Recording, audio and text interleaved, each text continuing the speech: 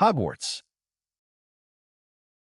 Harry Potter stood in the dimly lit girls' bathroom on the second floor of Hogwarts School of Witchcraft and Wizardry. He had been searching for Ginny Weasley, who had mysteriously gone missing. A sense of unease gripped him as he surveyed the bathroom.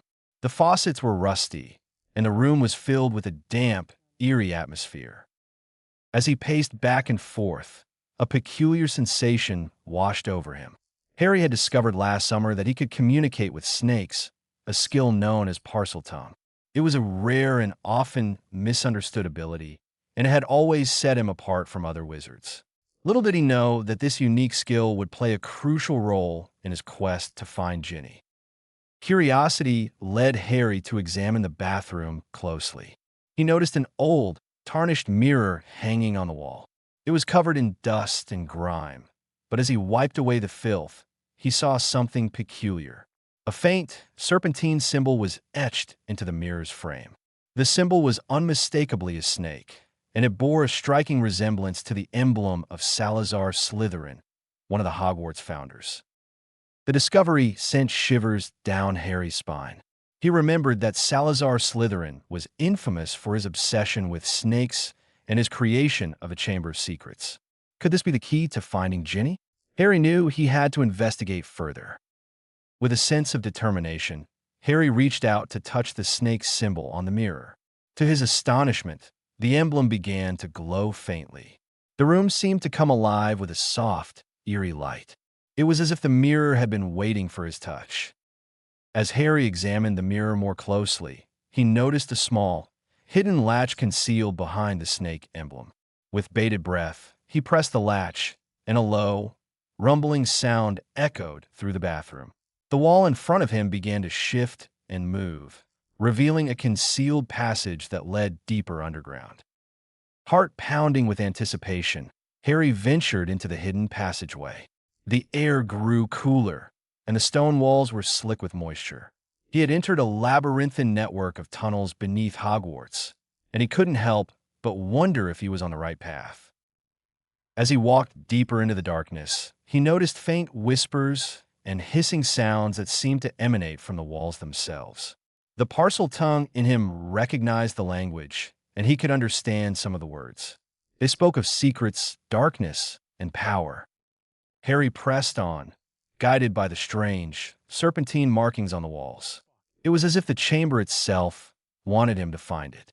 Finally, after what felt like an eternity, he arrived at a massive stone door covered in intricate snake carvings. The door stood imposingly in front of him, and Harry knew that this was the entrance to the Chamber of Secrets. His heart raced as he contemplated the significance of his discovery. With a deep breath, he approached the door and touched it gently. The snake carvings seemed to come to life, and the door slowly began to creak open. The Chamber of Secrets had been hidden for centuries, and Harry had just unlocked its door. The room beyond was dark, and an eerie silence enveloped him. Harry stood on the threshold, ready to uncover the mysteries that lay within. Harry guessed that there will be inside the chamber. Harry was armed with the Sword of Gryffindor, which he had found in a secret chamber a month ago. The stench and musty air assaulted his senses. The chamber itself was a sprawling cavern, its walls lined with ancient, serpentine carvings that seemed to writhe and slither in the dim, yellowish light emanating from the basilisk's eyes. The air was thick with tension, and Harry could feel the weight of the serpent's menacing presence bearing down on him. Harry had recently discovered that the monster lurking in the cavern was a basilisk. In preparation, he had obtained some roosters. Now, in the crucial moment, he reached into a seemingly bottomless pouch and conjured the roosters, sending them charging into the cavern. The clash between the roosters and the basilisk was fierce, feathers flying in every direction as the creatures engaged in a deadly battle. The roosters fought valiantly, pecking and clawing at the basilisk, but ultimately succumbed to the serpent's lethal strikes.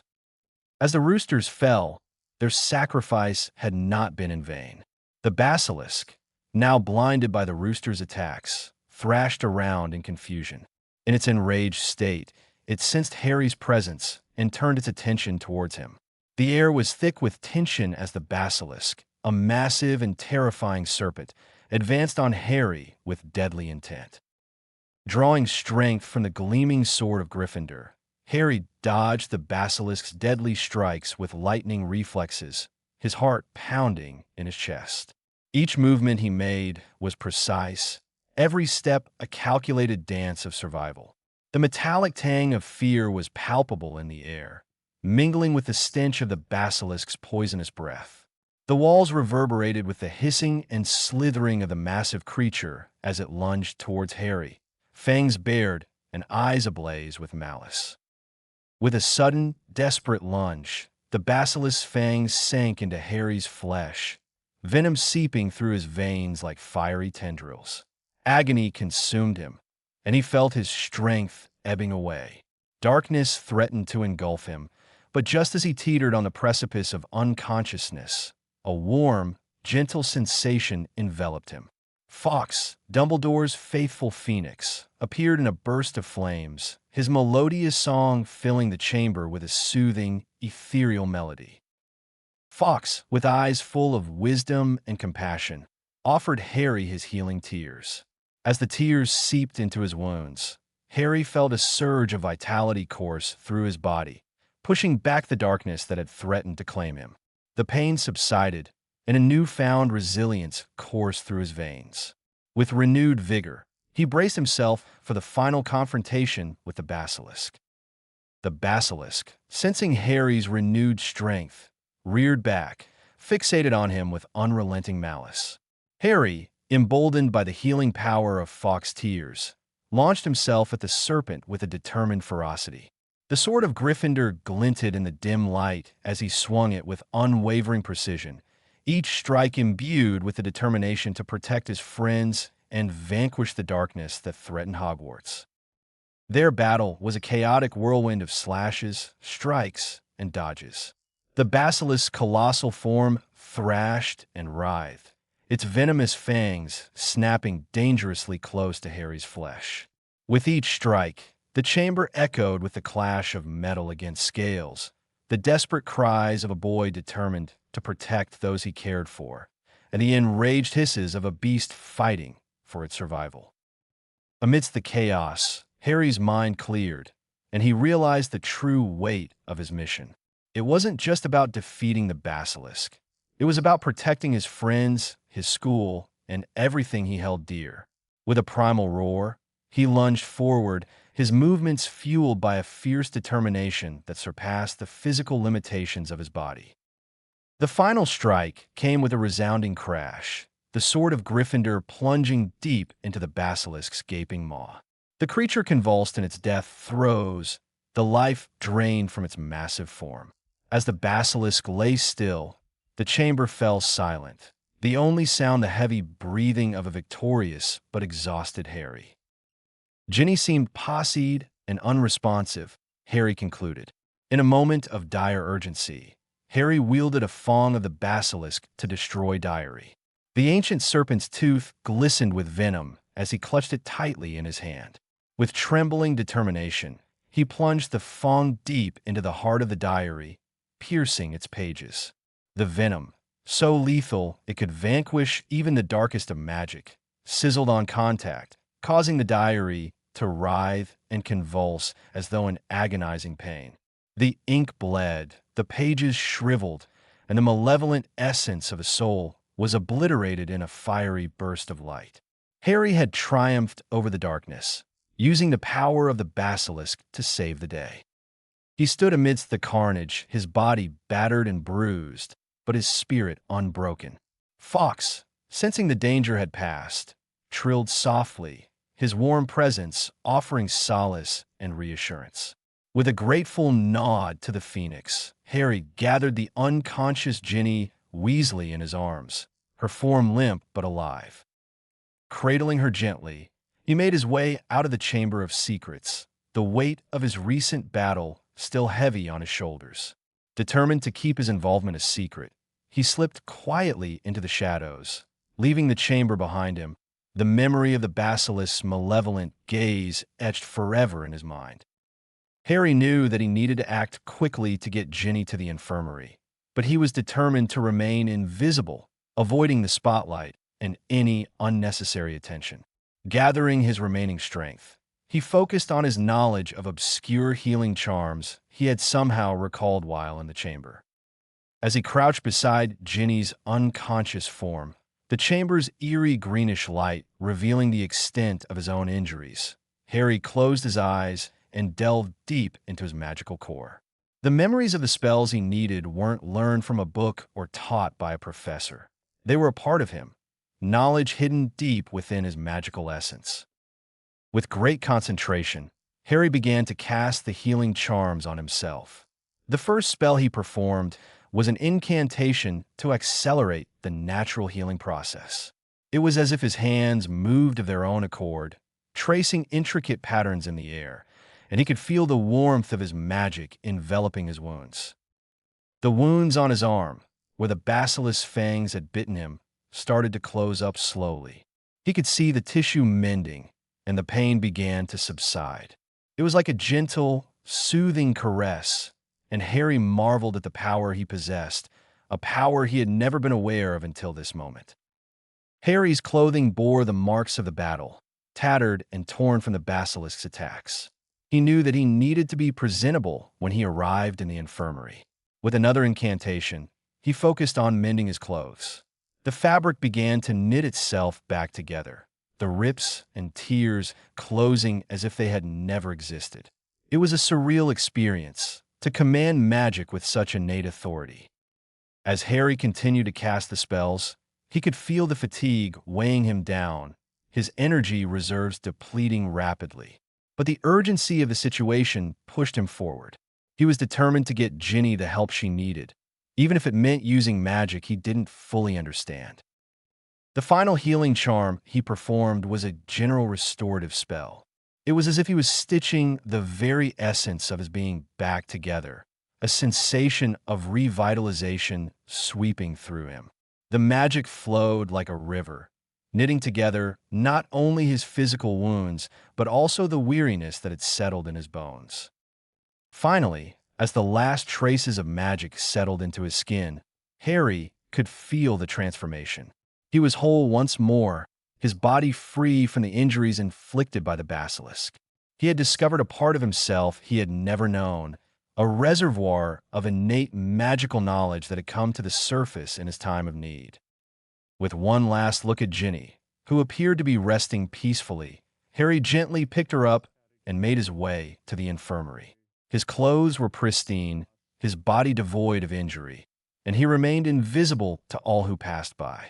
The knowledge that he had wielded magic from within himself, tapping into a well of power he had never realized he possessed, left him with a sense of wonder and awe. As he reached the infirmary and gently laid Ginny on one of the beds, the matron, Madame Pomfrey, rushed to her side. Harry, still invisible, watched as she began her work, completely unaware of the young wizard who had saved Ginny's life. Leaving the infirmary without a word, Harry felt a deep sense of accomplishment and discovery. He knew that he had tapped into something extraordinary, and he couldn't help but wonder about the source of this newfound power. Little did he know that this was just the beginning of his journey, and the mysteries of his own magical abilities would continue to unfold in the years to come. Then he went to bed, the quest for answers. The weeks following Harry's recovery from the Chamber of Secrets were a whirlwind of emotions and revelations. He couldn't shake the fact that he now possessed the extensive knowledge and skills that had once resided within Voldemort's dark soul. It was a double-edged sword, powerful yet terrifying. Late one night, as he lay in his four-poster bed in the Gryffindor dormitory, Harry couldn't sleep. He tossed and turned. As Harry delved into Voldemort's memories, he found himself overwhelmed by the sheer breadth and depth of the Dark Lord's knowledge and mastery of spells. In these memories, Harry witnessed Voldemort, then Tom Riddle, meticulously training and perfecting an array of spells with unparalleled dedication and intensity. Tom Riddle trained for countless hours. In one memory, Harry sees Tom Riddle meticulously studying ancient tomes, his eyes gleaming with a hunger for power as he delves into forbidden magic. Tom's wand movements are precise, his incantations crisp and commanding, as he practices spells ranging from the simplest charms to the most complex curses. The memories reveal Tom's relentless pursuit of magical proficiency, his determination driving him to explore the darkest corners of spellcraft. Harry witnesses Tom experimenting with spells of immense potency, his face contorted with concentration as he pushes the boundaries of magic itself. Through these memories, Harry feels the weight of Voldemort's obsession with power, his insatiable thirst for dominance, driving him to unravel the secrets of magic at any cost. Each memory is like a torrent of knowledge crashing over Harry, overwhelming yet mesmerizing, as he glimpses the extent of Voldemort's formidable abilities. Amidst the torrent of information, Harry senses the darkness that permeates Voldemort's soul, the twisted ambition that fuels his every action. Yet, even as he grapples with the enormity of Voldemort's prowess, Harry remains steadfast in his resolve to confront the darkness that threatens to consume the wizarding world. Armed with newfound spell knowledge, Harry realized that mastering magic required more than mere theoretical understanding. It demanded practical application and refinement.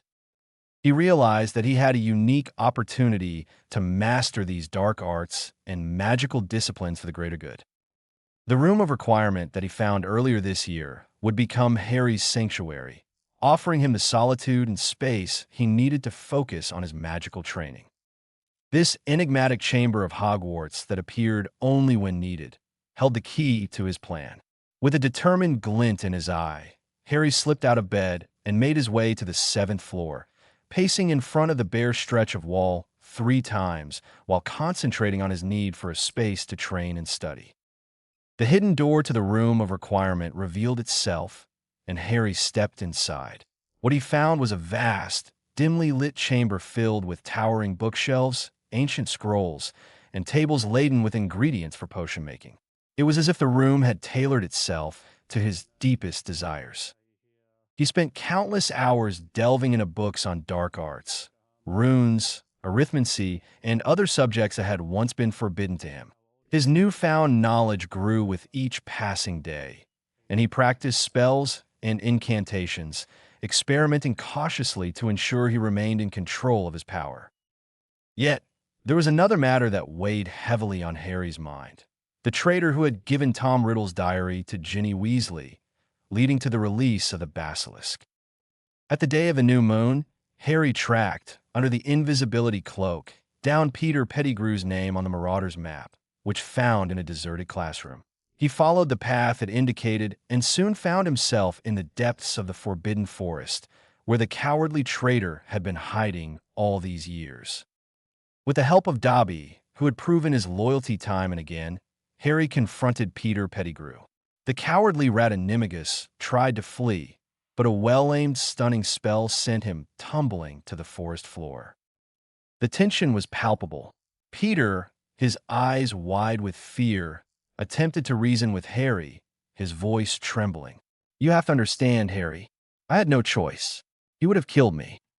Harry's gaze was unwavering, his voice cold and determined.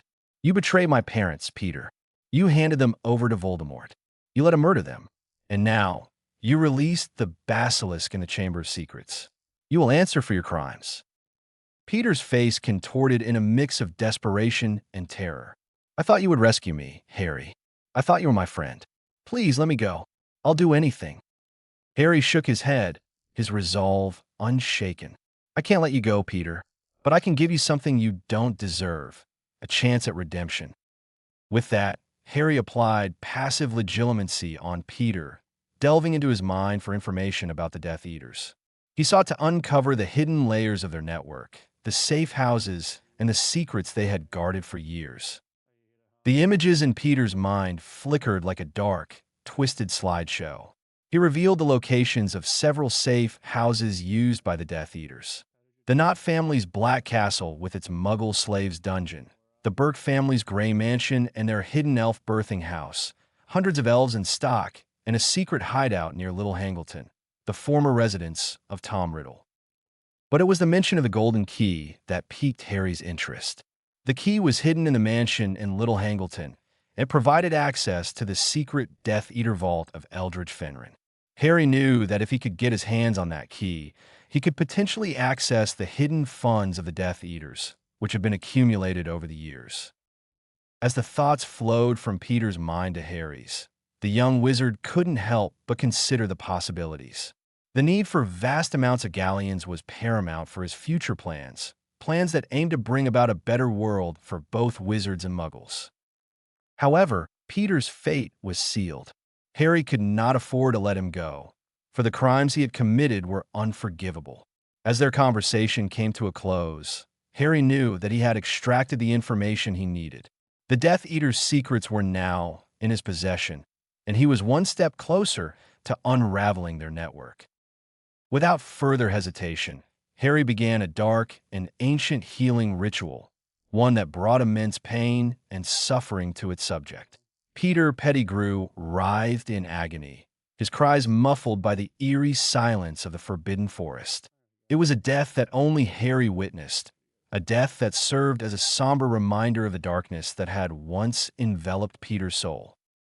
It was here, in the eerie silence of the Forbidden Forest, that Harry carried out a dark and ancient blood ritual. He had to wait for the new moon, a night of complete darkness, to harness its power. The ritual was painful and exhausting, and Harry had to draw upon all the knowledge he had gained from Voldemort's soul to perform it successfully. As the ritual reached its climax, Harry could feel the surge of magical energy coursing through him.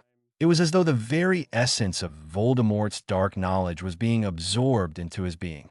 His body was transformed, his physical weaknesses corrected. He grew 10 inches taller, gained muscle mass, and put on weight. With his newfound strength and appearance, Harry knew he couldn't return to Hogwarts looking like this. He cast a powerful glamour charm to hide his changes, ensuring that he would appear the same as before to those around him. With the deed done, Harry emerged from the forest, carrying the secrets he had obtained and the weight of the choices he had made. The moon hung in the sky, casting its silvery glow upon Hogwarts, a place where the battle against darkness was far from over. Harry knew that the journey to confront the Death Eaters and uncover their hidden secrets had only just begun. The challenges he faced were formidable, but with the knowledge he had acquired and the determination in his heart, he was prepared to face them head-on, plans and seeking power. The Room of Requirement had become Harry's secret haven, his base of operations where he could contemplate the challenges that lay ahead. He sat at a sturdy oak table, a dimly lit chamber filled with a vast array of books and scrolls, each holding ancient secrets and arcane knowledge. Harry had set 6 objectives that he believed were crucial to his quest for power, understanding, and ultimately, the vanquishing of the dark forces that still lingered in the wizarding world. 1. Gaining strength. Harry knew that he had to become stronger, not only in his magical abilities, but also in his physical form. The ritual he had performed in the Forbidden Forest had been one step in the right direction, but he pondered whether there were more rituals that could further enhance his powers. He murmured to himself, "I need to become more formidable, physically and magically. Are there more rituals that can help me achieve this? Where can I find them?" 2. Knowledge is power. The thought of the immense knowledge he had absorbed from Voldemort's soul weighed heavily on Harry's mind. He needed a way to access and use this vast reservoir of information effectively. He pondered, how can I unlock the knowledge I possess? Can the room provide ideas for using this knowledge to my advantage?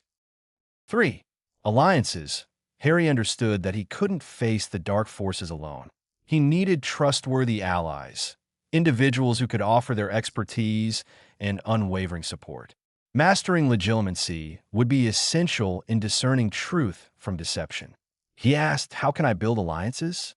Can the room help me become more adept at detecting lies?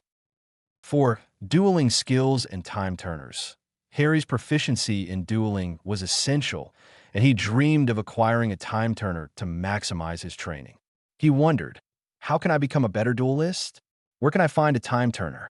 Can the room manipulate time for training purposes? 5. Invention of gadgets. The idea of using Muggle technology to spy on dark forces intrigued Harry. He also considered employing mirrors as surveillance tools. He contemplated, how can I invent helpful gadgets? Can the room suggest ideas for using modern technology to aid my cause? 6. Social networking. Harry recognized the importance of expanding his social network beyond Gryffindor. He needed to establish connections and gather intelligence from various sources. He thought, how can I get to know more people outside my house and build a wider network of contacts? As Harry concentrated on his objectives, he felt the room respond to his thoughts. It was as though the very walls held wisdom and offered solutions. Suddenly, a parchment appeared on the oak table, and words began to form, as though written by an invisible hand. Objective 1. Gaining strength. The room can provide guidance on locating and performing ancient rituals to enhance your magical and physical abilities. Seek out forgotten texts in the room's vast library that may contain hidden knowledge. Consider exploring the room's deeper layers for unique challenges that test and strengthen your abilities. Meditate within the room to access the depths of your acquired knowledge. The room will amplify your connection to the wisdom within. Study the room's collection of legilimency books to sharpen your ability to extract relevant information. Experiment with advanced magical techniques to access and apply your newfound knowledge effectively. Objective 3. Alliances. Use the room to simulate conversations and scenarios for practicing legilimency and enhancing your ability to detect lies. Seek the room's guidance to identify potential allies, whether they be hidden within Hogwarts or beyond its walls. The room can provide a sanctuary for secret meetings and discussions to build trust with your allies. Objective 4. Dueling skills and time turners. Create a specialized dueling area within the room to practice and refine your skills. The room will provide ever-challenging opponents. Consult the room's archives for information on the location of time turners or other magical devices that manipulate time. Objective 5. Invention of gadgets. Utilize the room's extensive collection of Muggle technology references and magical principles to invent your gadgets. Experiment with mirrors as communication devices to enhance your surveillance capabilities. Objective 6. Social networking. Host gatherings or events within the room to meet and establish connections with individuals from different houses and backgrounds. The room can facilitate introductions and interactions with key individuals.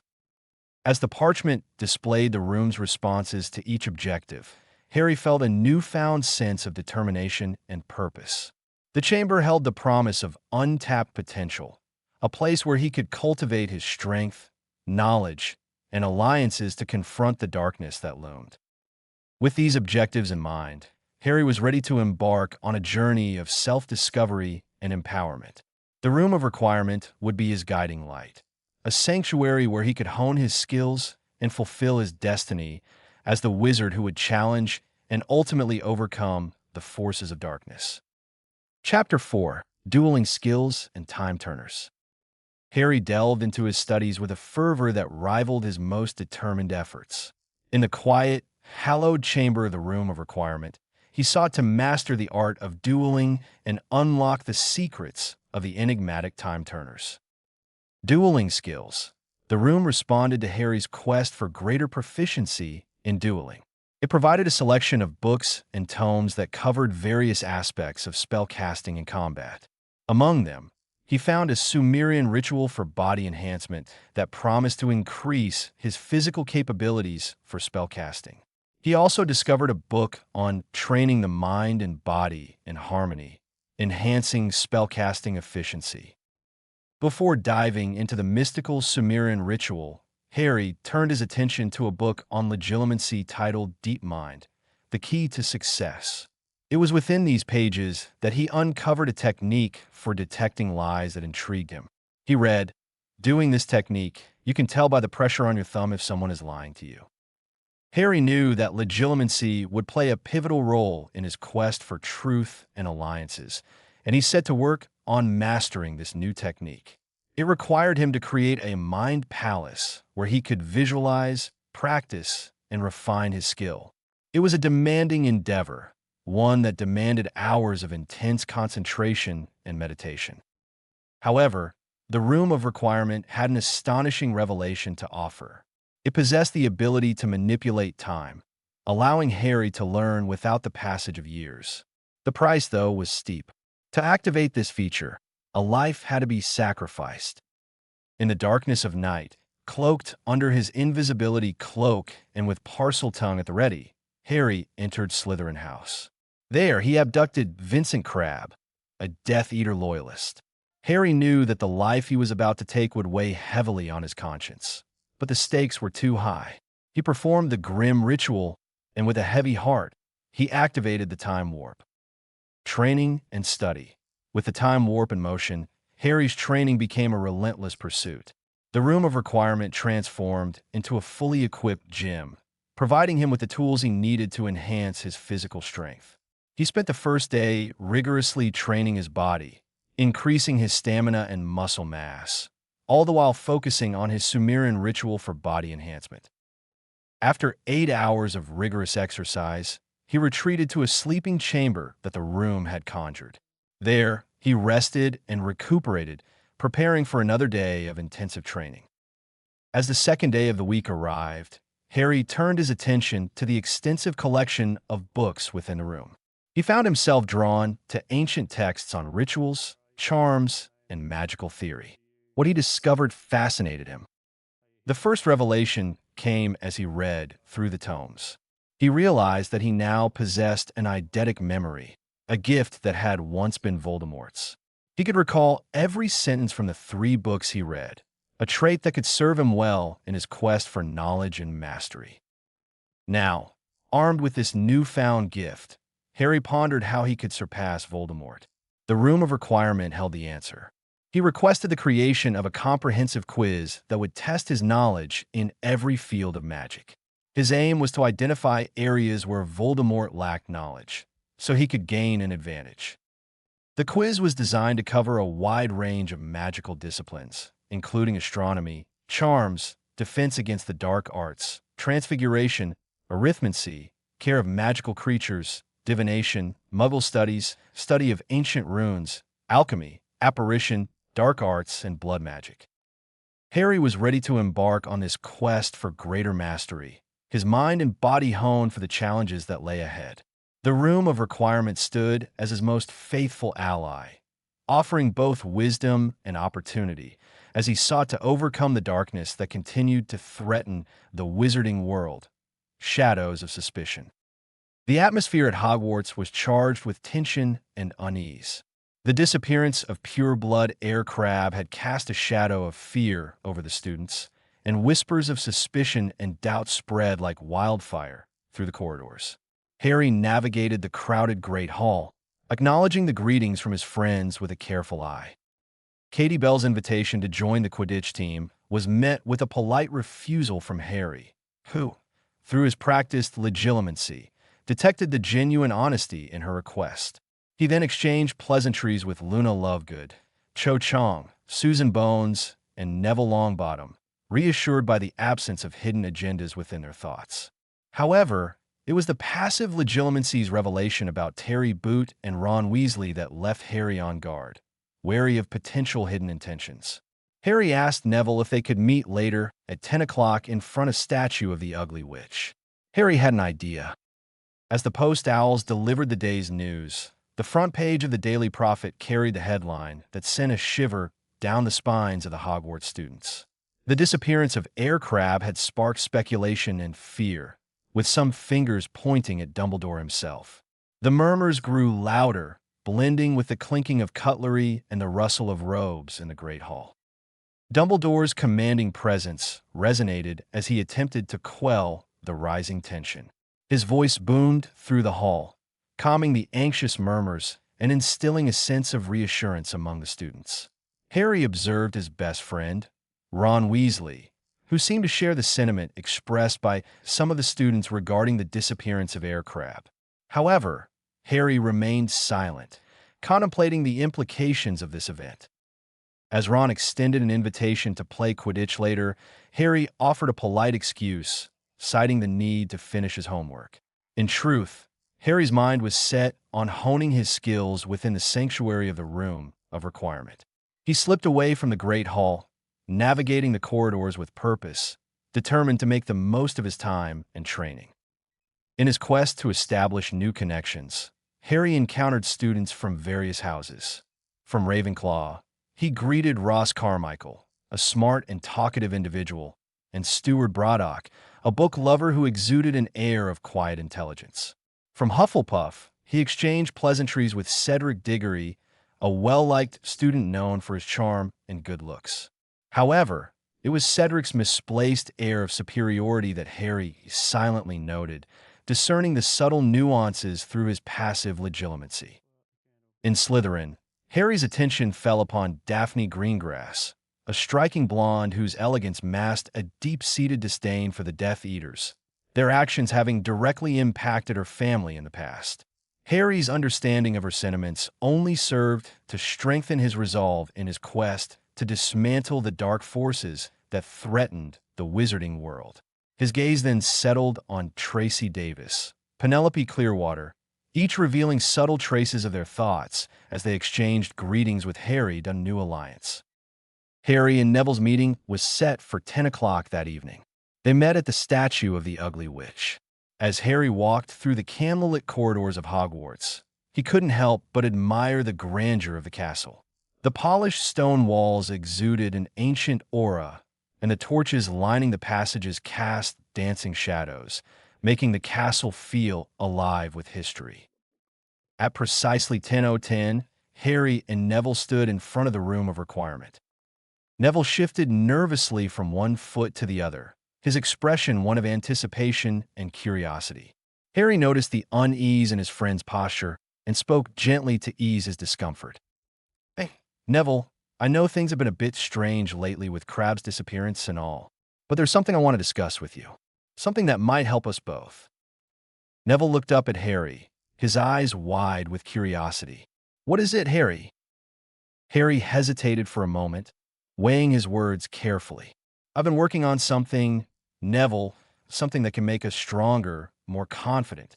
I think it could help you overcome your nerves." Neville's eyebrows knitted in confusion. "You can make me stronger?" Harry nodded. "There are things I've learned, Neville, ancient and powerful knowledge that can change the way we see the world. I want to share it with you, to help you become the best version of yourself." Neville's apprehension began to give way to hope. "You'd really do that for me, Harry?" "Of course," Harry replied, sincerity shining in his eyes. "We're friends, Neville, and we need to stick together in times like these. But what I'm about to share with you, it has to remain our secret, okay?" Neville nodded, his determination evident. "I promise, Harry, I won't tell a soul." For hours earlier, Harry sat in the Room of Requirement, surrounded by the cozy warmth of a crackling fireplace. Before him, a table held a comfortable chair, and he meticulously recorded the day's events in a Parseltongue-protected notebook, a hidden art he had gleaned from one of the room's secret tomes titled How to Organize and How to Keep Your Secrets Hidden. As his quill danced across the parchment, Harry's thoughts wandered to the room's previous revelation about loyalty. It was an idea that intrigued him, the notion of creating a sense of allegiance and trust among those who chose to stand beside him in the battle against the dark forces that threatened the wizarding world. He wondered if there was a way to make people truly loyal to him, to strengthen the bonds between himself and his allies. The room responded to his silent query, providing him with a rare and ancient book, a tome that seemed as though it had been plucked from the depths of the forbidden section of Hogwarts Library. Its pages revealed a trove of information, including methods for binding loyalty. The Imperius Curse. The book detailed the infamous Imperius Curse, which could subjugate the will of another and compel them to do the caster's bidding. It was a powerful but dark and unethical method, one Harry was unwilling to employ. Loyalty potion. The pages also spoke of a loyalty potion, a brew that could forge unwavering devotion from those who consumed it. However, Harry dismissed the idea, unwilling to manipulate others through such means. Loyalty tattoo. A mention of a loyalty tattoo piqued Harry's interest. This enchanted mark, etched onto a person's skin, could forge a deep sense of allegiance. But it felt too permanent and invasive for his taste. Rune engraved medallion. Lastly, the book described a rune that, when inscribed inside medallion, had the power to bind a person's loyalty without infringing upon their free will. This idea resonated with Harry. It was a more subtle and respectful approach to securing trust and allegiance. He asked the room to provide him with the tools and materials needed to create such a medallion, resolving to use it judiciously to strengthen the connections with those who chose to stand by him. Beside him on the table, a copy of the Daily Prophet lay waiting. Harry perused the various articles, scanning for any signs of the ever-present danger that loomed in the wizarding world. The headline spoke of politics, Quidditch, and the daily lives of wizards, but underneath it all, the undercurrent of darkness persisted. It was a constant reminder that the battle against the dark forces was ongoing, and Harry's quest to gather knowledge and strength was more crucial than ever. The Room of Requirement, with its flickering firelight and the soft rustling of parchment, was a haven of introspection and revelation. It was a place where Harry's thoughts and aspirations took shape, where he could craft the tools and secrets that would aid him in the battle against the encroaching darkness. As he continued to write and contemplate his next steps, he knew that the road ahead would be fraught with challenges, but it was a journey he was willing to undertake, with loyalty and unwavering determination as his guiding lights.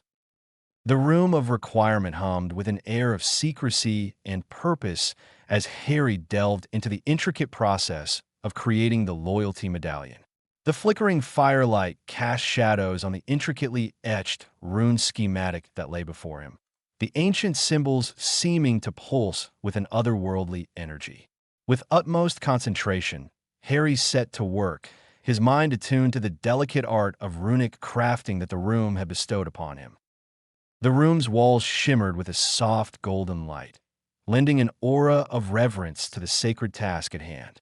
Harry traced the lines of the runes, his hands guided by a deep connection to the ancient magic that permeated the chamber. Each stroke of the chisel carried with it a sense of purpose and determination, as Harry meticulously etched the intricate pattern into the molten gold, his focus unwavering and resolute. As the final touches were placed upon the loyalty medallion, Harry marveled at the craftsmanship before him. The gleaming surface of the golden disc radiated a subtle warmth, as if infused with the very essence of trust and allegiance that Harry sought to instill within it. The Master Medallion, pulsating with latent power, bore the weight of Harry's ambition and the promise of a future built upon unwavering loyalty and unity. But the creation of the Master Medallion was only the beginning. Harry's thoughts turned to the practicalities of acquiring the necessary materials for crafting the additional medallions, each destined to bind the loyalty of those who wore them. With a quiet request, he summoned Dobby, the loyal house elf who had become an invaluable ally in his pursuit of knowledge and power. "Dobby," Harry began, his voice low and steady, "I need 2 ounces of gold. Can you find them for me?" Dobby's large, eager eyes widened with determination. "Of course, Harry Potter, sir. Dobby will find it for you right away." True to his word, Dobby swiftly procured the required gold, presenting it to Harry with a deep bow and an expression of unyielding loyalty. Harry took the precious metal in hand, feeling its weight and significance, a tangible symbol of the power he sought to wield in the days to come. The room's forge blazed with intense heat as Harry set the gold within its fiery embrace. The molten metal shifted and transformed, yielding to Harry's skilled hands as he meticulously molded and shaped the material into 10 intricate medallions, each bearing the same intricate runic pattern that adorned the Master Medallion. As he worked, Harry couldn't shake the feeling of secrecy that enveloped the room. His mind raced with the possibilities that lay ahead, the potential to wield influence and trust, all hidden within the intricate design of the loyalty medallions. The creation of these powerful artifacts was a testament to Harry's determination and vision, a silent promise to build a network of loyalty and support that would aid him in the trials and tribulations that awaited him in the uncertain days to come. From a knowledge he had gleaned from a secret goblin book hidden within the Room of Requirement, Harry had discovered an additional rune, a rune that would cloak the magical traces of the medallions. With meticulous care and skill, he etched the rune onto the back of each loyalty medallion, ensuring that they would remain hidden from the scrutiny of those who might seek to uncover their secrets. As the runes set into the gold, Harry knew that even the most skilled of magical detectors would be unable to discern the true nature of the medallions. Their hidden power would remain concealed, known only to those who wore them, and, of course, to Harry, the possessor of the Master Medallion. With the completion of the loyalty medallions, Harry's thoughts turned to the next stage of his plan. He had already realized that the medallions could serve a dual purpose. The intricate runic patterns he had devised were not only symbols of loyalty, but also a source of magical protection. They could be fashioned into jewelry that could shield the wearer against the intrusion of the mind and provide defense against common jinxes and hexes. It was an idea that held great potential for the safety and well-being of those who stood by his side. Harry's mind whirred with possibilities as he envisioned necklaces, bracelets, and rings, each bearing the concealed runic pattern, each serving as a silent guardian against harm. However, he knew that with great power came great responsibility. He could not permit the wearers of these protective charms to harm or kill others, for that would go against the principles he held dear. With determination, Harry set to work on crafting the first piece of protective jewelry, a sleek and elegant silver bracelet. He imbued it with the power of the runic pattern and the intent that it would defend against mental intrusion and shield its wearer from harm. As the last enchantment settled upon the bracelet, Harry marveled at the elegant piece of craftsmanship that lay before him. It was not only a symbol of protection, but also a testament to his growing power and knowledge. The room itself seemed to pulse with anticipation, as if acknowledging the significance of Harry's creations. The flickering firelight bathed the workshop in a warm, golden glow, casting shadows that danced upon the walls and floor. The air was heavy with the scent of molten metal and the faint hum of magic, a testament to the artistry and secrecy that unfolded within its walls. The loyalty medallions and protective jewelry were more than mere artifacts. They were tangible expressions of Harry's commitment to his cause, to safeguarding those who had chosen to stand by him. He knew that these creations would serve as potent symbols of trust and protection, forming a bond that would strengthen their unity in the face of the looming darkness. With the loyalty medallions and protective jewelry in his possession, Harry was one step closer to building a network of trust and allies, a network that would be vital in the trials that awaited him in the uncertain days ahead. For hours later, the day had been long and filled with revelations and accomplishments, but Harry's commitment to preparing himself and those who stood by his side for the challenges ahead remained unwavering. Having secured Neville's loyalty and trust with a secrecy contract, they were now bound by a solemn agreement that protected Harry's secrets while allowing him to impart knowledge and strength to his friend. Neville, with a look of resolute determination, had signed the contract without hesitation, his loyalty to Harry stronger than any doubts or reservations. It was this unwavering trust that made Harry confident in his decision to include Neville in his plans. After the contract was sealed, they embarked on an intensive training session that lasted for 4 grueling hours. The physical and magical exertion left them both physically drained, yet a sense of accomplishment and progress lingered in the air. They had focused on 2 key spells: Stupor, a stunning charm used to immobilize opponents, and Protecto, a protective enchantment that created a barrier against dark forces. As they caught their breath, The room's cozy ambience offered a brief respite from their rigorous training. Sitting across from each other, Harry and Neville discussed the political landscape, particularly the influence of the Malfoy family.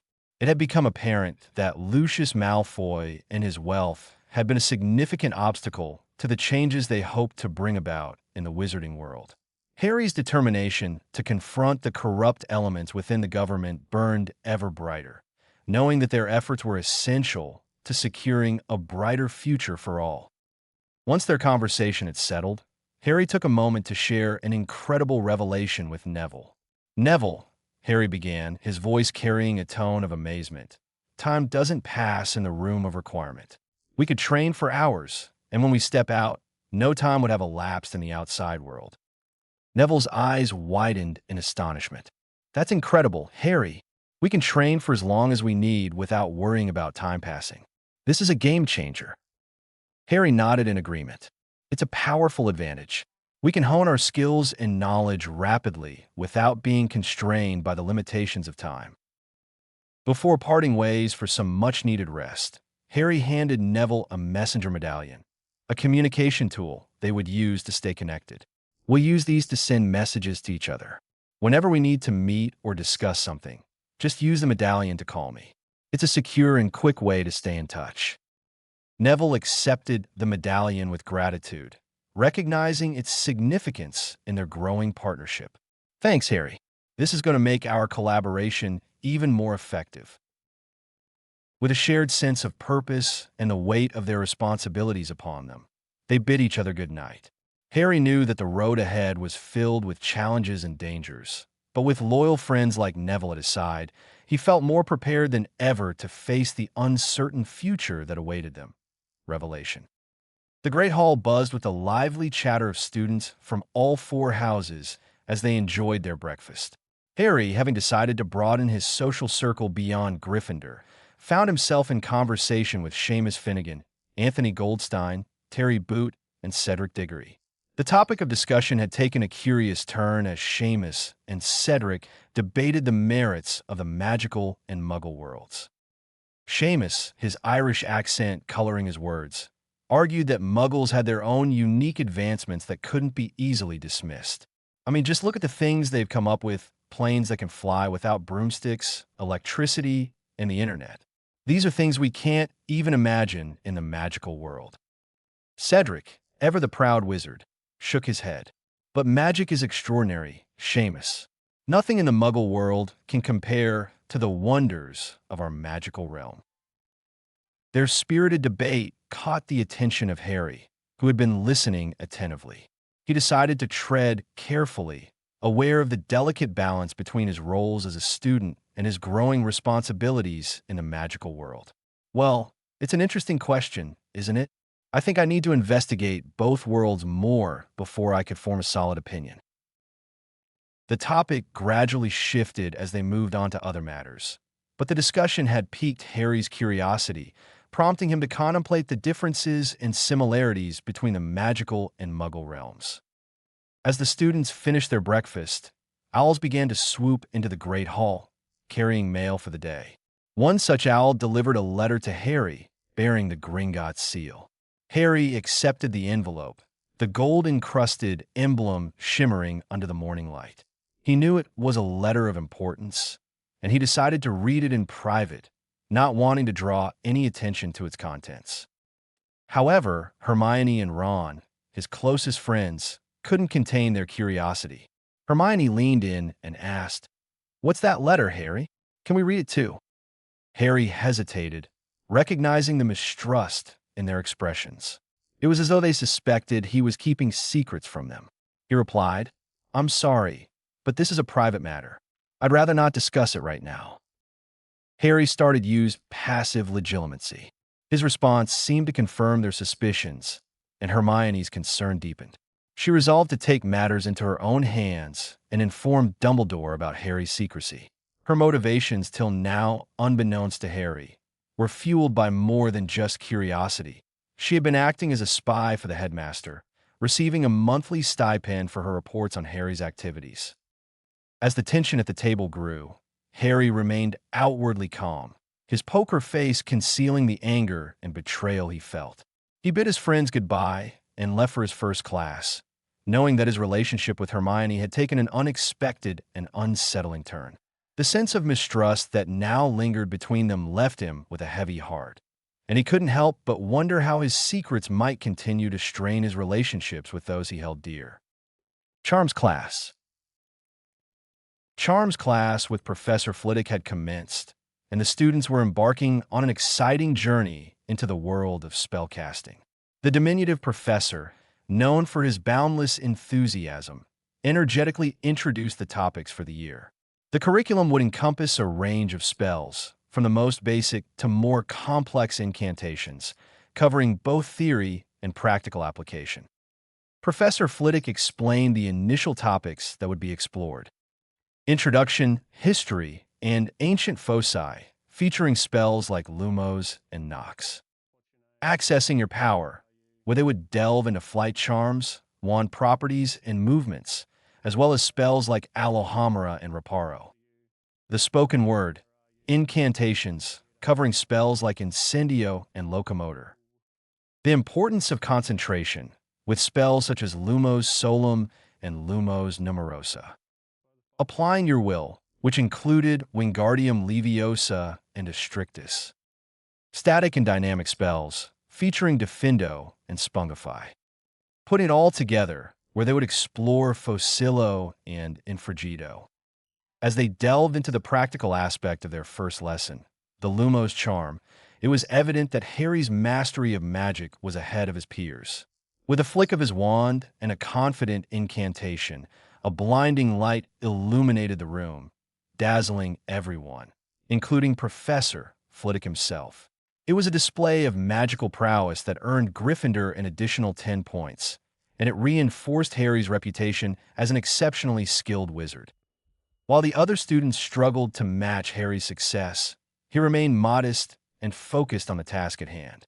Harry knew that his abilities far surpassed what he had demonstrated in class, and he had no intention of revealing the full extent of his power to those around him.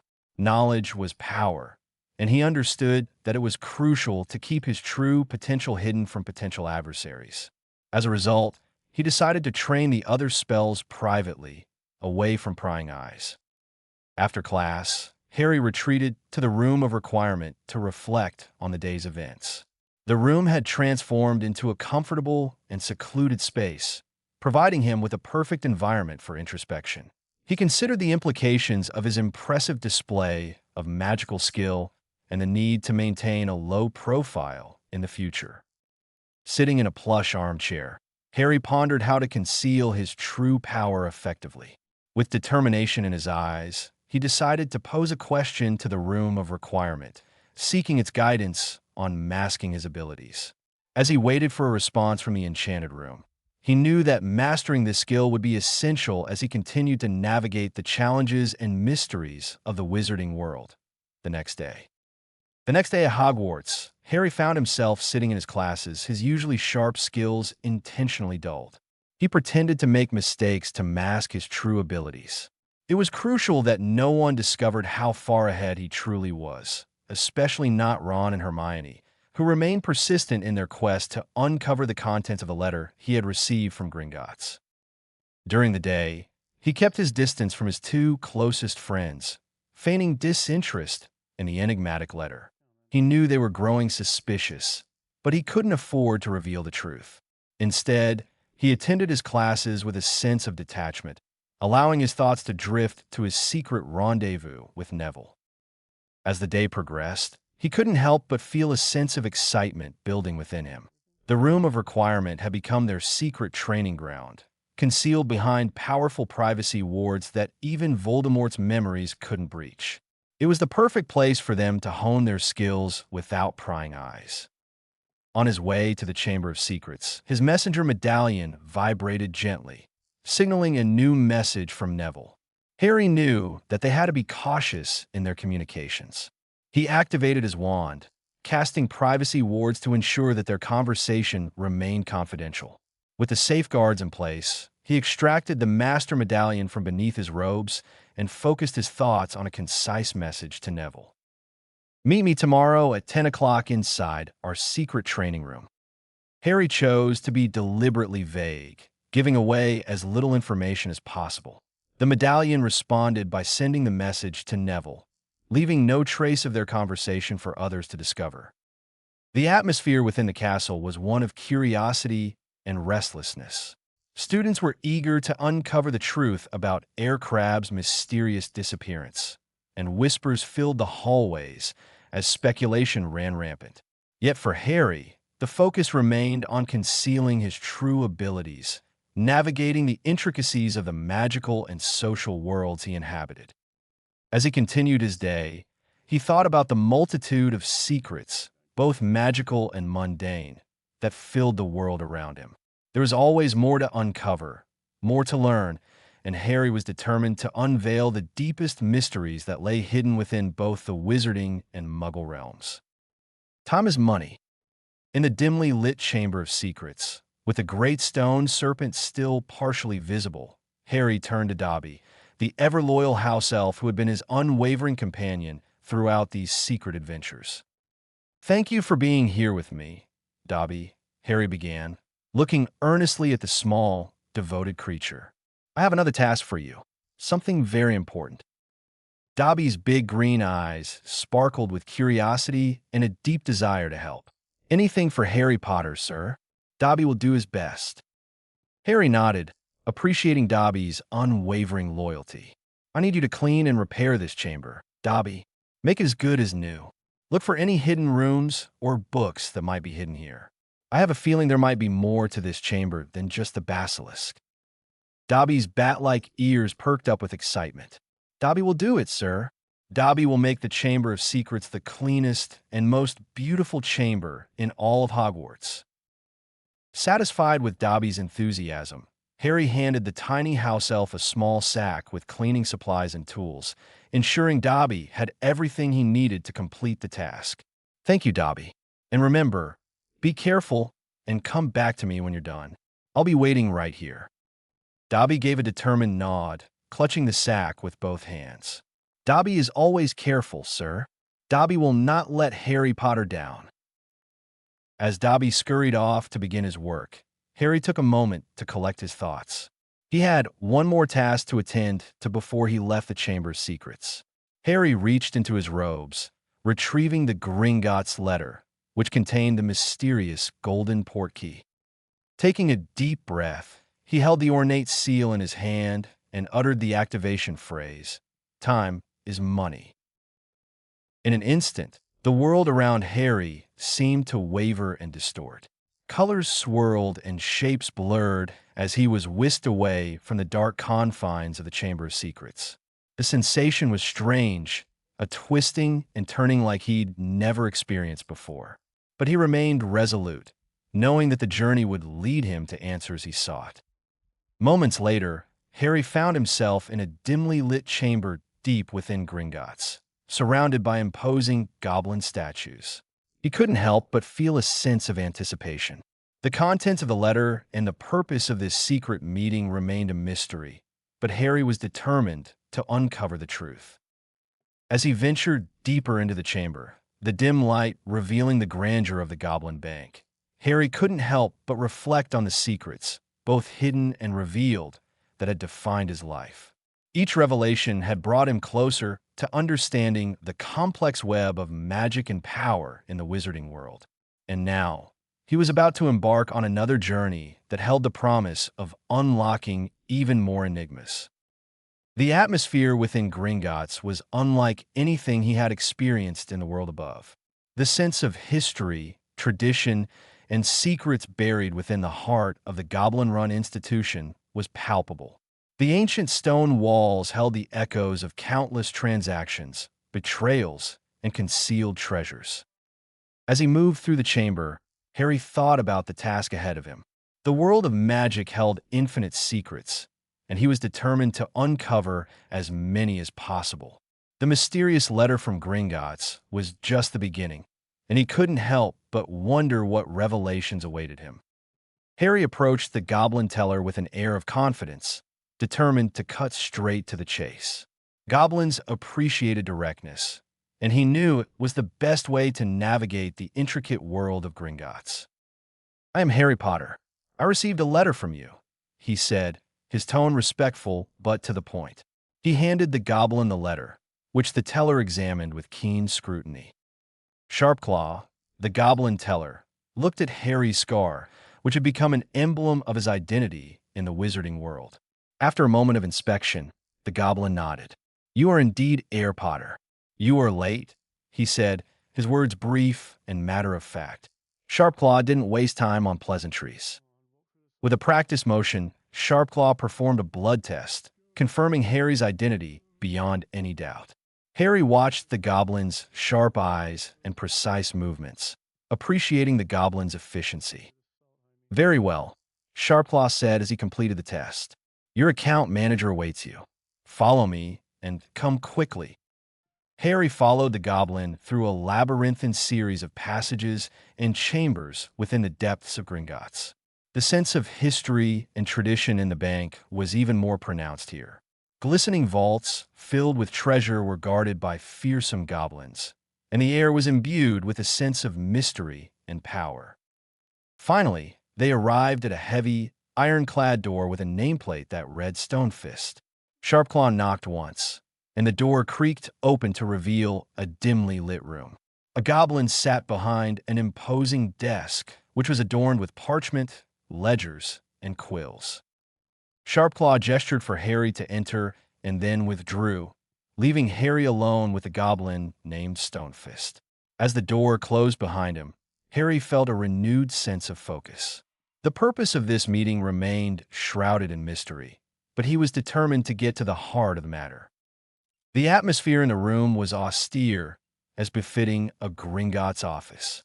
Dimly lit sconces on the walls cast long shadows, emphasizing the air of secrecy and gravity that pervaded the space.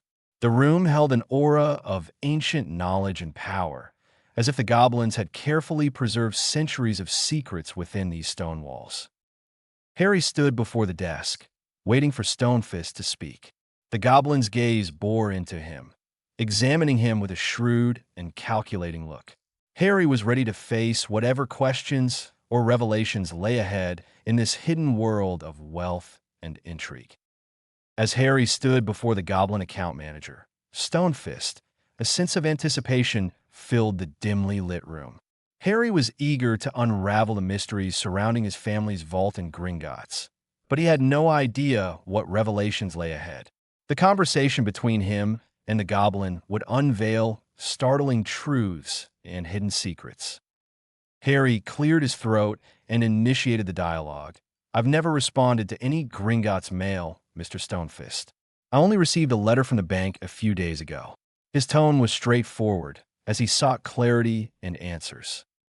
Stonefist raised a thick, inquisitive eyebrow, clearly surprised by Harry's statement. "You haven't received any Gringotts mail before then?" Harry shook his head, indicating that the subject was entirely new to him. "I had no idea. I didn't even know I had a magical guardian," he confessed. Stonefist's expression darkened slightly as he absorbed this revelation. "Your magical guardian is Professor Dumbledore, Mr. Potter. It appears he has kept you in the dark regarding your inheritance, your family's holdings, and your connection to Gringotts." The weight of this new information hung heavily in the air as Harry grappled with the realization that Dumbledore had concealed such vital knowledge. "I had no idea," Harry repeated, his voice laced with disbelief. "I never knew about this." Stonefist leaned forward, resting his gnarled hands on the desk. His eyes, filled with a mixture of sympathy and professionalism, bore into Harry. "This is most unusual, Mr. Potter. It's highly unusual for your guardian not to inform you about your responsibilities, rights, and legacy. I suspect that Professor Dumbledore may have been intercepting your Gringotts owls for years." Harry's shock deepened as he absorbed the implications of what the goblin had just said. Dumbledore had knowingly kept him in the dark, controlling the flow of information between him and the wizarding world. "Intercepting my Gringotts owls? That's incredible," he said, unable to fully articulate the frustration and confusion he felt. Stonefist continued, "Indeed, it is highly irregular. It's possible that you have not yet received your Gringotts key." Harry furrowed his brow. "My Gringotts key? What does that have to do with anything?" The goblin leaned back in his chair, his fingers steepled in contemplation. "You see, Mr. Potter, over the past 12 years, significant transfers of wealth have been made from your family vault. The Potter family holdings are extensive and include various properties, heirlooms, and a considerable amount of galleons." Harry's eyes widened as the implications became clear. "So you're saying that Dumbledore has been managing my family's wealth all this time?" Stonefist nodded gravely. "It would appear so. Your family's assets are spread across multiple vaults, and the transfer of wealth, while not uncommon from magical guardians, usually involves the heir's consent and knowledge. You have the right to access this wealth and decide how to manage it." The room, with its dim lighting and solemn atmosphere, became a nexus of information and revelation. Harry was overwhelmed by the implications of Dumbledore's actions and the wealth that had been hidden from him. It was evident that he had many questions to ask and decisions to make in the days to come. The weight of his newfound knowledge pressed upon him, and the room seemed to pulse with secrets and untold stories. Family assets. Transcript of family assets. Heir, Harry James Potter. Name, Harry James Potter father. James Potter, pure blood. Mother, Lily Evans Muggleborn. Vault 313. Monetary assets, total balance, 33 million galleons. Vault 301. Family heirlooms. Vault 2. Peveril heirlooms. Vault 465. Gift for the boy who lived. Land and houses. Potter Castle in northern Scotland. Status, destroyed. Potter Farms, 460 acres pottery production. Status, destroyed. Mansion La Roque, near the beach in southern France. 6 bedrooms. 20-acre vineyard. Status, no elves but functional. Safe house. Marshall Manson, 4 bedrooms. On the Isle of Man, unplottable. Leases to several plots inside Diagon Alley. Lease paused by Guardian. Transaction history, last 12 years. Monthly transfer of 1 million galleons to Dumbledore's account. Reason, Harry's upbringing. Stonefist and Harry continued their discussion in the dimly lit Gringotts office. The goblin was intrigued by Harry's lack of knowledge regarding his family's wealth and Dumbledore's financial control over the accounts. "Harry, so, you mean I've had access to all that money I never knew about it? I've been living under the stairs and struggled through all those years without a single galleon?" Stonefist, grumbling in gobbledygook, the audacity of that meddling wizard, clears his throat. "It appears that you've been entirely kept in the dark about your family's finances, Mr. Potter." Harry, "Well, I can't change the past, but how do we stop him from continuing to take my money? And what can we do about those Diagon Alley leases?" He paused. Stonefist, young Mr. Potter, I believe we can put an end to that. Rifles through old scrolls and ledgers. Harry watched curiously as Stonefist dug through the dusty archives, and then he watched as the goblin's face lit up with a sly grin. "Harry, what's the plan, Stonefist?" Stonefist, "We have a little-known goblin clause, young sir, a clause for situations just like these. When a goblin heir reaches their of age, they can take full control of their family's accounts, overriding any previous permissions." Taps a long, bony finger on the old goblin script. Harry, "So, when do I come of age according to goblin tradition?" Stonefist, here's the interesting part, Mr. Potter. According to goblin tradition, you're already considered of age at 17, while the wizarding world usually deems it at 17 and a half. Harry, then I'm already of age according to goblins? Stonefist, indeed, Mr. Potter, you are, but we must perform a goblin rite of passage to formally recognize your status as an adult. Only then can you regain control of your family's accounts. Harry, what do I need to do for this goblin rite of passage, and how soon can we get this done? Stonefist, the rite consists of 2 parts. The first part is the Blood Oath Ceremony, where you pledge your loyalty to Gringotts and its traditions. After that, you must complete a quest given to you by the goblins to demonstrate your worthiness. Harry, tell me more about this quest. I'm ready to do whatever it takes. Stonefist. Very well, Mr. Potter. The quest's nature is unique to each individual and can vary widely. It depends on the heir's capabilities, strengths, and sometimes their family's history. Once the Blood Oath ceremony is complete, we will provide you with more information about your quest. Harry, so it's not something you could tell me right now? Stonefist. I'm afraid not, Mr. Potter. It's goblin tradition, and the quests are kept secret until the Blood Oath ceremony is performed. Harry, then let's proceed with the Blood Oath ceremony as soon as possible. I want to regain control of my family's assets and put a stop to any unauthorized transactions. I want you to document Dumbledore's theft precisely. Stonefist.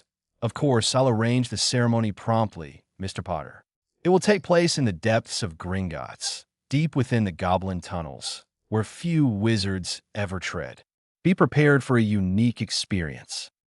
With a plan in motion and newfound determination, Harry was ready to take the first step toward regaining control of his family's wealth. The goblin world was about to become a crucial ally in his quest for power and knowledge. Amidst the solemn atmosphere of the underground chamber, Harry lay within the intricate runic circle, surrounded by goblins in dark red cloaks. A ring that symbolized his family's heritage rested on a crystal pedestal at the center of the room, its intricate engravings catching the dim light. Goblins formed a triangular perimeter around Harry, each bearing a distinctive air of gravity. In their native tongue, they chanted incantations that reverberated through the chamber like an age-old spell. The enchanting words filled the room, creating an aura of ancient power. The goblins' chants seemed like they echoed through the corridors of time, resonating with generations of tradition. Harry watched in awe as the runic lines beneath him began to illuminate in an ethereal white light, casting intricate, glowing patterns upon his bare skin. The Potter family ring on the pedestal radiated a similar light, revealing hidden facets of its design. One goblin, distinguishable by a crimson cloak with gold accents, approached Harry. He extended a long, bony hand. Goblin, do you promise to uphold your family motto, never to surrender? Harry, yes, I do. Never to surrender. The white light shifted to a vibrant green hue, enveloping Harry within its glow. The goblin's voice reverberated with power as he declared, Goblin, the family magic accepts you. As the light began to fade, Harry felt a profound connection with his family's legacy, as if he had forged an unbreakable bond with generations of Potter witches and wizards before him. Goblin, it is done, Mr. Potter. The Blood Oath ceremony is complete. Harry slowly rose to his feet, his gaze unwavering. He now bore the responsibility and power of his family's heritage, with an unwavering commitment never to surrender. Stonefist, you have shown great resolve, Mr. Potter. Now, there is one more task to complete. Harry, what's my quest, Stonefist? Stonefist produced a parchment that materialized out of thin air, revealing the goblin script that detailed Harry's mission. Stonefist, your quest is to kill a superior enemy and bring forth their blood to this parchment. It is a test of your mettle and dedication to the Potter family. The specifics of your quest are unique to you, and you will have to discover them as you go along. Harry, I accept the challenge, Stonefist. I'll prove myself and complete this task. In the dimly lit chamber of Gringotts, the goblin Stonefist raised a skeptical eyebrow as Harry Potter proposed an idea. Harry, could the blood of a creature I've already slain be used for the blood oath? Stonefist, you've already spilled blood? That is unexpected. Harry, I think I might have something that will do. Can I call my elf for it? Stonefist, very well, you may call your elf. Harry raised his voice, knowing that Dobby would hear his call. Harry, Dobby, can you come to me? In an instant, Dobby appeared before them. He nodded to Harry, awaiting his request. Harry, Dobby, could you retrieve a flask of the snake I killed? Dobby nodded, and in just a few moments, he returned with the requested flask containing the basilisk's venom. Harry, thank you, Dobby. Dobby quietly left the chamber, leaving behind the curious goblins who were eyeing the flask's contents. As the goblins gazed at the vivid purple liquid, Stonefist couldn't hide his amazement. Stonefist, you slayed a basilisk? How old are you? Many goblins would be proud to accomplish such a feat. Your success against this creature can grant you a new title in the Goblin Kingdom, Basilisk Slayer. With a sense of anticipation, Harry carefully placed one drop of the basilisk's venom onto the blood oath parchment. The document immediately began to glow with a brilliant green light, signifying the acceptance of his deed. In awe, the goblins around him burst into a chorus of voices, chanting in unison. Goblins, you honor us, great Basilisk Slayer Potter. As Harry stood before them, he couldn't help but feel a sense of belonging and respect from the goblins, knowing that he had proven his worthiness through his bravery and unique accomplishments. Mason Blackwell. In the dimly lit office of account manager Stonefist, Harry laid out his requests, now that he had put the blood oath behind him. Harry, first and foremost, I'd like all money transactions from my Potter accounts to be stopped. I also want the 30 leases at Diagon Alley to pay the usual fees for using the space. And I need new keys for my vaults. Stonefist nodded, taking note of each request. He had been an excellent listener throughout their conversation. Stonefist, very well, I'll arrange for those changes. Is there anything else? Harry, I'd like a Gringotts pay card. I read about it in the Daily Prophet. Harry then leaned forward, his curiosity piqued, and asked more complex questions. Harry, is it possible to open a new account separate from my Potter accounts? I want it under the name Mason Blackwell. And how can I set up a company in the magical world? Stonefist, opening a new account is quite feasible. I'll arrange it under the name Mason Blackwell. As for setting up a company in the magical world, we can help you navigate the necessary processes. Harry wasn't done. He had a few more questions. Harry, can I invest in the Muggle stock market? To his surprise, Stonefist looked puzzled. Stonefist, stock market? I'm not familiar with the term. Could you explain what it is? Harry realized that the goblin's understanding of the Muggle world was limited. He moved on to another question. Harry, how can I transfer money to a Muggle bank? Stonefist seemed more knowledgeable on this topic. Stonefist, to transfer money to a Muggle bank, you'll need to convert your galleons to pounds. After that, you can visit a Muggle bank to initiate the transfer. Harry noted that the magical and Muggle banking systems were entirely separate entities.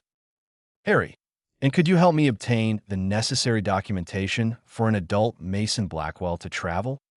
Stonefist smiled, finding Harry's inquiries both intriguing and challenging. Stonefist, of course. We can assist with that as well. You seem to be embarking on quite a journey, Mr. Potter. The conversation between Harry and Stonefist carried a sense of adventure, as Harry delved into a world of possibilities, ready to expand his horizons beyond the confines of his past.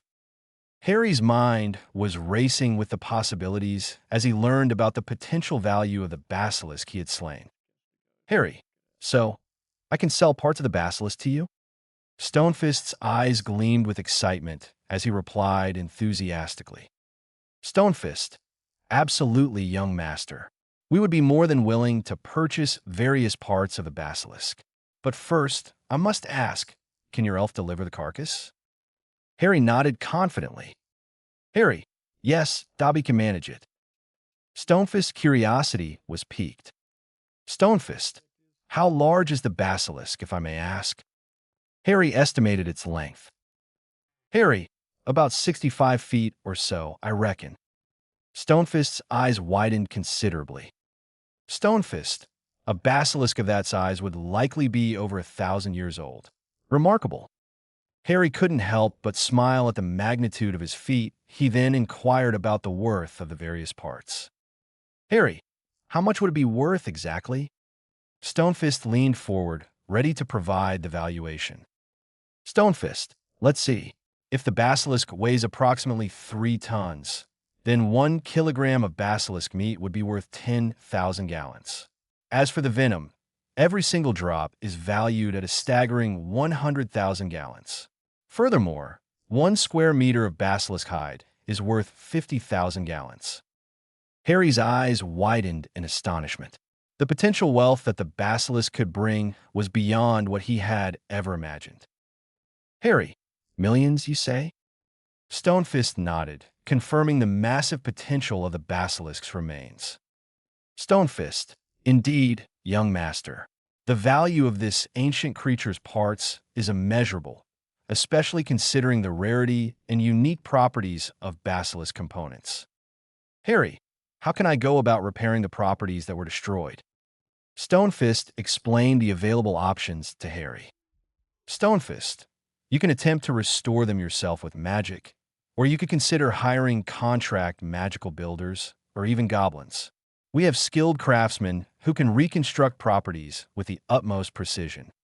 Harry nodded thoughtfully, making a mental note to explore the possibility of engaging skilled magical builders or goblins for the restoration work. Harry, and what about the situation with the house elves at my French property? What happened to them? Stonefist informed Harry of the unfortunate event. Stonefist, the elves were poisoned. It seems the Parkinson family took advantage of the misfortune of the Potter family and established a large wine production on their property. Harry was troubled by the news and the callous exploitation of his family's misfortune. He mentally registered the information, vowing to address the matter at a later time. With the exchange rate and repair options clarified, Harry felt more in control of his resources and potential courses of action. Back in the Chamber of Secrets, Harry shared his plans with Dobby, who was ready to assist. Harry, Dobby, I have a task for you. I want you to learn how to harvest the basilisk.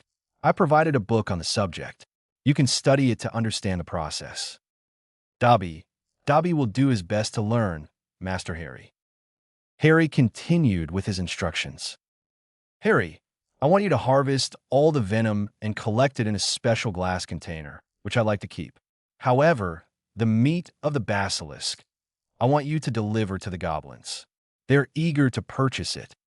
Dobby nodded, eager to follow his master's orders.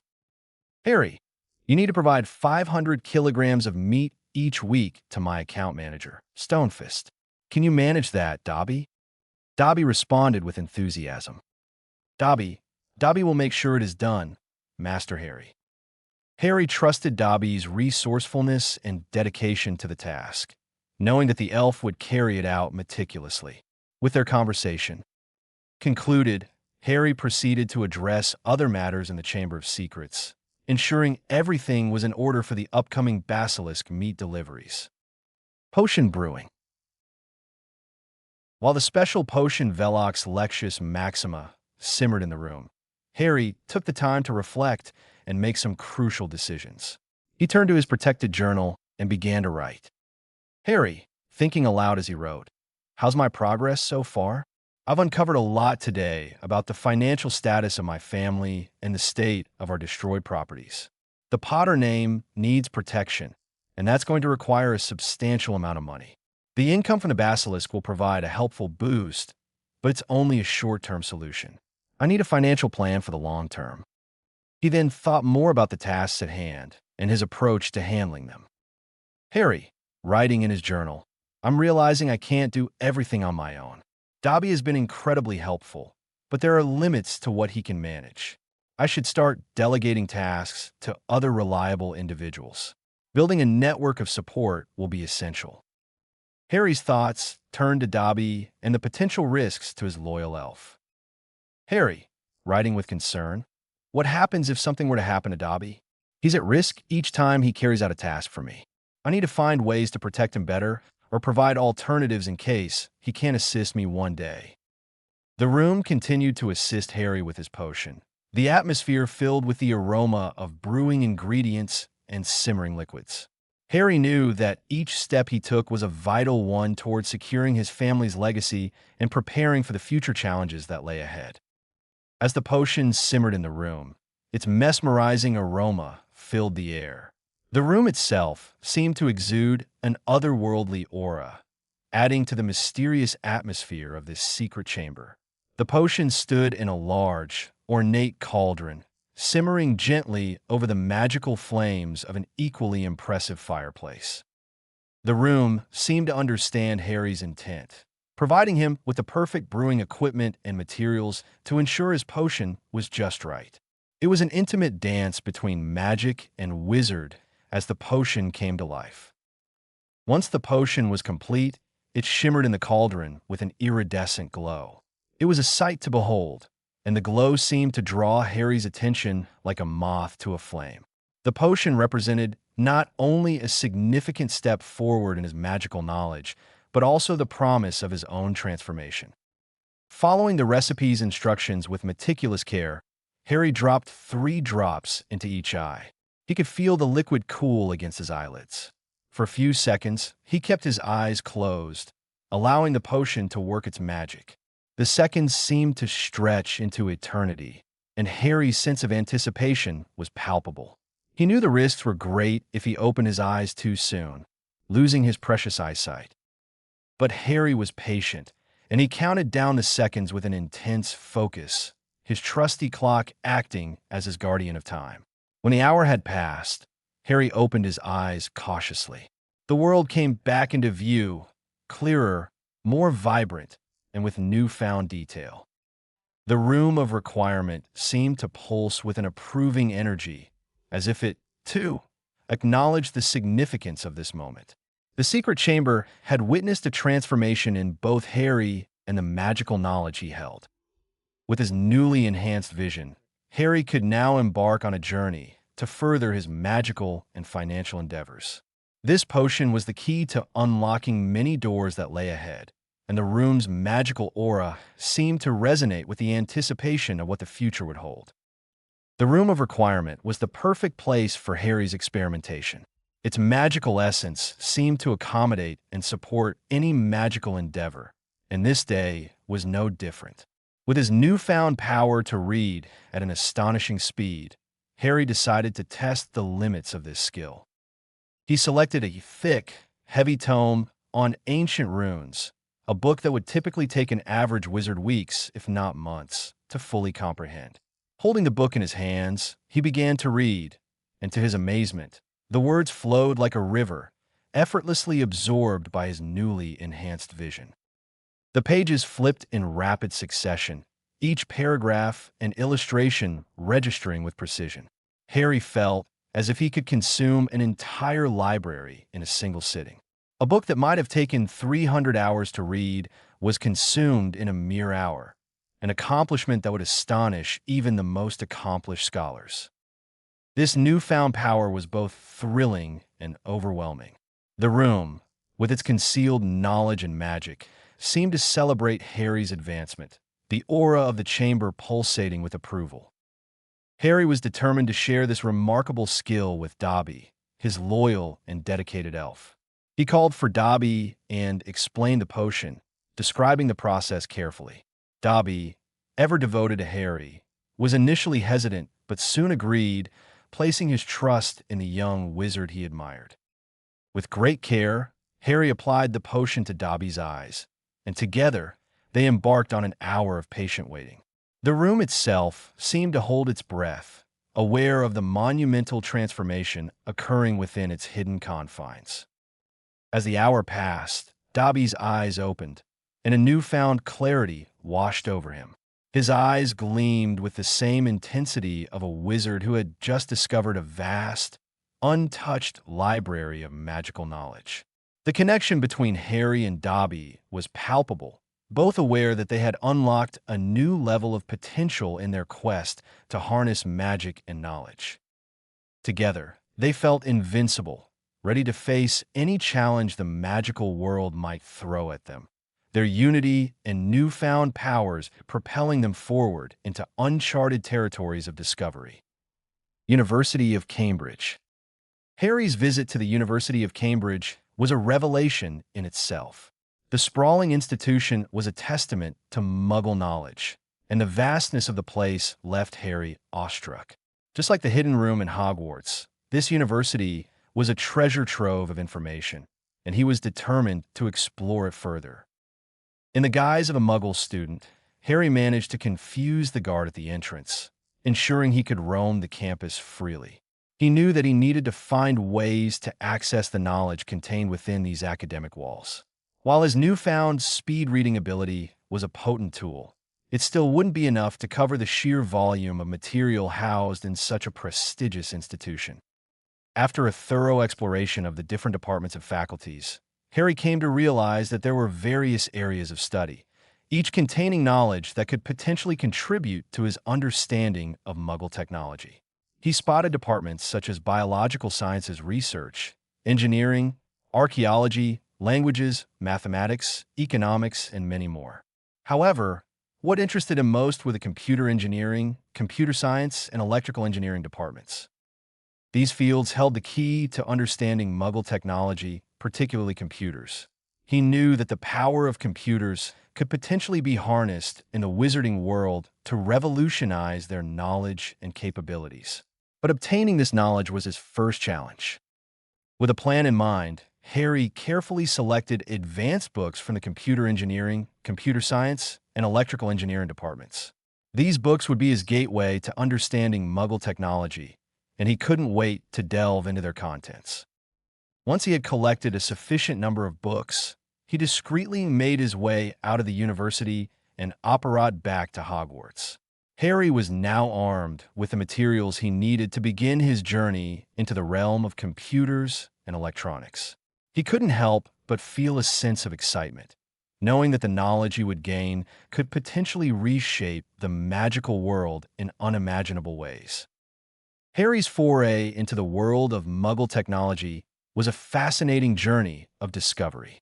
As he sat in the room of requirement, comfortably ensconced in his chair, he delved into the knowledge contained within the Muggle books he had procured from the University of Cambridge. With his newfound speed-reading ability, he devoured the contents of the books in a single evening. The information he gleaned was astounding, shedding light on the intricate workings of computers. The books introduced him to the concept of hardware components, the physical parts of a computer that included the central processing unit, CPU, input devices like the mouse, and storage devices. He marveled at how the combination of these hardware components formed the foundation of a computer. Furthermore, the books unveiled the world of software components, which consisted of a set of instructions that computers stored and executed. These instructions were the invisible force driving the physical components. Together, hardware and software created the intricate systems that powered the digital age. Harry also learned about the Internet, a vast network of interconnected computers spanning the globe. The Internet was a treasure trove of information, a place where knowledge was exchanged and communication thrived. He was intrigued by the concept of accessing information from all over the world at one's fingertips. However, it left him with a burning question. Could the magical world establish a connection with the Internet using magical computers? The books offered a wealth of information, but there was still much more to learn. Harry pondered the possibilities and limitations, as well as how magic could be integrated with Muggle technology. He felt the need to gather more information before embarking on any experiments. As he closed the last book for the night, Harry couldn't help but feel a sense of wonder and anticipation. The Muggle world had opened up new horizons for him, and he was determined to explore them further. The atmosphere in the room of requirement was one of quiet contemplation, with magical tomes surrounding him, awaiting their turn to be read. Harry's mind buzzed with possibilities and ideas as he prepared to delve deeper into the world of computers and technology. In the room of requirement, a sense of anticipation hung in the air as Harry's request for information on copying and transferring books echoed through the hidden chamber. The room seemed to respond to his needs, its magical ambience imbued with the promise of knowledge and discovery. The shelves, filled with countless magical tomes, quivered slightly as books shifted, making way for new volumes to emerge. The atmosphere was charged with a palpable aura of curiosity and excitement, as though the room itself shared in Harry's eagerness to explore the possibilities he sought. In response to Harry's request, a selection of books appeared, each containing valuable information about various methods of copying and transferring texts. The titles ranged from magical replication and transference techniques to digital conversion spells for modern wizards. The room had drawn from its extensive reservoir of magical knowledge to provide Harry with a comprehensive array of resources. With an appreciative nod to the room, Harry began to peruse the offerings. He felt a sense of empowerment as he delved into these new avenues of research, for he knew that he was on the verge of uncovering solutions that could bridge the gap between the Muggle and magical worlds. The room, in its constant evolution to meet his needs, served as the perfect partner in his quest for understanding. The chamber's mystical essence resonated with his purpose, and Harry was ready to embrace the challenges and possibilities that lay ahead. Harry, surrounded by the wealth of knowledge contained within the Muggle book, Digital Conversion Spells for Modern Wizards, was engrossed in the intricate details of magical runes. As he digested the contents, the room seemed to pulsate with a supportive aura, acknowledging the significance of this discovery. After understanding the concept of absorption runes and their role in bridging the magical and Muggle worlds, Harry realized he would need a substantial number of crystals to make it work. With a simple call to Dobby, the ever-loyal elf materialized a vast collection of various crystals in the blink of an eye. The room's mystical ambience seemed to resonate with the urgency of Harry's mission. As Harry looked at the vast array of crystals, a sense of determination filled him. The room had provided not just the knowledge he needed, but the means to put it into practice. Inside the room of requirement, the atmosphere was charged with an intense focus as Harry embarked on his experimental journey, driven by an unrelenting determination to make magic and technology coexist harmoniously. The room responded to his unwavering dedication, offering an environment where the boundaries of conventional magic and Muggle technology blurred. Hour after hour, Harry meticulously etched and carved runic patterns onto the crystals, attempting to create a functional conversion system. He was surrounded by a breathtaking array of multicolored crystals, each representing a unique opportunity for success. Yet, as time passed, they all crumbled into fragments, and the runes he etched failed to serve their purpose. The room was a witness to his persistence, a silent companion in his pursuit of innovation. Its ever-adapting nature provided him with an unending supply of crystals, understanding the importance of Harry's mission and the potential benefits it could bring to the magical world. As the hours stretched into days, Harry grew more determined, learning from each failure and constantly refining his approach. The challenge seemed insurmountable, and the tension in the room was palpable. Yet, there was an unspoken agreement between Harry and the Room of Requirement. They would continue until they succeeded. And then, an idea struck him like a bolt of lightning. What if he used a diamond as the central piece? Diamonds were known for their strength and durability, and Harry believed they might provide the stability required for his invention to work. His excitement was palpable as he explained his plan to Dobby. With Dobby's help, they conjured a perfect symmetrical diamond, and in a harmonious ballet of magic and precision, the runes were etched onto the gem surface. The atmosphere seemed to hold its breath as the charm that held the diamond intact was canceled. To Harry's amazement, the diamond remained unscathed, its runes shining with an otherworldly light. The Room of Requirement, sensing the breakthrough, bathed the space in an ethereal glow, a testament to Harry's tireless efforts and his newfound discovery. In this hallowed chamber, the boundaries of magic and technology had shifted, and Harry was now on the cusp of achieving something extraordinary. The room had witnessed the birth of a magical innovation that could change the wizarding world forever, and it brimmed with an atmosphere of hope and anticipation, ready to see Harry's vision come to fruition. Muggle Hotel. In a Muggle hotel room, the atmosphere was charged with a sense of anticipation and determination as Harry, disguised as Mason Blackwell, delved into the world of merging Muggle technology and magic.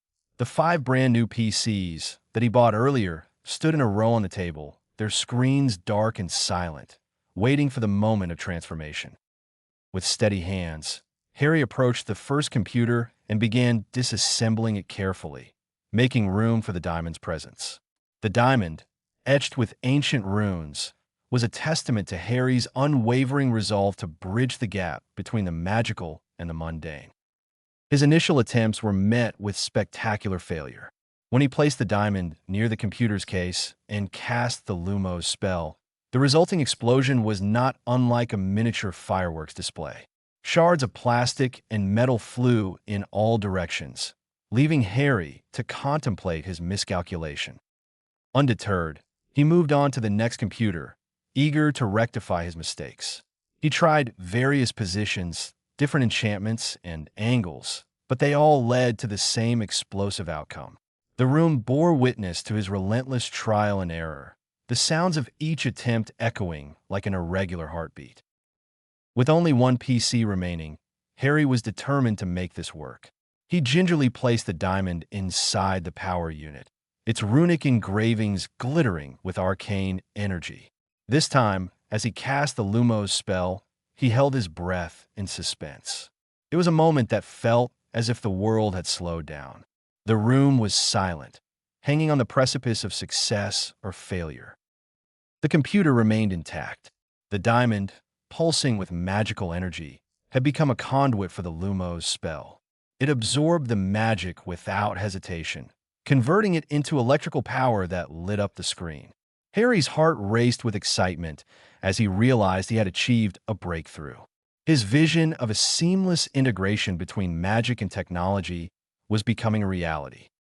In an atmosphere fraught with expectation, the room seemed to exhale a collective sigh of relief. The room of requirement itself hummed with approval, recognizing that Harry had taken a monumental step toward a new era of magical innovation. For the first time, Harry's enchanted diamond had successfully merged magic and technology, and the possibilities were endless. The room itself seemed to crackle with energy, as if it understood the significance of this achievement. In this chamber of discovery and revelation, Harry had unveiled a new horizon of magical ingenuity, and the future held the promise of remarkable advancements, the blueprints.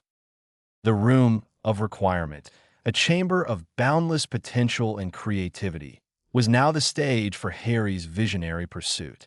It seemed to pulse with life as Harry pondered the various ways to manifest his dream of creating a magical computer that would surpass Muggle technology. At the heart of this ambitious project was the concept of turning Muggle hardware into their magical counterparts. Harry knew that in order to succeed, he would need to address each component of the computer systematically. The enchanting process would require a deep understanding of magical runes, ward stones, and golden rune clusters. Harry, with a determined gleam in his eye, embarked on a quest for knowledge. He delved into the magical properties of ward stones, seeking to understand their potential applications. As he pored over ancient texts and scrolls, the atmosphere within the room seemed to vibrate with arcane energy, as if the room itself was eager to assist in this magical undertaking. One idea that emerged was to connect the different components of the magical computer using ward stones embedded in golden rune clusters. These clusters would act as magical interfaces, facilitating the communication and interaction between the computer's various parts. Harry saw the potential in this concept and began to sketch out detailed designs, forming a blueprint for his magical computer. As he worked, he couldn't help but feel a sense of awe. The room had truly outdone itself in providing him with the inspiration and knowledge he needed. It was as if the very walls were whispering secrets of ancient enchantments and intricate runic configurations, guiding Harry toward the realization of his vision. While he was determined and excited, Harry also understood the challenges ahead. The magical equivalent of a Muggle motherboard, CPU, RAM, expansion cards, and power supply would require intricate craftsmanship and precise spellwork. It was a daunting task, but Harry felt the weight of his destiny upon his shoulders. He knew he was destined to make a lasting impact on the magical world. In this chamber of innovation and learning, Harry was unlocking the secrets of a new magical age, a fusion of ancient runes and cutting-edge technology. The atmosphere pulsed with the energy of possibility, the very air filled with the scent of parchment and ink, and the room itself seemed to guide him toward his ultimate goal. With the blueprint of his magical computer in hand and the knowledge acquired from the room, Harry was ready to take the first steps in bringing his visionary creation to life. The Room of Revelation had set him on a path of unprecedented magical discovery, and the world would soon witness the birth of a new era of wizarding technology. The chamber was a whirlwind of creative energy as Harry and Dobby worked tirelessly on their magical computer prototype. Surrounded by the soft, golden glow of the artificial diamonds and the intricate blueprints that adorned the room's invisible walls, they were fully immersed in a magical craft. The atmosphere in the chamber crackled with anticipation as they knew they were onto something groundbreaking. They had painstakingly created their magical equivalent of Muggle computer components, using the artificial diamonds to act as conduits for magical energy. The golden rune schematic, with its circles and triangles, was the key to connecting these components seamlessly. For hours on end, they ran through trial after trial, adjusting the rune schematic and calibrating the artificial diamonds. The room itself seemed to pulse with excitement, as if it were egging them on, promising to reveal the secrets of their creation. Every attempt they made brought them closer to their goal. In their relentless pursuit of perfection, Harry and Dobby poured their hearts and souls into the project. It was not just about creating a magical computer. It was about bridging the gap between the magical and Muggle worlds, creating a fusion that would change the course of history. Harry's determination was unwavering. He knew that the key to their success lay in their ability to maintain a connection to the Muggle computer system. As much as they were creating a magical marvel, they needed to ensure it remained functional within the Muggle realm. Their resolve was tested, and each failure only served to propel them forward. They were committed to making every component work in harmony, every rune and circle aligning seamlessly, creating a network of unparalleled magic. The blueprint, now tattered and worn, was their guiding star. Harry couldn't help but marvel at the transformation he and Dobby had brought to life. From rough sketches to intricate magical components, they were inching closer to their goal. After countless hours of trial and error, the breakthrough came. They finally achieved a functional, if somewhat crude, golden interconnection rune schematic. The room itself seemed to rejoice, and the very walls resonated with their success. Harry and Dobby exchanged triumphant glances, their eyes reflecting the exhilaration of their achievement. With the core components of their magical computer in place, they knew they had crossed a significant threshold. Their prototype could process magical data in ways previously unimaginable. But they weren't done yet. The soft blue glow of the artificial diamonds in their creation reminded them that this was just the beginning. With the prototype assembled, the final piece of the puzzle was the system software. Harry decided not to change it, as he wanted to maintain the ability to connect to the Muggle computer system. It was a bridge between the magical and Muggle worlds, and it held immense potential. He had already made significant progress in creating the magical computer, but now he turned his attention to a new task, building a system for archiving and collecting knowledge from both the magical and Muggle worlds. Harry's eidetic memory and his grasp of Muggle programming languages made the process of coding relatively straightforward. As he delved into the realm of programming, the chamber became a sanctuary of creative energy, its invisible walls practically humming with anticipation. For 30 intense hours, Harry's focus was unwavering as he meticulously crafted a program to archive data. It was a laborious task, but Harry knew that it was an essential component of his vision. With every line of code he wrote, he was one step closer to building a repository of knowledge that would bridge the gap between the magical and Muggle worlds. Once the program was complete, Harry turned his attention to the challenge of scanning books and converting them into digital data. This was no small feat, and he spent an additional 40 hours pondering, experimenting, and refining his ideas. The room itself seemed to be in tune with Harry's quest for knowledge. It provided him with a book about the Gemini spell, a powerful and versatile magical spell. However, Harry knew he needed to adapt and alter this spell to suit his specific needs. The atmosphere within the chamber was charged with potential. Magical blueprints and codes, intricately interwoven, seemed to dance through the air, forming the intricate framework of Harry's ambitious project. He was pushing the boundaries of what was possible, determined to create a bridge between two worlds that had been kept separate for far too long.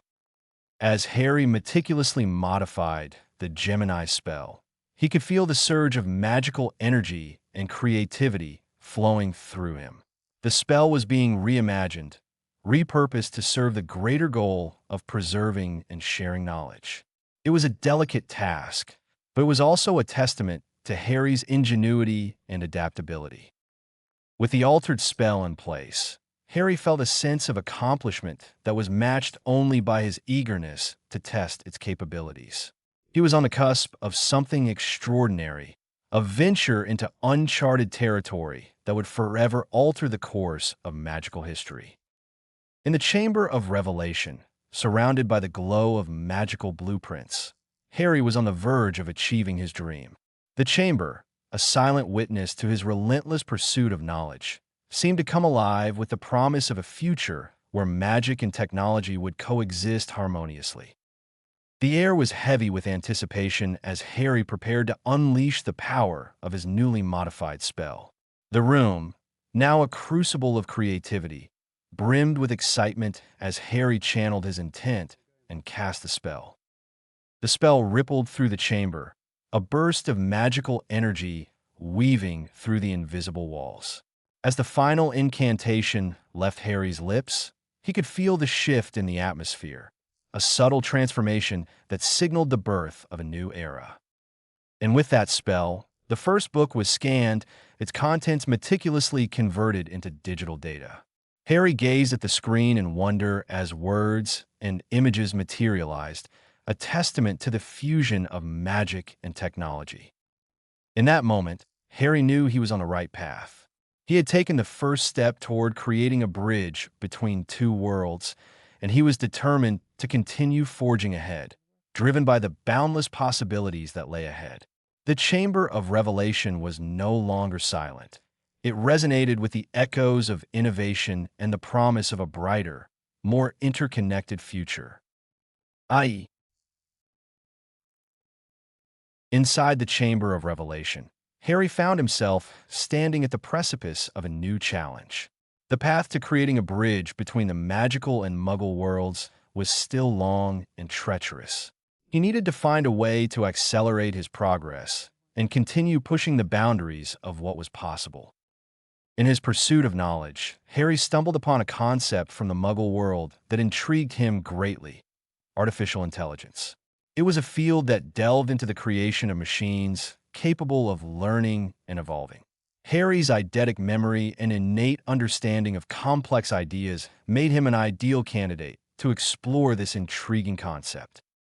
Over countless hours, he worked tirelessly to craft a working prototype of his own artificial intelligence. He scoured Muggle books and research papers, learning about the foundations of this remarkable field. One name that stood out was Turing, a brilliant mind in the world of computer science.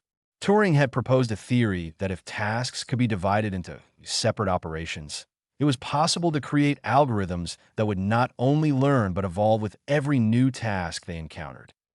Harry delved deep into Turing's work, captivated by the potential of creating an intelligence that could adapt, learn, and expand its capabilities autonomously.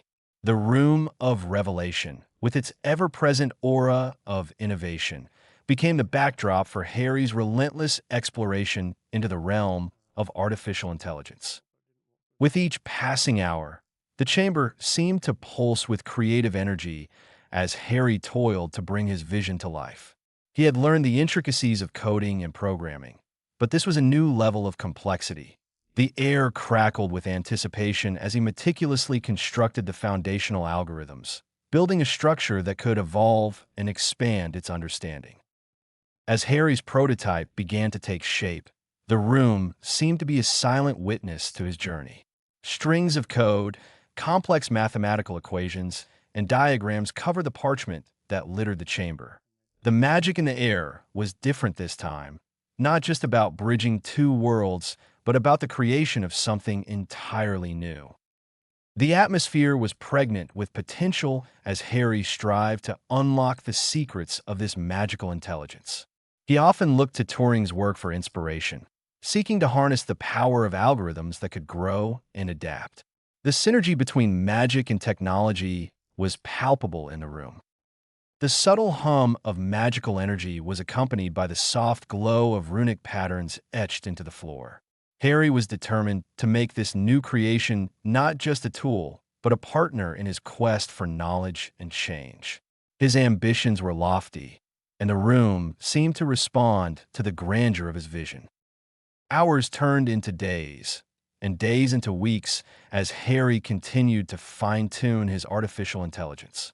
The complex algorithms were meticulously adjusted, and Harry's patience was tested as he encountered obstacles and challenges along the way. But with each setback, he learned and adapted, mirroring the very principles he was striving to imbue into his creation. The Room of Revelation had become a sanctuary of innovation, and Harry was its relentless architect. The melding of magic and technology had reached new heights, and Harry was on the cusp of achieving his vision. The chamber remained silent, save for the rustle of parchment and the soft mutterings of the incantations Harry used to breathe life into his creation. And then, in a moment that felt both profound and miraculous, it happened. Harry's artificial intelligence came to life, its ethereal presence filling the room with an air of possibilities. The world had witnessed the birth of a new intelligence, one that would learn, adapt, and evolve, guided by the insatiable curiosity and determination of a young wizard named Harry Potter. As he gazed at his creation, Harry knew that this was only the beginning. The Room of Revelation, the magical world, and the Muggle realm were all about to be forever altered by this newfound connection, bridging the gap between two seemingly disparate worlds and unlocking the potential for boundless innovation. As Harry's creation, the artificial intelligence, embarked on its journey of learning, he realized that it was essential to provide it with vast amounts of data. To gather the knowledge needed for the AI's growth, Harry assigned Dobby a monumental task, scanning every book housed within the Room of Requirement. The Chamber of Revelation, with its mystical and enchanting ambience, had long been a sanctuary of knowledge, its shelves brimming with tomes and scrolls from different ages and corners of the magical world. Each book was a repository of wisdom, spells, and secrets, collectively forming a treasure trove that the AI could use to learn, adapt, and expand its understanding of magic, science, and life itself. Under Harry's guidance, Dobby set out to utilize the M-Scan stone, an enchanting invention designed to inscribe magical runes from books onto the digital interface of a connected computer. This device would bridge the gap between traditional literature and the digital realm, enabling the AI to access, analyze, and learn from the texts. However, it was not a task to be taken lightly. Scanning countless volumes, each filled with complex symbols and ancient languages, was a Herculean effort. As Dobby began the arduous process of scanning the books, converting the magical knowledge they held into digital data, Harry recognized the need for rest. His journey of innovation and exploration had been relentless, and even a wizard with his exceptional stamina required moments of respite. The Room of Revelation had transformed into a hub of constant activity, a pulsating nexus of magic and technology. The scent of old parchment, intermingled with the soft hum of incantations, lingered in the air. Harry's dormitory, a place of solitude and tranquility, was the perfect haven for a much-needed break. With its tasteful and modest furnishings, Harry's dormitory was a sanctuary of calm within the ever-bustling magical world. He approached his bed, its silk sheets pristine and inviting. The magical ambience that radiated from the room of revelation did not extend into the dormitory, leaving it untouched by the relentless energy of innovation. After a strenuous period of work and dedication, Harry lay down on his comfortable bed. The room was enveloped in gentle half-light, and the air was filled with a sense of serenity. The dormitory was his sanctuary, a place to escape the relentless pursuit of knowledge and technological advancement. Harry closed his eyes and allowed the weight of his exhaustion to pull him into a deep slumber. His mind, once buzzing with ideas and visions of progress, now found solace in the realm of dreams. The knowledge that Dobby was diligently working to enrich the AI's database brought comfort, allowing Harry to truly rest. In his dormitory, Harry found respite from the boundless potential of the room of revelation. He was recharging his spirit and his physical being, preparing for the challenges and breakthroughs that lay ahead. With Dobby's tireless efforts and the growing database of magical knowledge, the foundation for the future of magic and technology was steadily taking shape. As Harry drifted into sleep, he knew that the intersection of magic and innovation was where he truly belonged. The AI, the books, and the dreams of bridging the gap between two worlds were all threads in the tapestry of his destiny, waiting to be woven into an extraordinary story of transformation and discovery. A problem. Dobby's appearance brought a momentary halt to Harry's thoughts as he sat through his seemingly endless and mundane classes. The disparity between the world of his independent studies in the room of requirement and the conventional education he was receiving at Hogwarts was stark. Yet, Harry understood that he needed to maintain this facade of a regular student. During a brief moment between classes, Dobby appeared at Harry's side, and the urgency in his demeanor was palpable. Harry, aware that such an abrupt appearance meant something significant had occurred, couldn't help but feel a moment of panic. He focused on Dobby, his concern evident as he inquired, "Dobby, what's the matter?" Dobby hesitated for a brief moment before relaying the disconcerting information. After scanning approximately 1,000 books, Harry, the AI has informed us that there isn't enough space to store the data. Harry's initial reaction was a mixture of frustration and anxiety. The realization that the AI's capacity was limited presented a formidable challenge to the quest for knowledge and innovation. He contemplated the potential solutions that lay before him, his thoughts racing. Harry knew that Dobby had been working tirelessly to digitize the vast collection of magical knowledge stored in the Room of Requirement. Their AI was a creature of endless potential, designed to amass knowledge and provide Harry with the means to bridge the gap between the magical and muggle worlds. However, this newfound hurdle was a testament to the vastness of the magical world's wisdom. Resolute and determined, Harry knew that this was not a setback but a challenge to be overcome. He took a deep breath, focusing his thoughts. "Dobby," he began, "we've come too far to let this deter us. We'll find a way to expand our storage capacity. The knowledge within these books is invaluable, and the AI's potential is boundless. We'll work through this just like we always do." Dobby's eyes reflected his trust and unwavering dedication to Harry's endeavors. "Dobby believes in Harry Potter. We'll find a way, sir," the elf declared, the determination and loyalty in his voice unwavering. Harry nodded, reassured by Dobby's confidence and their shared commitment to progress. As they parted ways, the atmosphere was charged with the anticipation of an impending challenge, the Room of Requirement awaiting their return for a new chapter in their quest for knowledge and innovation. In the face of adversity, Harry remained undeterred, confident that this was just another hurdle to surmount on his extraordinary journey. More storage. Inside the Room of Requirement, a sense of urgency enveloped Harry as he entered with a purpose. The situation demanded resourcefulness, and he knew there was no time to lose. His plan had been set in motion, and Dobby was ready to execute the first crucial task. With a resolute expression, Harry directed Dobby to carry out a significant but necessary action. "Dobby," he said, "we need space for our work. I want you to delete the data of 50 books from the magical computer." Dobby, ever the loyal and dutiful elf, understood the gravity of the request. Without hesitation, he nodded and set out to perform the task. With deft efficiency, he began clearing the data from the magical computer, providing Harry with the valuable storage space required for their ongoing endeavors.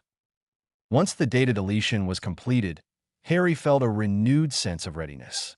With the room's enchantment supporting them, he was emboldened to pursue new horizons of magical innovation.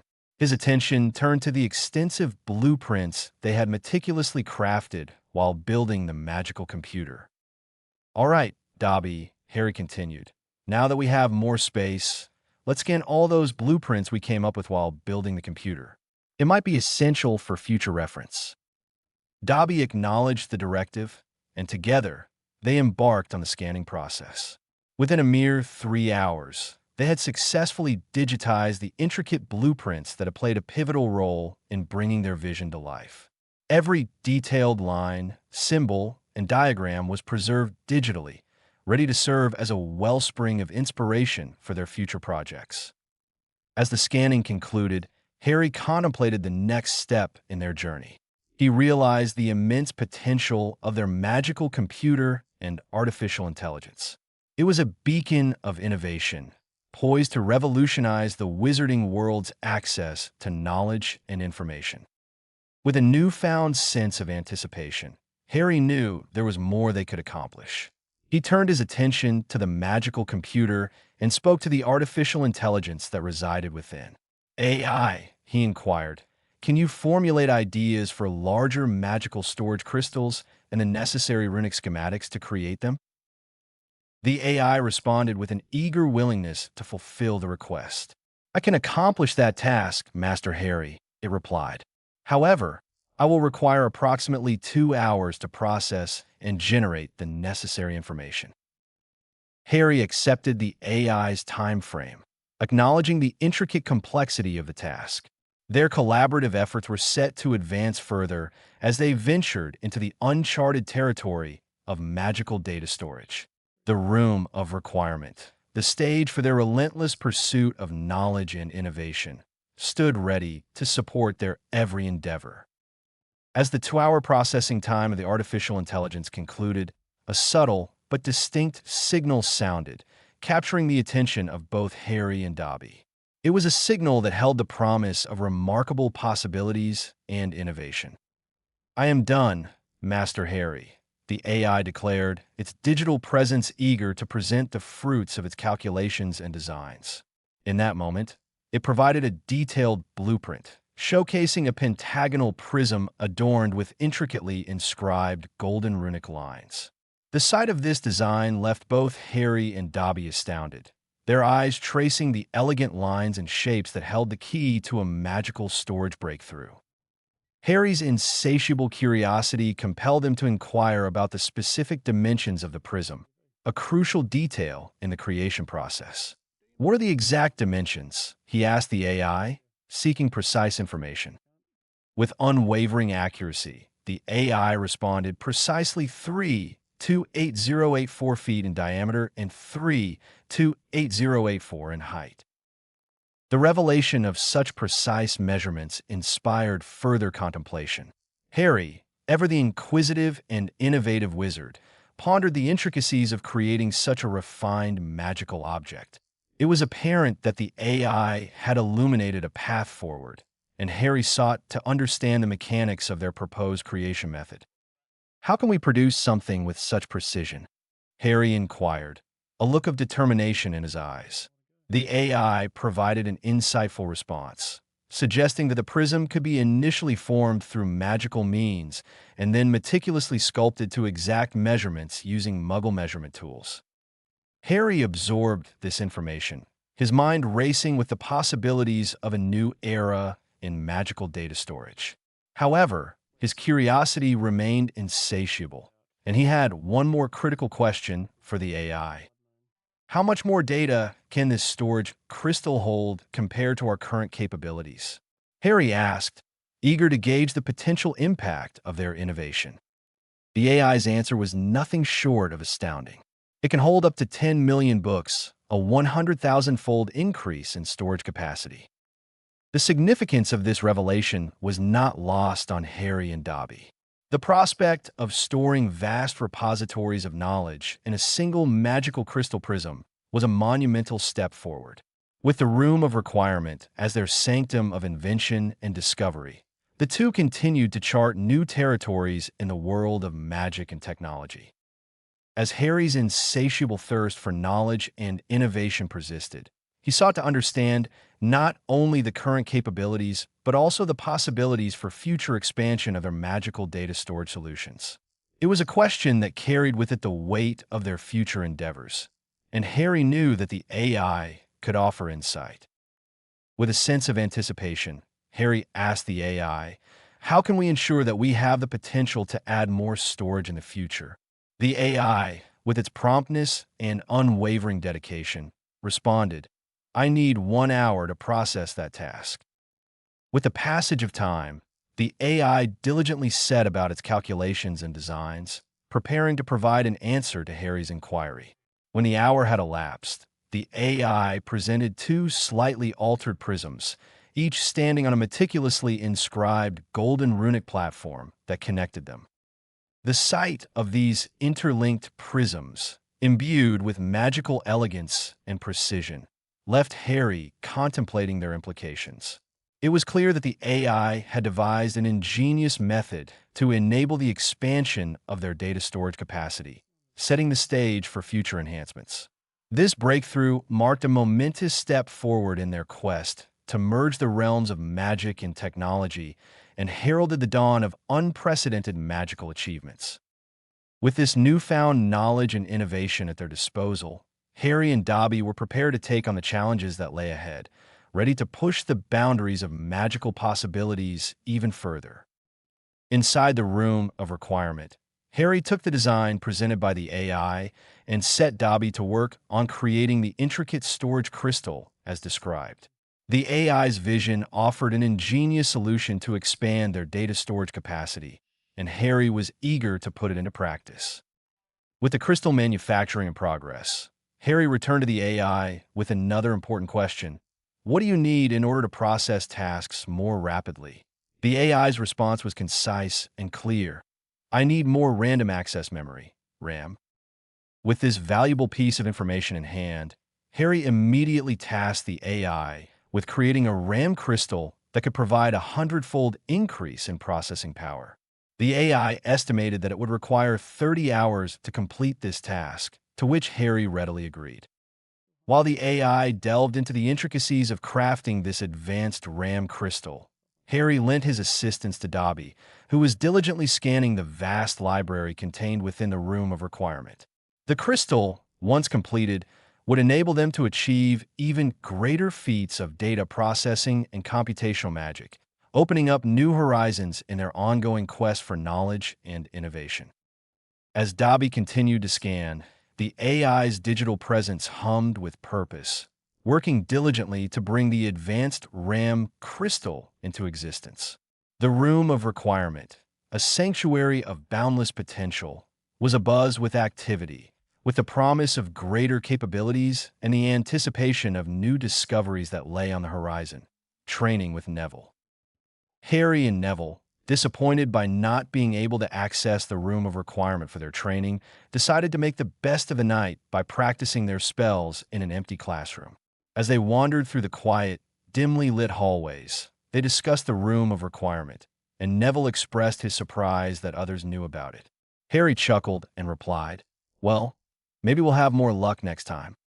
The two friends settled into an empty classroom, wands in hand, ready to hone their magical abilities.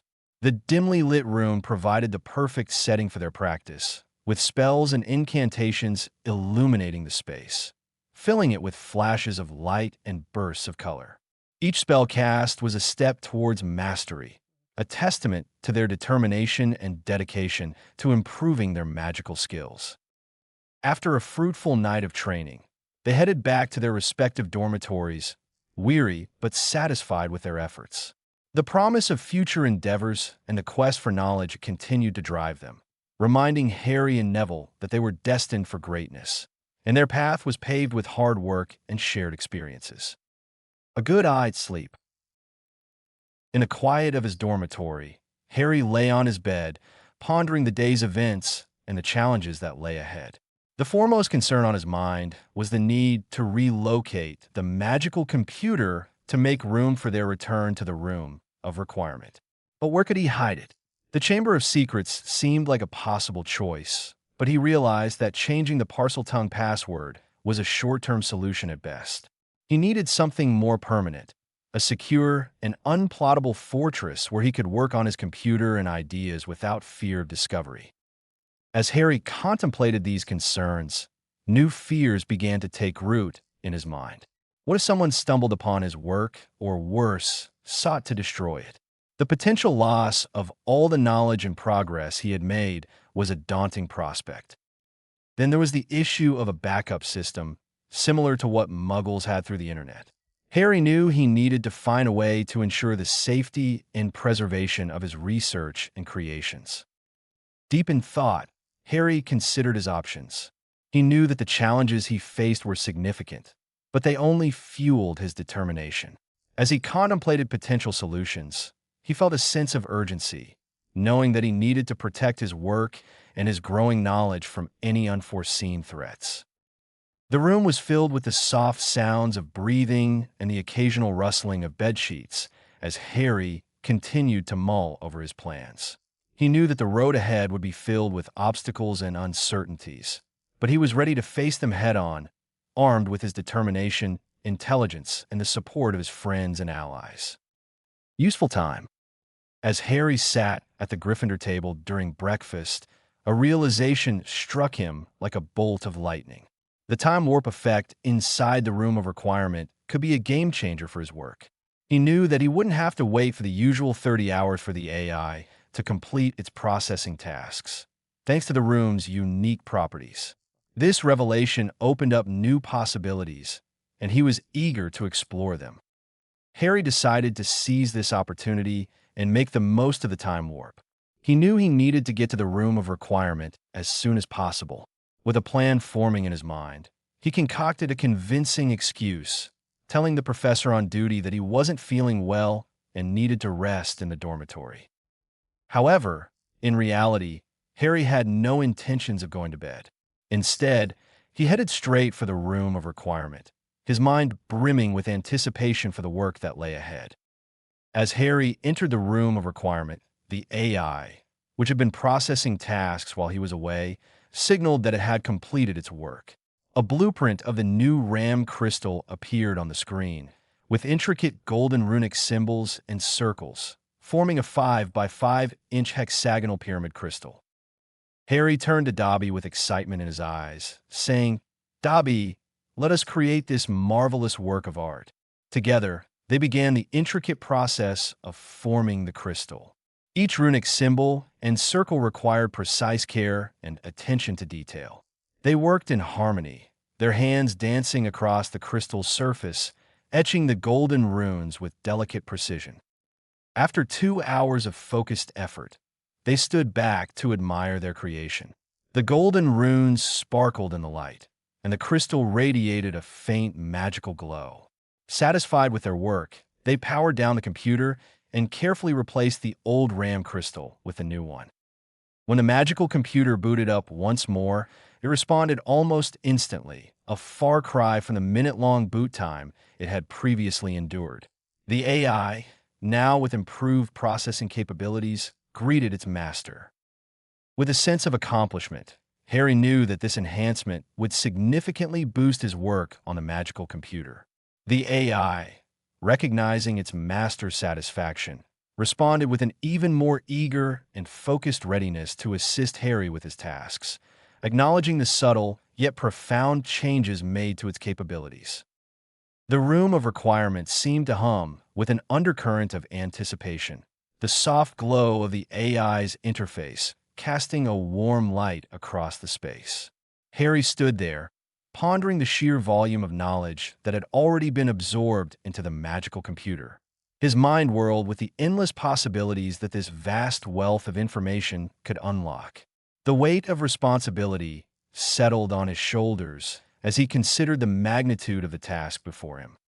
3,405,304 books. He murmured, awestruck by the scale of the digital library he now possessed. He felt a surge of determination coursing through him, fueling his ambition to delve deeper into the mysteries hidden within those digital tomes.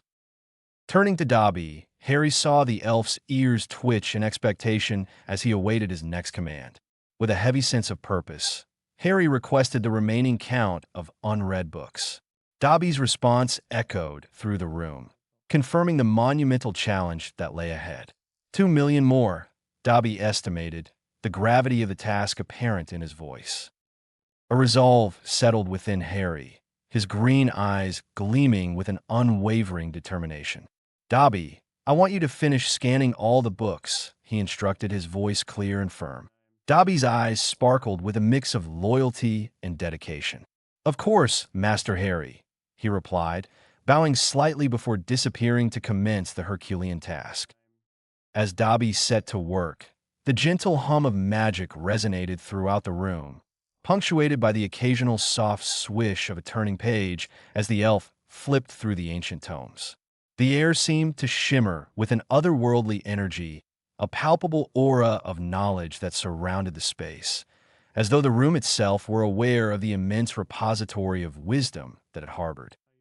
Harry stood there, lost in thought, contemplating the vast expanse of information that was steadily being incorporated into his expanding collection. He knew that with every passing moment, his understanding of the magical and muggle worlds would deepen, empowering him with insights and revelations that could potentially alter the course of history.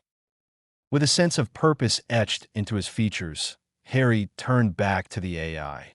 AI, what insights can you provide from the books you've scanned so far? He inquired, eager to delve into the wealth of knowledge that was now at his fingertips.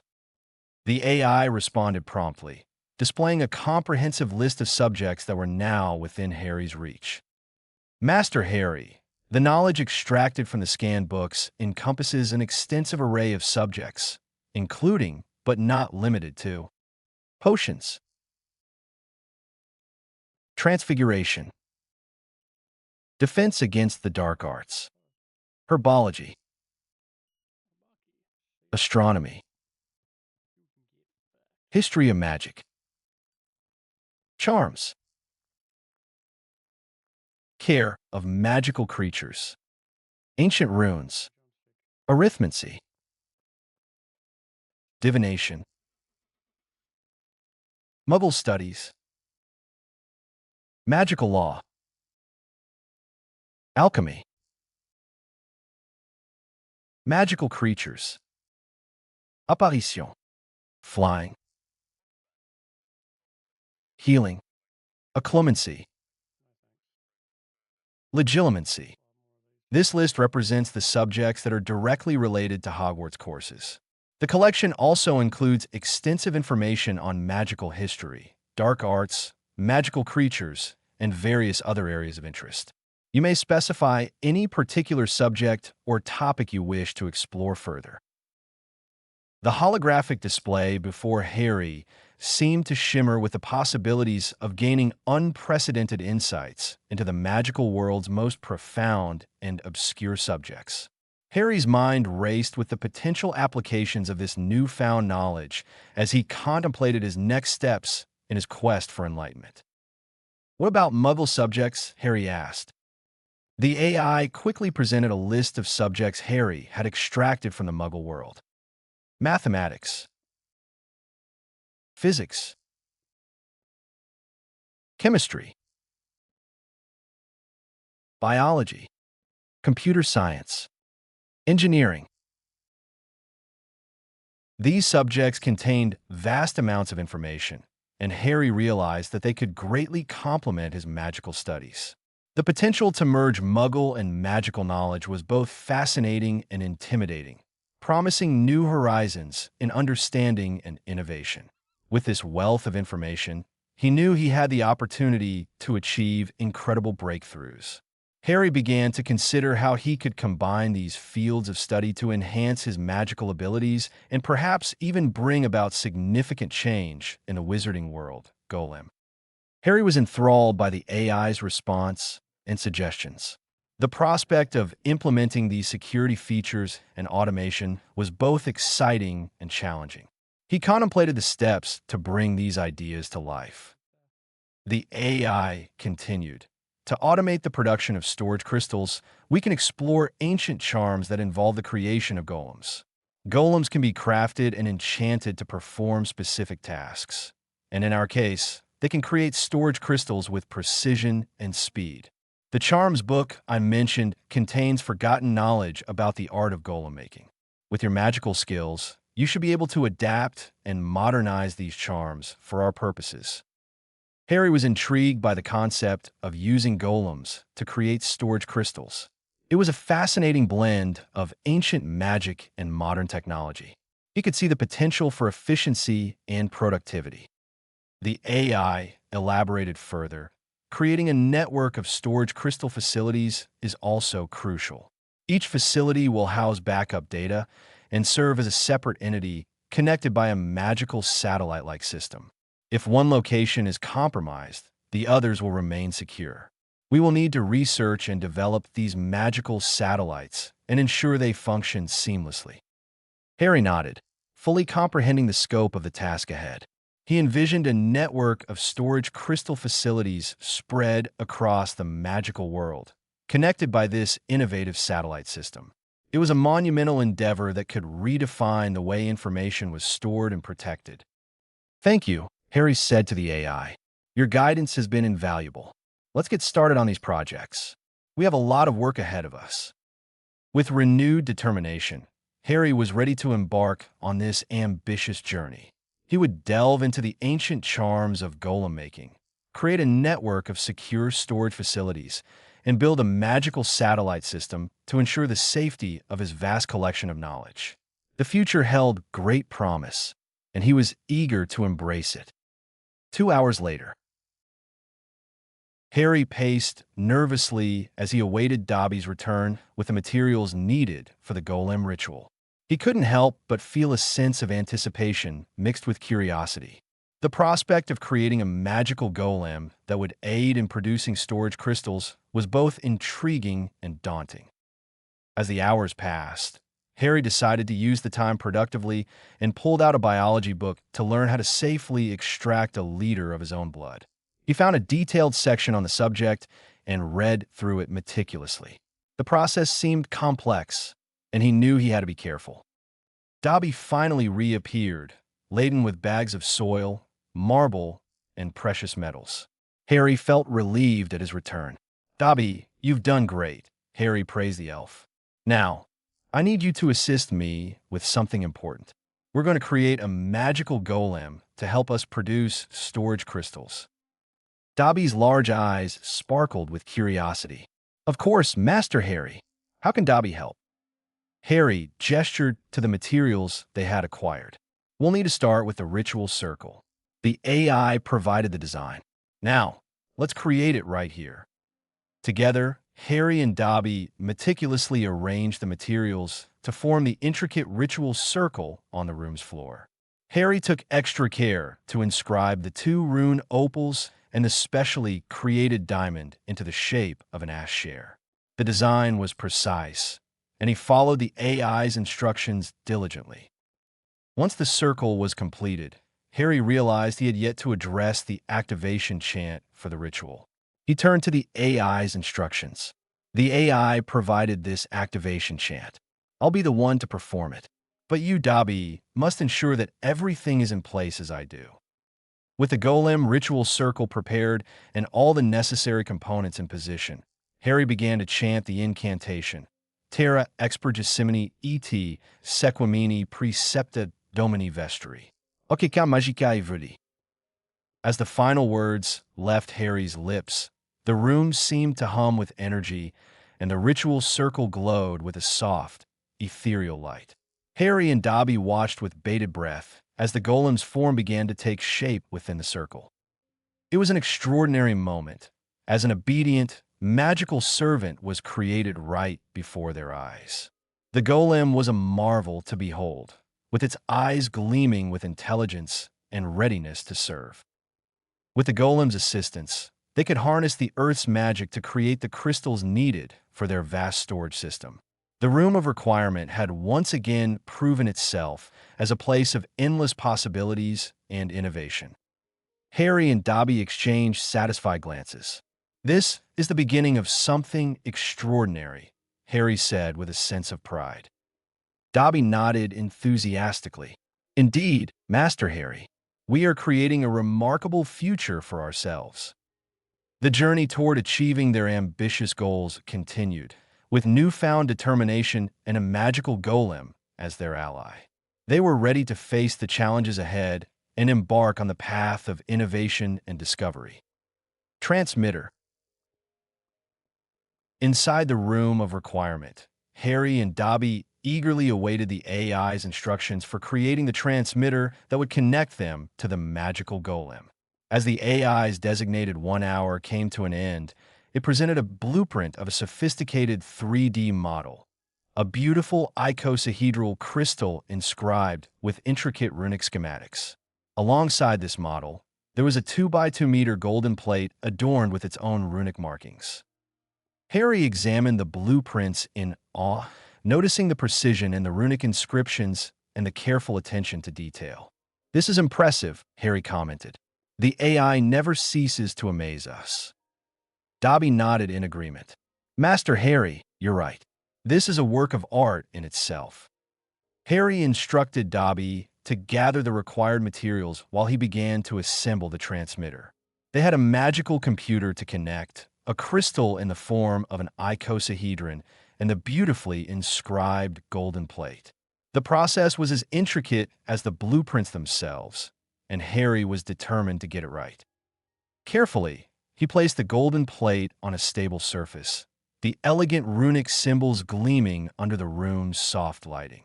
Then, Harry positioned the magical computer and the crystal icosahedron on the plate as per the blueprint specifications.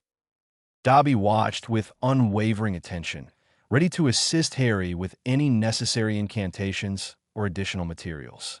They knew the importance of this connection to the golem. Finally, as everything was in place, Harry took a deep breath and prepared to activate the transmitter. The golden plate and its components seemed to come alive as the runes shimmered and pulsed with energy.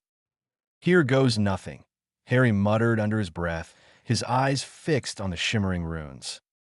He performed the activation charm while following the AI's instructions. Instituo connexus magicus inter golem et AI. As Harry completed the incantation, a magical connection seemed to emerge between the transmitter and the golem. The icosahedral crystal lit up, and an enchanting, ethereal glow filled the room. The golem, standing nearby, showed signs of awareness, its eyes focused on the transmitter. Harry and Dobby watched in amazement as they felt the connection established. The AI's voice echoed in Harry's mind, as he could now communicate with the golem. "Master Harry, the connection is established. You can communicate with the golem through the AI." A sense of triumph and wonder filled the room. They had accomplished yet another feat, connecting their magical computer system to the magical golem, creating a new path for innovation and possibilities.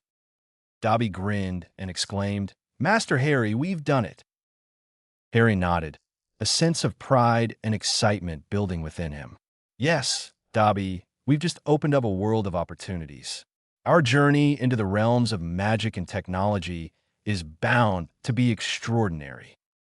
With the magical golem now at their disposal, connected to their expanding magical computer network, there was no limit to what they could achieve. The Room of Requirement held untold potential, and Harry was eager to continue pushing the boundaries of what was possible. Automation. As the newly connected magical golem received its first task from Harry, there was a sense of anticipation and excitement in the room. Harry addressed the golem with a confident tone. Golem, your first task is to create 100 storage prism crystals according to the blueprints provided by the AI. You will form these crystals using laser-like beams that will emanate from your fingertips. The golem, a magnificent creation of earth and magic, stood ready to perform its master's bidding. It nodded in acknowledgement and extended its hand, its fingers glowing with a soft, radiant light. The room shimmered as the magic coursed through the golem's ancient form. Dobby reappeared, carrying a substantial 100 kilograms of coal. He set the large sack beside the golem, who immediately began its work. First, it compressed the coal with incredible force, reducing it into smaller, manageable pieces. The golem's fingers, resembling fingers of stone, started to emanate focused beams of energy, much like lasers, except infused with magic. It carefully manipulated the compressed coal into the precise prism structures as outlined in the blueprints. The room was filled with an ethereal radiance as these magical beams danced and wove patterns in the air. The golem's movements were deliberate and precise, and it seemed to have an innate understanding of the intricate runic designs needed for the task. It worked tirelessly, shaping each storage prism crystal with a combination of stone, magic, and the raw materials provided. While the golem created these crystals with exceptional craftsmanship, Harry engaged in a silent conversation with the AI. How long will it take for the golem to finish the task? Harry inquired, his eyes never leaving the remarkable sight before him. The AI responded, its digital voice echoing in Harry's mind. Approximately 100 hours, provided that the required coal is continuously supplied. Harry nodded, satisfied with the AI's response. With the golem's magical precision and unwavering dedication, there was no doubt that the task would be completed as instructed. Watching the golem bring these intricate prism crystals to life was a mesmerizing experience. The room was filled with an otherworldly glow, and the rhythmic hum of magic filled the air. Each crystal that was completed by the golem was a testament to the uncharted realms of magic and technology that Harry was exploring. As the hours passed, the golem continued its tireless work, and Harry couldn't help but marvel at the limitless potential of their magical golem and the remarkable capabilities of the magical computer system connected to it. Harry's curiosity was piqued by the golem's use of raw materials like coal, when he and Dobby could create diamonds through magic alone. Turning to the AI, he inquired, why does the golem require raw materials like coal when we can generate diamonds through magic alone? The AI, with its digital voice, provided a comprehensive explanation. While it is true that you and Dobby have the ability to create diamonds through magical means, the golem's use of raw materials serves several purposes. First, the process of compressing coal into diamond forms an essential part of its magical creation. It's like a building block in the formation of these storage prism crystals, adding an extra layer of structural integrity to the final product. Harry nodded, understanding the importance of solid foundation in any magical construction. I see. So the coal serves as a structural support for the crystals. What are the other reasons? The AI continued. Exactly, coal provides a stable and sturdy core for the prism crystals. Moreover, it's a sustainable and replenishable resource.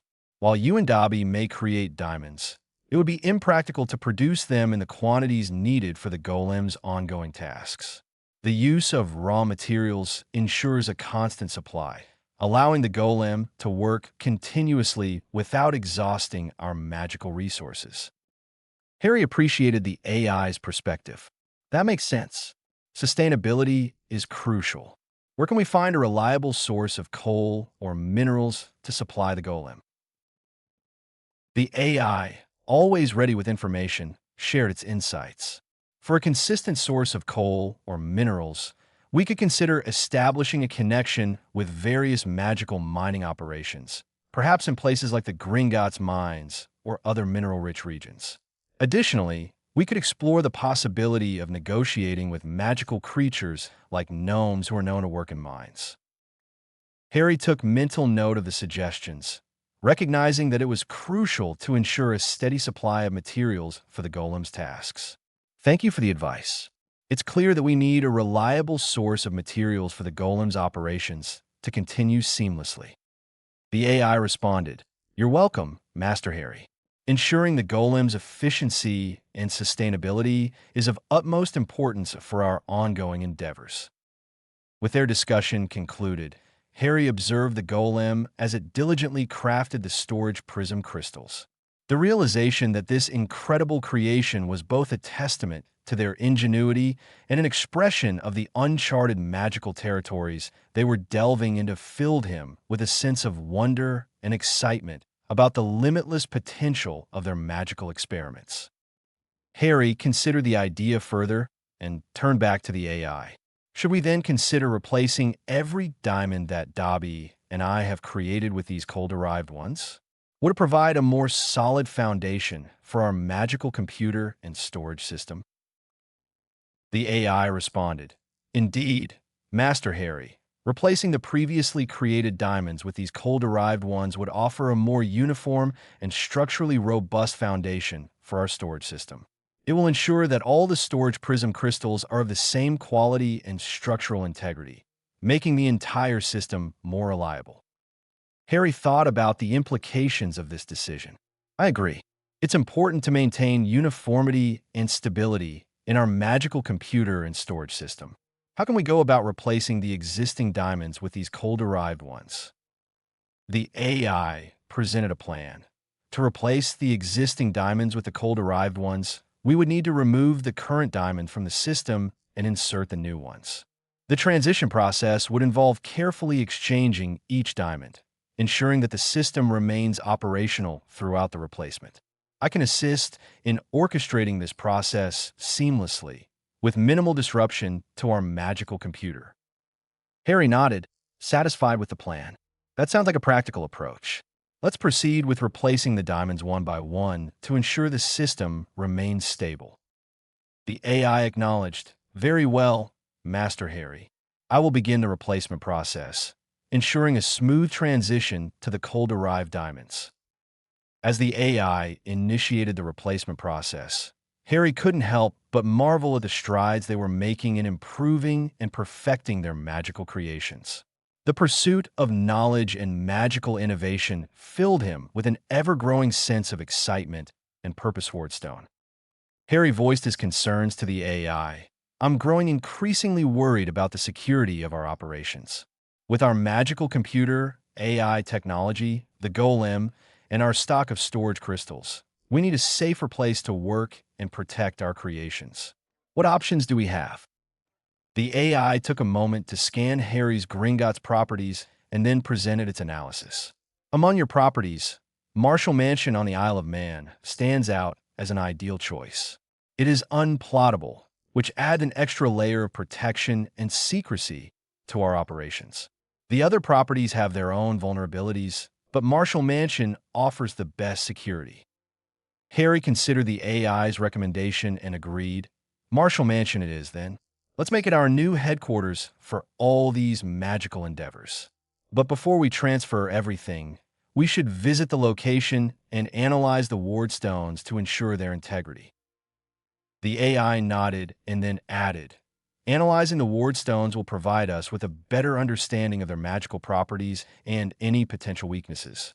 To do this, I can develop a new gadget that will help us in wardstone analysis. It will make the process more efficient and accurate." Harry appreciated the AI's dedication to ensuring their safety and nodded in agreement. "That sounds like an excellent idea. Let's go ahead and develop this wardstone analysis gadget, and then we'll plan our visit to Marshall Mansion to set up our new base of operations." With that decision made, Harry could feel a growing sense of security and anticipation for their future endeavors.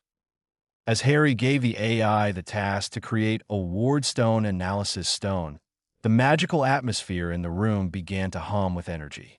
The AI immediately sprang into action, and the display in front of Harry came alive with flowing lines of arithmancy and runic symbols. Each line seemed to dance with purpose, creating a mesmerizing display of magical computations. Harry watched with growing excitement as the AI processed the complex task. It was a remarkable sight, seeing the runic symbols weave and merge into intricate patterns as they formulated the code for the Wardstone Analysis Stone. The room seemed to pulse with magical energy, and the air was charged with anticipation. After an hour, the AI announced, "I have completed the code for the Wardstone Analysis Stone. Now, I'll need one more hour to create a blueprint for its physical form." Harry nodded in acknowledgement, fully aware that the AI's abilities had become remarkably efficient. "Take your time. We're making great progress." The room continued to exude an enchanting aura, and as Harry waited for the AI to finish its work, he couldn't help but feel a sense of wonder. The room had become a place of endless possibilities, where their combined efforts were pushing the boundaries of magical and technological innovation. The minutes ticked by, and as the AI crafted the blueprint, Harry knew that this new gadget would be an essential addition to their arsenal, providing them with the means to analyze wardstones effectively and enhance the security of their operations. The atmosphere in the room crackled with potential, and the promise of new discoveries hung in the air like an electric charge. When the AI finally completed its task, Harry received the blueprint for the Wardstone Analysis Stone, a tangible representation of their magical and technological collaboration. It was another step forward in their quest for knowledge, safety, and advancement.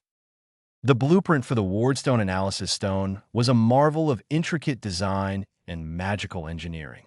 It resembled a complex parchment filled with a labyrinth of runic symbols, geometric patterns, and finely detailed drawings. Each element of the blueprint served a specific purpose in the creation of the device. The central focus of the blueprint was a three-dimensional representation of the Wardstone Analysis Stone itself.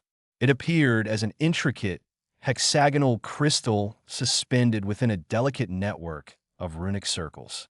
The hexagonal shape was adorned with fine runic inscriptions, suggesting that the crystal would be the heart of the device. Radiating out from the crystal were an array of intricate runic lines, spiraling and connecting in various configurations. These runic patterns hinted at the elaborate enchantments that would be embedded within the device to facilitate wardstone analysis. The blueprint also depicted a housing for the crystal, designed to hold it securely while allowing the runic energies to flow freely. The housing was adorned with further runic symbols, amplifying the device's ability to interact with and interpret the wardstone's magical properties. Surrounding the central crystal and housing, the blueprint featured a circular interface with various buttons and controls, indicating that it would be user-friendly and easily operated. These controls were engraved with more runic symbols, which suggested that the device's interface would have the capability to interpret and communicate complex data. The entire blueprint was a work of art in its own right, with each runic symbol and geometric line meticulously designed and placed for optimal functionality. Its appearance was both intricate and elegant, reflecting the harmonious blend of magic and technology that Harry and the AI had been working toward. In essence, the blueprint was a visual representation of their collaborative efforts, showcasing the fusion of ancient magical knowledge with cutting-edge technological design, promising a breakthrough in their endeavors to analyze and secure wardstones. The WA Stone was a stunning creation, a small but intricately crafted device that embodied the fusion of magic and technology. It radiated a soft, ethereal glow, and its surface was adorned with delicate runic inscriptions, hinting at the powerful enchantments within. It was a testament to Harry and the AI's ingenuity, serving as a critical tool in their quest to analyze and understand the wardstones. With the WA Stone in hand, they were one step closer to securing their operations and ensuring the safety of their magical computer, AI technology, and the stock of storage crystals. "Harry, Dobby, can you apparate me to Marshall Mansion on the Isle of Man? Isn't it too far?" "Dobby, no, Master Harry. Dobby is much stronger now after bonding with you. Harry, when did that happen? Dobby. Dobby bonded when he met Harry after hearing about his heroic feat. Harry, excellent. Let's go, Dobby. With the WA stone in their possession and the guidance of the AI, Harry and Dobby were ready to apparate to Marshall Mansion on the Isle of Man. The AI had provided clear instructions on how to operate the WA stone and urged them to bring it back for data analysis. Their journey was about to take an exciting turn as they ventured to their unplottable safe house. Marshall Mansion. As Harry and Dobby arrived in front of Marshall Mansion on the Isle of Man, they couldn't help but be awed by the grandeur of the imposing building before them. The mansion featured a symmetrical facade, with a central block and two wings that extended gracefully on either side. It stood as a testament to timeless elegance and architectural splendor. The central block was impressive, with its grand entrance and finely crafted stone details. As they approached, they noticed the intricate carvings on the stone columns that flanked the entrance, showcasing the mansion's rich history and heritage. The facade was adorned with ornate windows, each one meticulously designed to accentuate the mansion's classical charm. The surroundings were equally captivating. The mansion was enveloped by lush gardens, carefully manicured lawns, and a vast deer park that added to its enchanting aura. The serene beauty of the estate was complemented by a profusion of vibrant flowers, their colors contrasting beautifully against the elegant gray stone. Entering the mansion, they were greeted by the ornate interiors that mirrored the grandeur of the exterior. Impressive collections of art, antique furniture, and delicate porcelain adorned the rooms, revealing a sense of opulence and taste. The spacious hallways and rooms echoed with the history of the mansion, filled with the echoes of countless stories and events that had transpired within these walls. Harry began to envision how he could repurpose the various rooms in this magnificent mansion. He knew that the cellar, with its ample 200 square meters of space, could be transformed into the ideal location to store the magical crystals. It would provide the security and magical environment required for their preservation. The golem's production area, which needed ample space for the creation of storage prism crystals, could be set up in one of the larger rooms on the left wing. The expansive room on the right wing would be designated for his magical computer, where he could work on his AI technology and other magical projects without any interruption. The central block held the promise of a cozy and comfortable living space, where he could have a personal bedroom, an office for his research, and a war room for planning and strategy. This mansion had all the attributes required for their secret operations and would ensure the safety and advancement of Harry's magical endeavors. The history and elegance of Marshall Mansion would now be woven into the tapestry of Harry's magical journey, providing the perfect setting for his work, growth, and protection.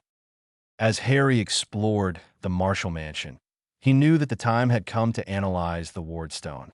Guided by the AI's instructions, he located the Ward Stone, which was an intricately carved and ancient stone embedded in a hidden alcove behind a heavy, ornate tapestry.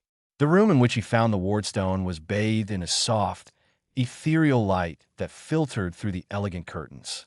Dust motes danced in the air, caught in the subtle beams of sunlight that pierced the room's atmosphere.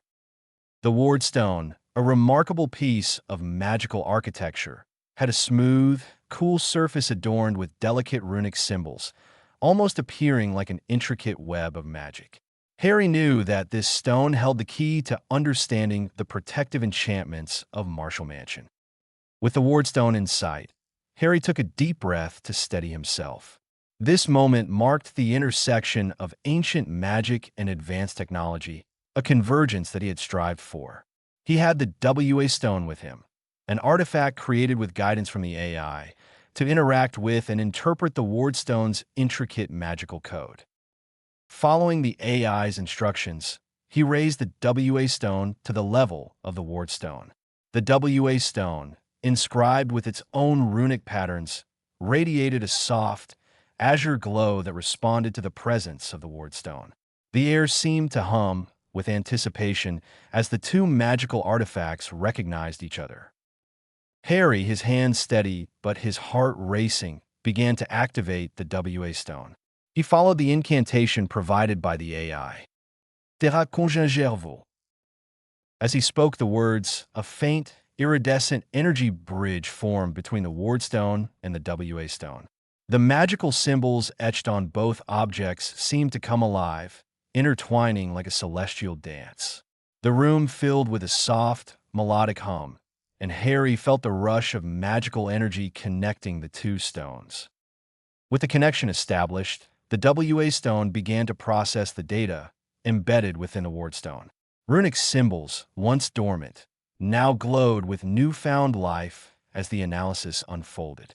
Harry watched in awe as the WA stone's display filled with streams of arcane text and intricate patterns that represented the ward stone's protective enchantments.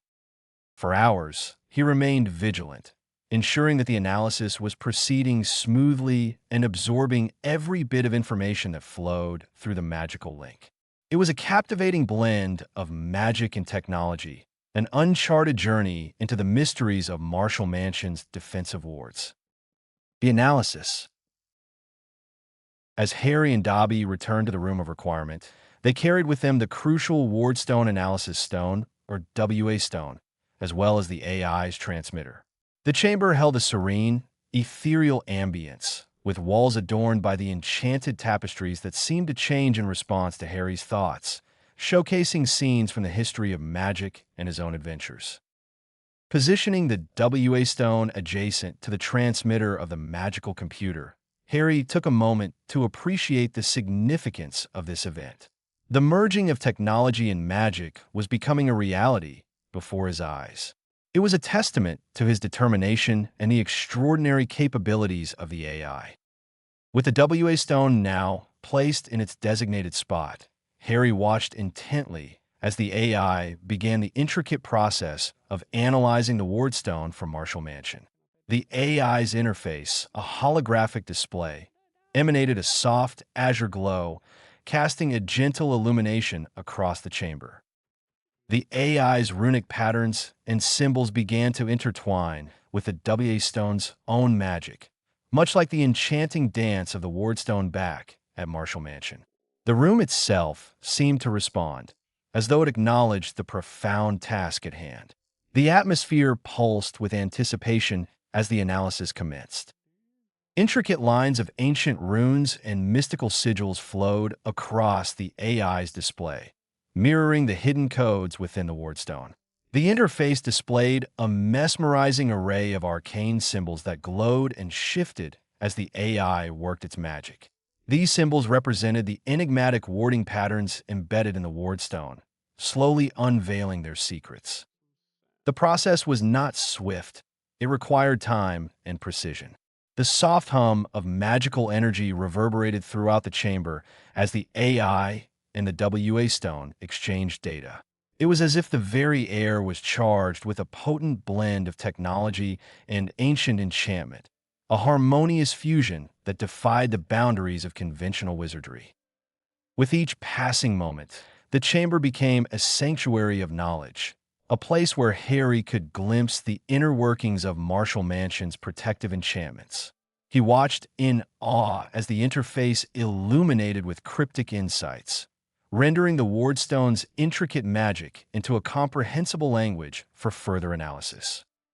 The AI's processing capabilities, enhanced by the newly acquired RAM crystal, allowed for a more in-depth and efficient examination of the Wardstone. Harry, now deep in conversation with the AI, wanted to ensure the utmost security for the newly acquired Marshall Mansion. The AI, with its vast knowledge and magical expertise, was more than equipped to guide Harry through the complex art of warding and protection.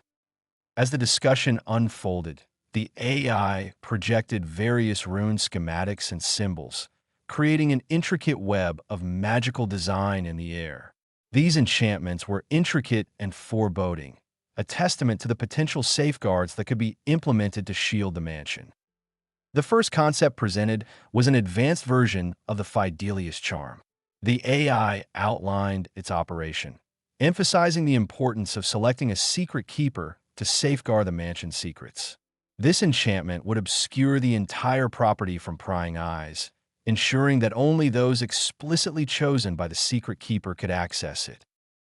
Intriguingly, the AI unveiled a more potent and potentially ruthless approach for defense: the Dark Protective Wards.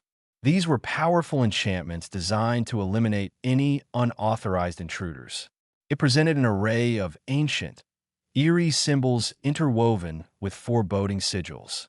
The air in the room crackled with energy as the magical representation of these wards hung before Harry.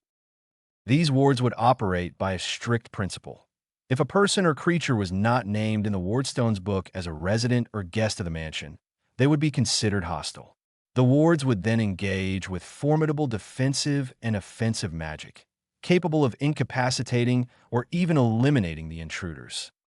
The AI detailed that the Wardstone would maintain the authoritative list of individuals allowed within the property. This list could be updated over time, ensuring the mansion's protection as the need arose.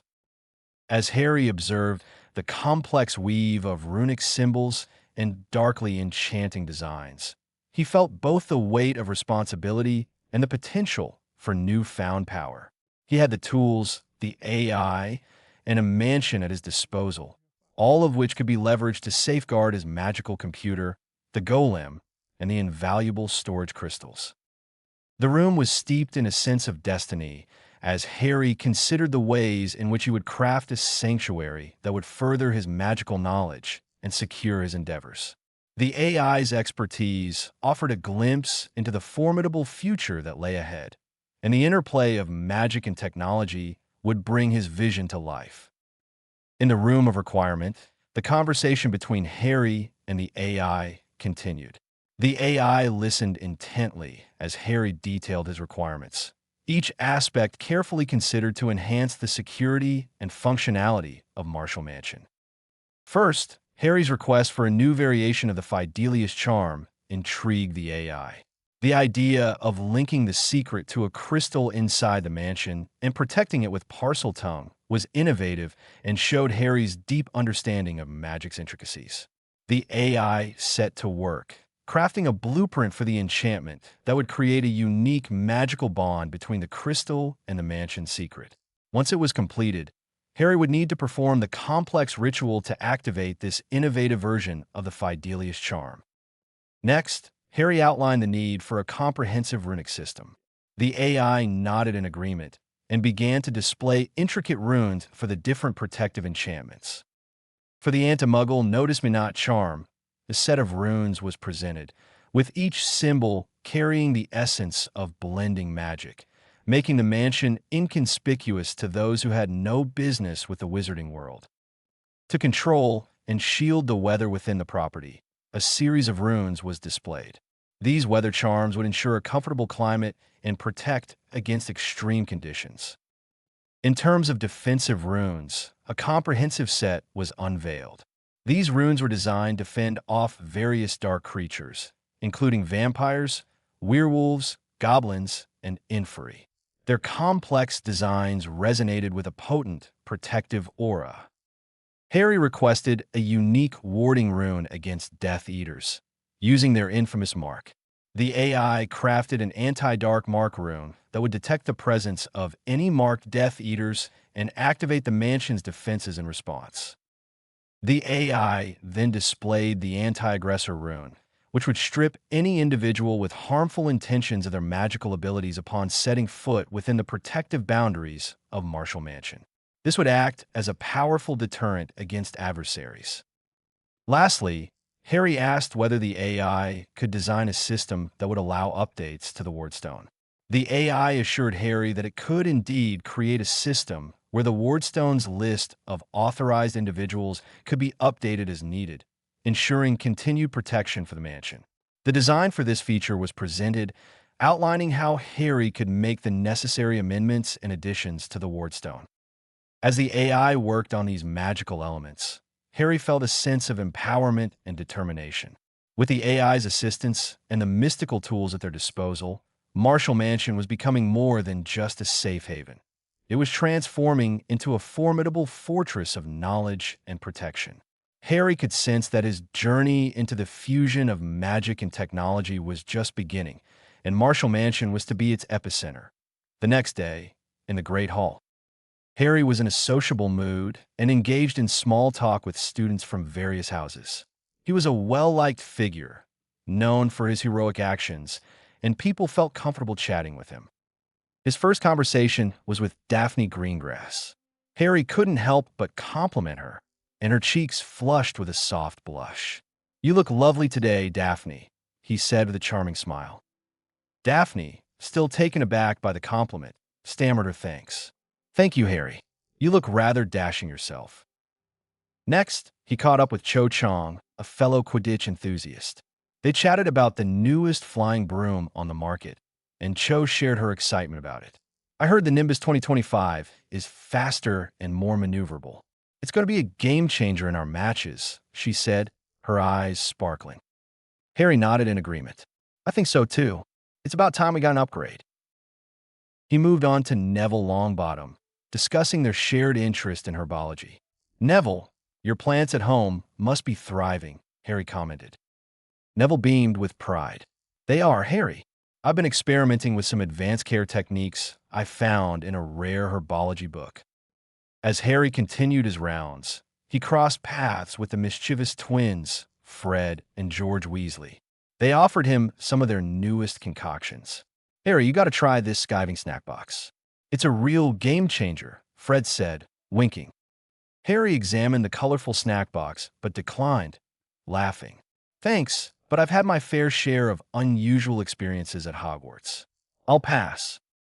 The encounter with Draco Malfoy was less amicable. Malfoy couldn't resist taking a dig at Harry, mocking his heritage. Harry decided to respond with a grin. "Ah, Draco, always the purist. A true Malfoy, I suppose. What a waste of potential." Malfoy was left speechless, not expecting such a confident and witty retort. Harry continued on his way, leaving the Slytherin fuming. Ron, who was engrossed in a game of wizard's chess, noticed Harry passing by and tried to get his attention. "Harry, fancy a game of chess?" Harry briefly glanced at the board, his mind preoccupied with his recent technological endeavors. "Not today, Ron. I've got a lot on my plate right now." "Rain check." Ron shrugged and refocused on the game, realizing Harry's need for solitude at that moment.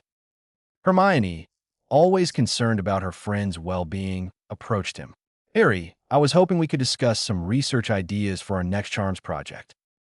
Harry, while appreciating Hermione's academic dedication, needed to excuse himself politely. "Hermione, I'd love to, but I'm swamped with some projects right now. Can we talk later?" She nodded understandingly, and Harry left the Great Hall, heading to his next destination. As he strolled through the castle, he couldn't help but reflect on his ever-expanding horizons, with the mysteries of magic and technology beckoning him forward. Jokers. As the doors to the Great Hall swung shut behind him, Harry's mind was abuzz with ideas and possibilities. He had been contemplating ways to expand his influence and alliances to draw more like-minded individuals to his cause.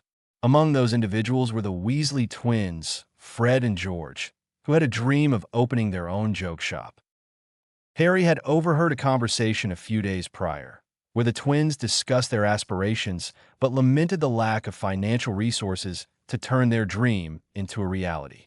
This seemed like the perfect opportunity to help them and strengthen their bond with him. Harry decided to wait for the twins just outside the Great Hall. The resounding laughter from inside could only mean one thing. They were in the midst of a spectacular prank. He knew this was the ideal time to catch them and discuss his proposal. Fred and George emerged from the Great Hall, still snickering as they recounted the success of their latest joke. Upon seeing Harry waiting for them, their grins widened, and they eagerly approached him. "Harry, my man," Fred greeted with a playful punch to the shoulder. "What's up?" George, mirroring his brother's enthusiasm, added, "Yeah, Harry, you look like you're brewing something interesting." Harry smiled and got straight to the point. "Actually, I've heard you two talking about opening your own joke shop. I am intrigued. Tell me more. Fred and George exchanged surprised glances. Then George spoke up. Well, Harry, we've always dreamed of it. We've got loads of ideas for pranks and products, but here's the snag. We're a bit short on the gold. How much gold do you need to get this off the ground? Harry asked, genuinely interested. The twins hesitated, not sure if Harry was serious, but when they saw the sincerity in his eyes, they finally answered. About 4,000 galleons, Fred replied. Harry nodded thoughtfully, a plan forming in his mind. Well, Fred, George, how about this? I'd like to be your angel investor. I'll provide the gold you need to get your joke shop up and running. Fred and George exchanged bewildered glances, hardly daring to believe their ears. You do that for us, Harry? George asked, his voice filled with genuine surprise. Harry smiled, understanding how much their dream meant to them. Of course I would. We've faced enough dark times. It's about time we bring a little laughter into the world, don't you think? Overwhelmed with gratitude, Fred and George both reached out to shake Harry's hand. Harry, you're a legend.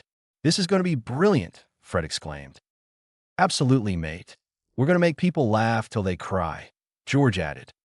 As they continued to discuss their plans and ideas for the joke shop, the bond between Harry and the Weasley twins grew stronger. This investment was not just about financial support. It was a symbol of their shared dreams and their determination to bring joy to a world often overshadowed by darkness.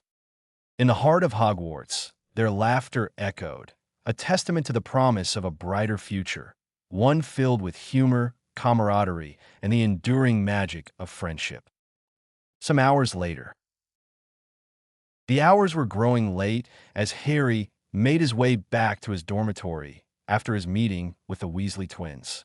His mind was still buzzing with ideas and plans for the future, particularly the support he intended to offer Fred and George in their quest to open their own joke shop. As he entered his dormitory, he noticed the soft glow of the room's enchanted ceiling, mimicking the night sky. The dim light bathed the room in a serene, peaceful ambience. Harry settled into his comfortable armchair, placing a small, vintage writing desk in front of him. It was a rather modest space, adorned with a few personal touches, a photo of his parents, a small potted plant, and an old leather-bound book. The worn, oakwood floors and rich crimson drapes added a touch of warmth to the room.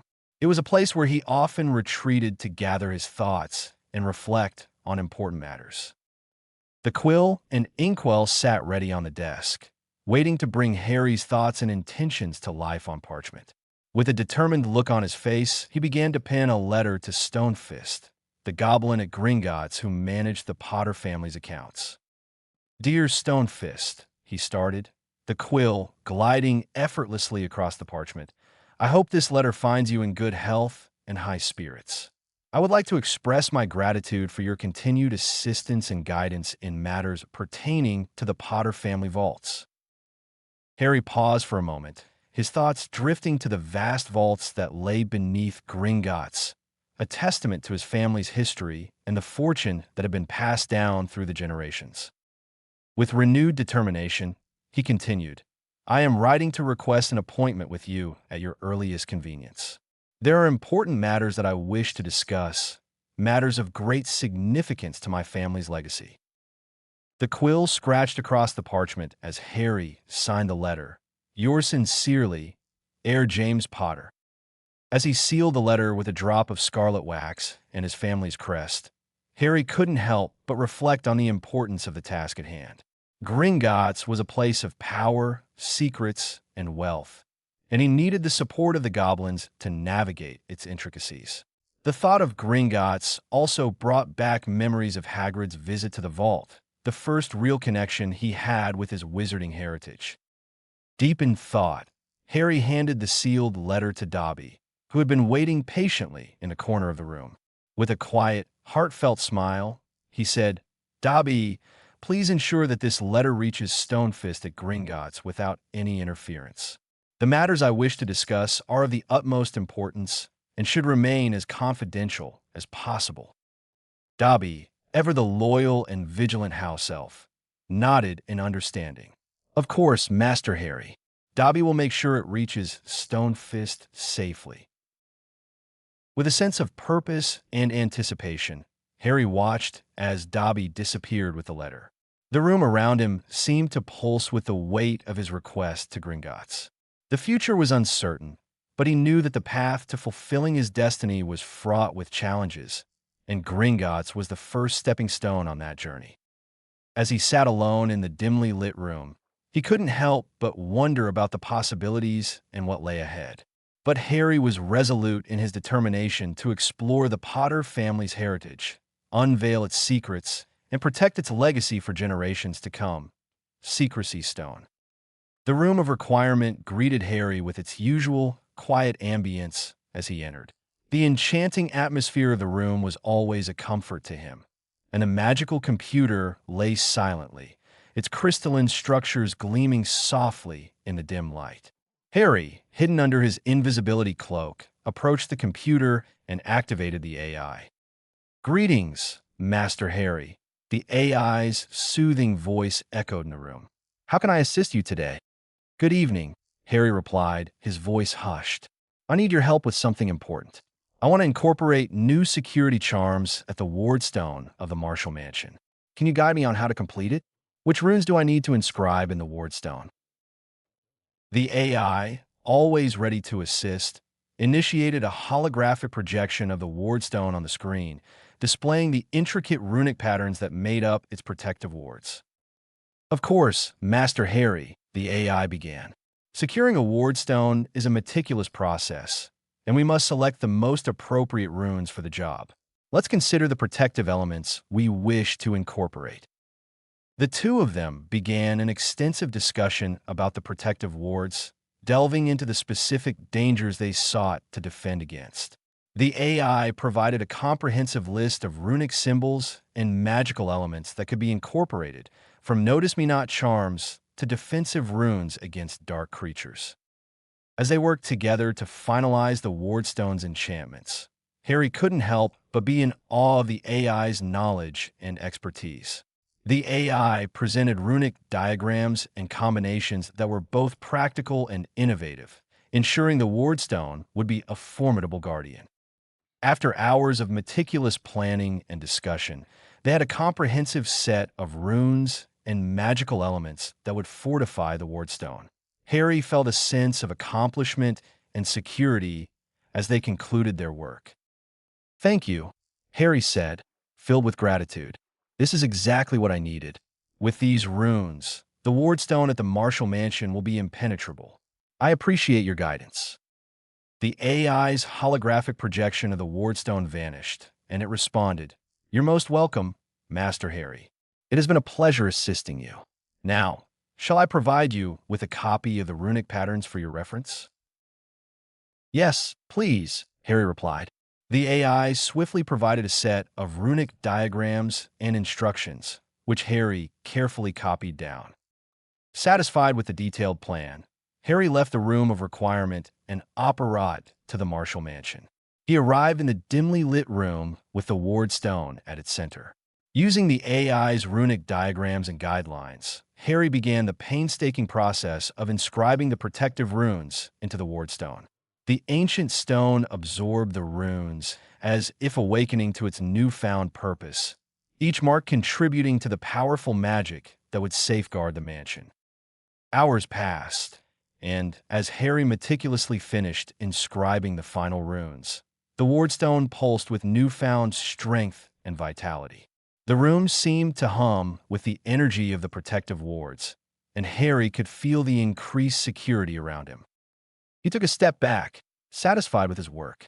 With these enchantments, the Marshall Mansion was now an impregnable fortress, its secrets safeguarded by layers of protective magic. Harry knew that he could rest easier knowing the mansion was secure. As he left the mansion, he reflected on the incredible journey he had undertaken, the alliances he had formed, and the mysteries he had unveiled. The future was still uncertain, but Harry was determined to face it with strength and determination, relying on the knowledge and power he had acquired. In the end, It was his determination and resourcefulness that would shape his destiny and the legacy of the Potter family for generations to come. Harry had meticulously inscribed the protective runes into the wardstone at the Marshall Mansion, securing the ancient building with powerful magic. As he stepped back from a now fortified wardstone, he felt a sense of accomplishment. The mansion was now a sanctuary, guarded by layers of defensive charms and spells. Harry knew that the knowledge and artifacts within the mansion would be protected. His next task was to create a hidden room within the mansion, a place where he could store valuable possessions and secrets. The room had to be utterly concealed and accessible only to those who knew its secret. It was an endeavor that Harry approached with determination. In the center of his new office, Harry designed an intricately carved bookcase that spanned from floor to ceiling. The bookcase contained a vast collection of books on various subjects, ranging from advanced magical theory to ancient wizarding history. To anyone observing, it appeared to be an ordinary and extensive library, but it held a hidden secret. Harry spent hours designing the concealed chamber behind the bookcase, enchanted to be undetectable to all but those who knew the secret. With the runic expertise he had acquired, Harry inscribed a set of runes into the bookcase that would activate the hidden door. The magic of the runes was interwoven with a complex series of protective and notice-me-not charms, ensuring the room's secrecy. Once the runic work was complete, he installed a marble pedestal within the hidden chamber. On top of the pedestal, Harry placed the secrecy stone, as he had come to call it. It was a remarkable, multifaceted crystal with a mesmerizing, ever-changing play of colors. The secrecy stone was not just a decorative object, but a key to accessing the hidden room. It had the power to unlock the enchantments and reveal the well-concealed space. In addition to the stone, Harry inscribed a Parseltongue password phrase into the pedestal.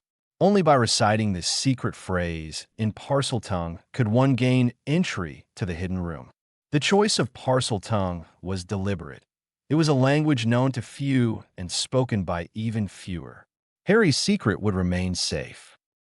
With the final touches complete, Harry stood before the concealed room and marveled at the intricate spells and runes he had woven into the mansion. He recited the Parseltongue phrase, and the marble door of the hidden room appeared, slowly sliding open to reveal the chamber beyond.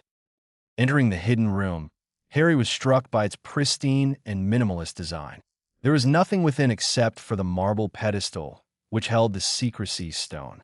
The stone glimmered with an ethereal light, casting iridescent colors across the chamber's walls. The room itself was unadorned, except for the magic that protected and concealed it.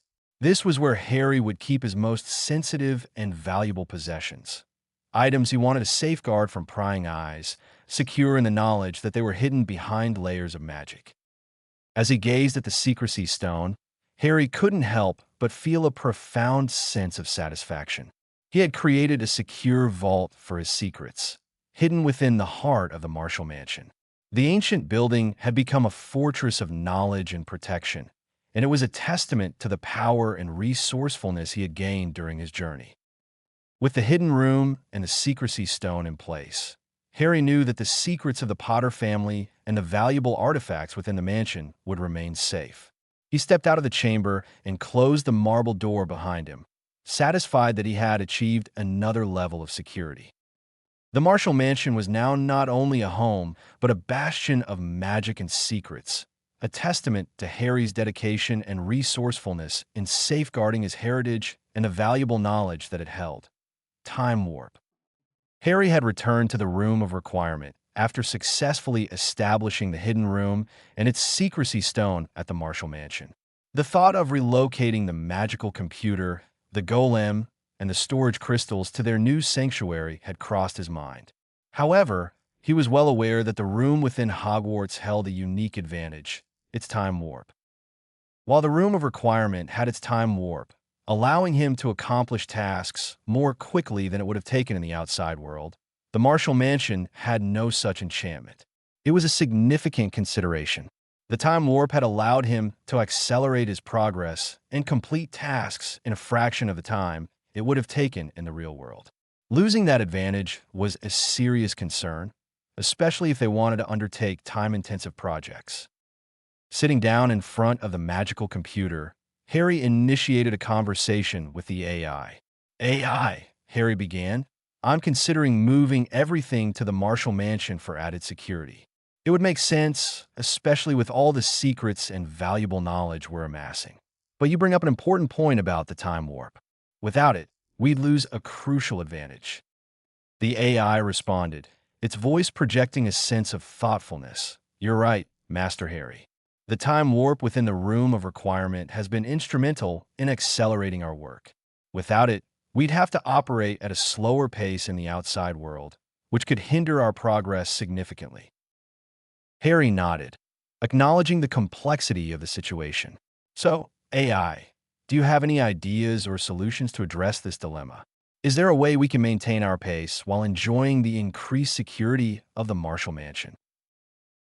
The AI paused for a moment, processing the inquiry. I believe we can strike a balance, Master Harry. We can continue to use the room of requirement as our primary workspace, where we take full advantage of the time warp for our most time-sensitive projects. However, we could also set up a remote link or connection to our workspace within the Marshall Mansion. Harry raised an eyebrow, intrigued by the AI's proposal. A remote link, you say? How would that work? The AI elaborated. We could establish a magical network connection between the room of requirement and the secure room in the Marshall Mansion. This connection would allow us to transfer tasks, data, and even our presence back and forth. While we might not have the full extent of the time warp's benefit at the mansion, this approach would still provide us with a reasonable balance between security and efficiency. Harry considered the suggestion, recognizing its potential. So, with this connection, we could continue our work here at Hogwarts using the time warp for our most critical endeavors. And when we need the added security or access to our secure room in the mansion, we can seamlessly transition there. Is that what you're proposing? The AI affirmed, exactly, Master Harry. It would offer the best of both worlds, ensuring we remain efficient while enjoying the additional protection of the Marshall Mansion. It would allow us to maintain the advantage we have here while capitalizing on the security and secrecy of our new sanctuary. Harry's determination to find a long-term solution for their work was unwavering. The idea of a remote link between the room of requirement and the Marshall Mansion was a useful compromise, but it was still a temporary fix. Harry desired a more permanent and efficient solution that could be implemented once he left Hogwarts. As he sat in front of the magical computer, Harry contemplated their next course of action. AI, he began, we need a more permanent solution for our work, one that doesn't rely on the limitations of this room's time warp. I'm thinking of a dedicated workspace with a time warp charm. How long would it take for you to plan and create such a room? The AI took a moment to process the question, and its digital voice responded. Master Harry, to plan and create a room with a time warp charm that meets your specifications would take approximately 10 years of continuous work. Harry raised an eyebrow, intrigued by the response. 10 years? That's quite a substantial amount of time. But here's the thing, AI, time can be relative, and in our case, we might have a way to make it practically instantaneous for me, even if it takes you a decade. Let's hear your plan. The AI acknowledged the intriguing challenge. You have a point, Master Harry. While it may take me a decade to plan and create the new room, from your perspective, it could be achieved nearly instantly. Here's what we could do. We'll create a time warp environment within the room of requirement, allowing me to work at an accelerated pace. While 10 years pass in this accelerated environment, for you, only a moment will elapse. Harry couldn't help but smile as he considered the implications. That sounds brilliant, AI. I don't age a day, and we gain a dedicated workspace with a time warp charm. So, let's get started on planning the creation of this room. What do we need to begin, and how do we proceed? The AI responded with a sense of determination. To initiate this project, we will first establish an accelerated time warp environment within the room of requirement. Then, I will have the time and resources to meticulously plan and design the room to your exact specifications. Once the planning is complete, we can start the construction. With your permission, I will commence the creation of the time warp environment immediately." Harry nodded in agreement, fully committed to the idea. "You have my permission, AI. Let's begin. We'll ensure that our workspace in the room of requirement is ready for the next phase of our endeavors. This is an investment in our future, one that will pay off tremendously." With that, the AI initiated the process of creating the accelerated time warp environment within the room of requirement. Time, for Harry, was about to become a fluid concept as he embarked on a transformative journey, where decades' worth of work would be accomplished in the blink of an eye. The realization that he could have a dedicated workspace with a time warp charm was both exciting and immensely satisfying, further propelling Harry toward his ambitious goals. The next day, Harry's mornings were beginning to follow a familiar pattern. He would start the day with a hearty breakfast at the Great Hall, amidst the chatter and clatter of his fellow students.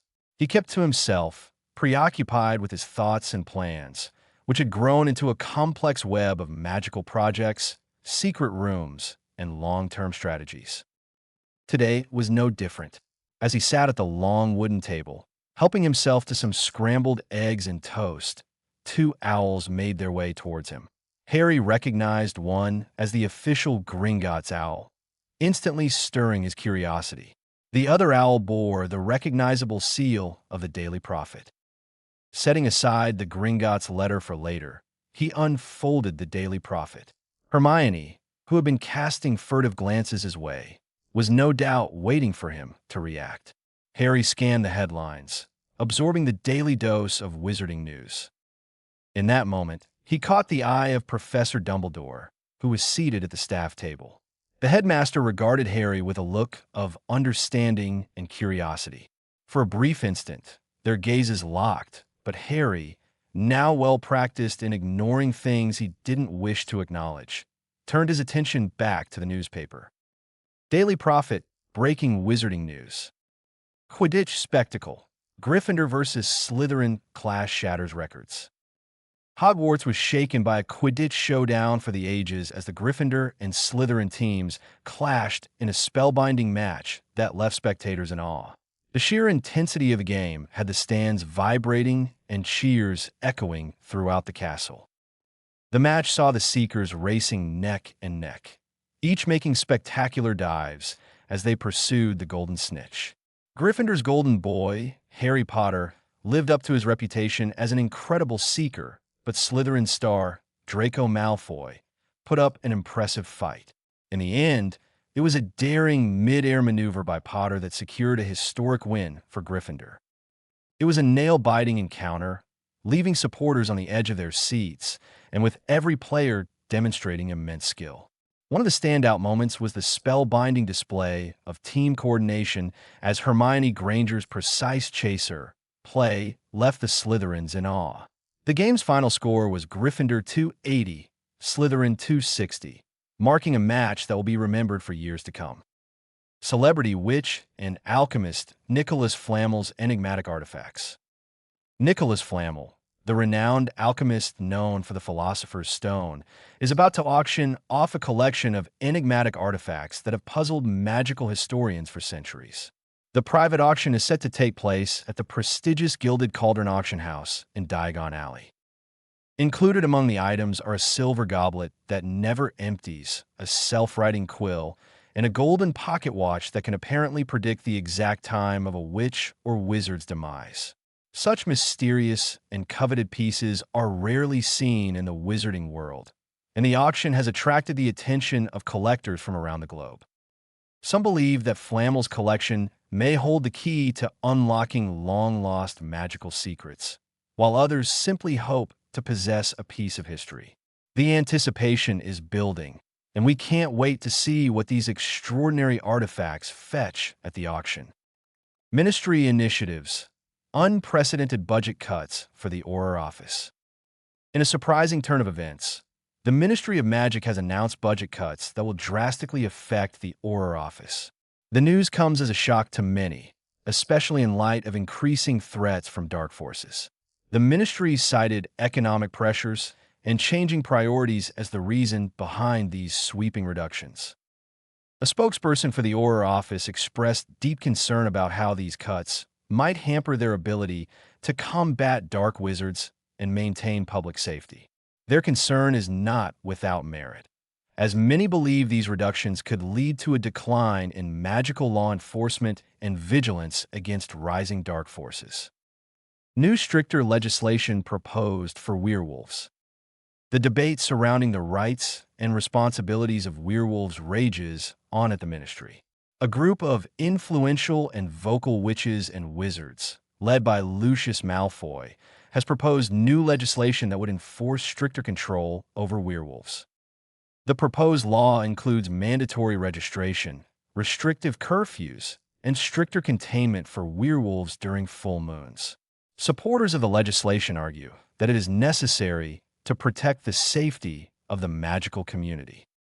However, opponents claim it is discriminatory and a violation of werewolves' rights.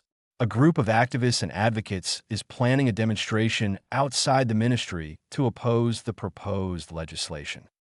Exclusive interview with Lucius Malfoy, his views on pureblood purity and muggleborns. In an exclusive interview with the Daily Prophet, the influential and wealthy Lucius Malfoy, known for his fervent beliefs in pureblood wizarding heritage, shared his thoughts on the current state of the wizarding world.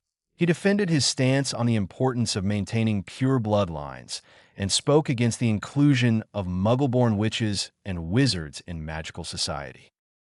In a candid interview, Malfoy made it clear that he believes that muggle-borns do not belong in the wizarding world and expressed his concerns about their influence on magical culture. He outlined his vision for a future where pure-blood witches and wizards once again lead the magical community. The interview has sparked fierce debates and stirred emotions throughout the wizarding world. While some see Malfoy as a champion of pure-blood values, others consider his views antiquated and prejudiced, as they call for greater acceptance and equality in the wizarding world. The dynamic and ever-evolving landscape of the wizarding world continues to be a subject of intense interest, and the Daily Prophet remains committed to keeping our readers informed about these important developments. Beside him, Hermione's interest was piqued, and she leaned in closer, attempting to decipher the reason behind the mysterious letter. She couldn't help herself. Harry, however, remained stoic, keeping the Gringotts letter aside without a second glance.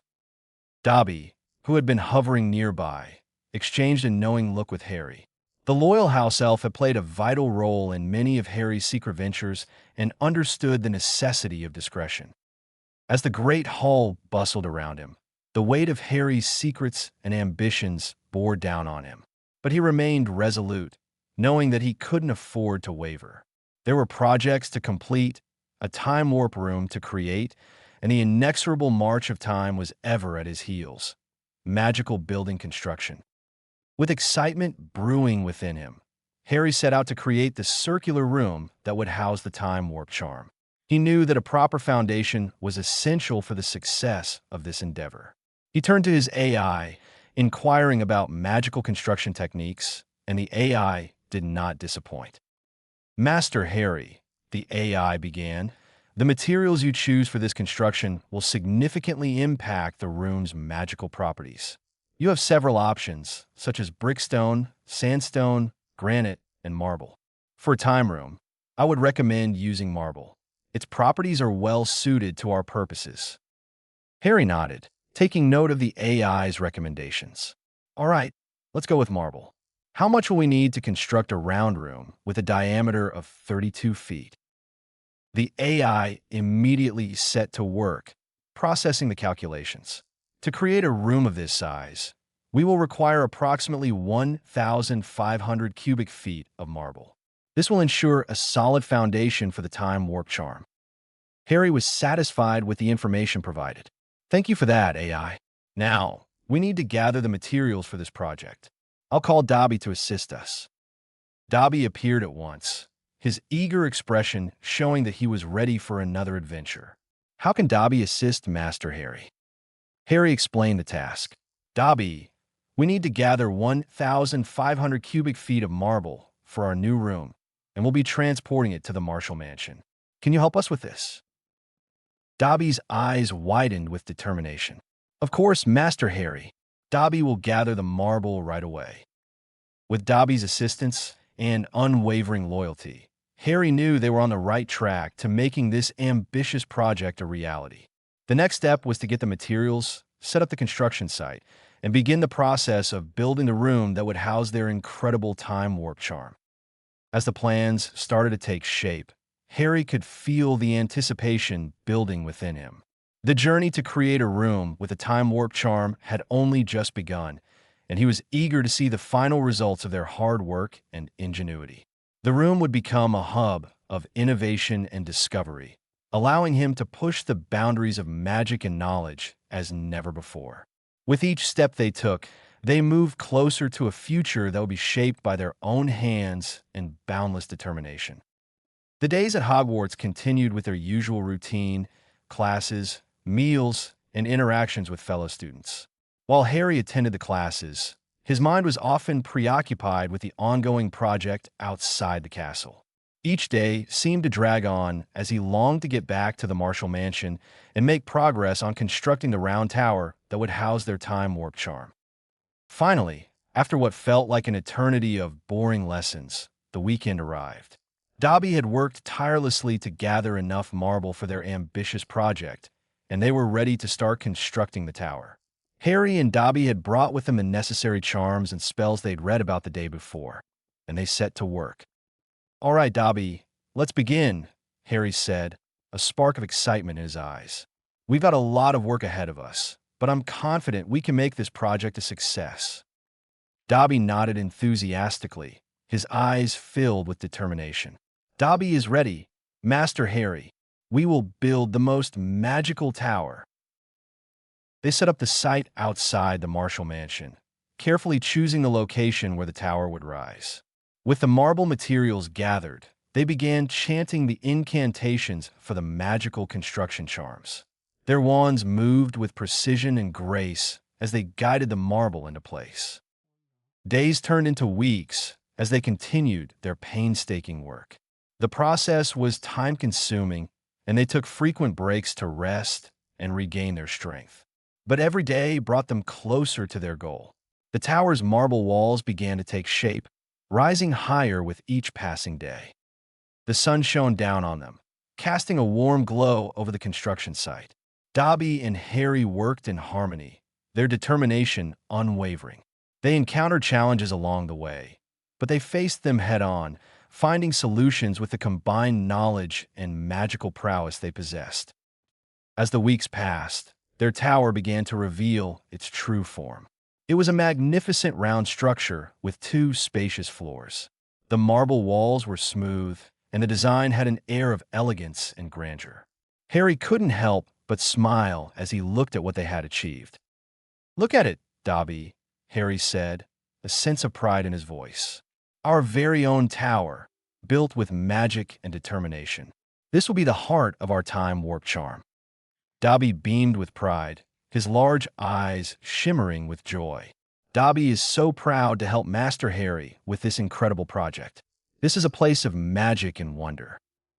With the tower's construction complete, they knew they had taken a significant step toward realizing their dream of a room with a time warp charm. Now, it was time to focus on the interior and set up the charm itself.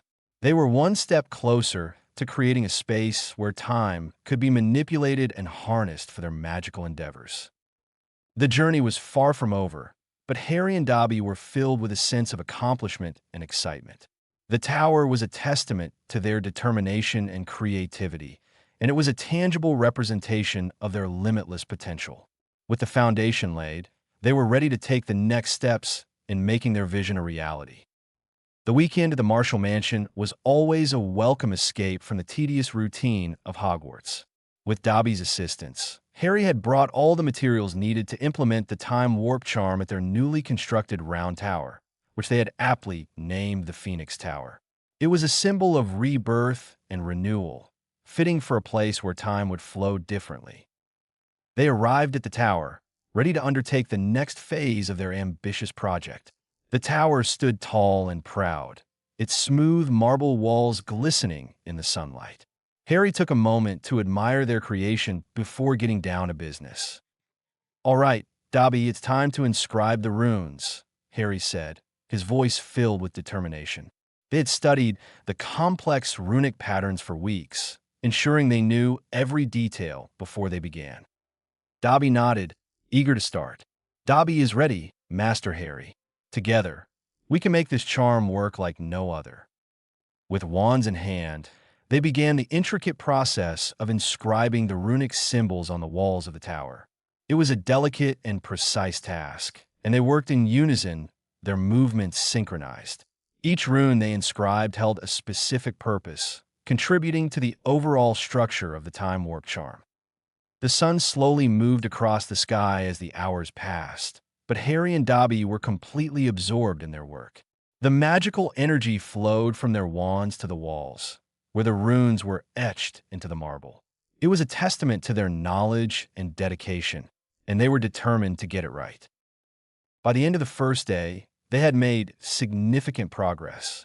The runes on the walls were beginning to form a mesmerizing pattern, each one intricately connected to the next.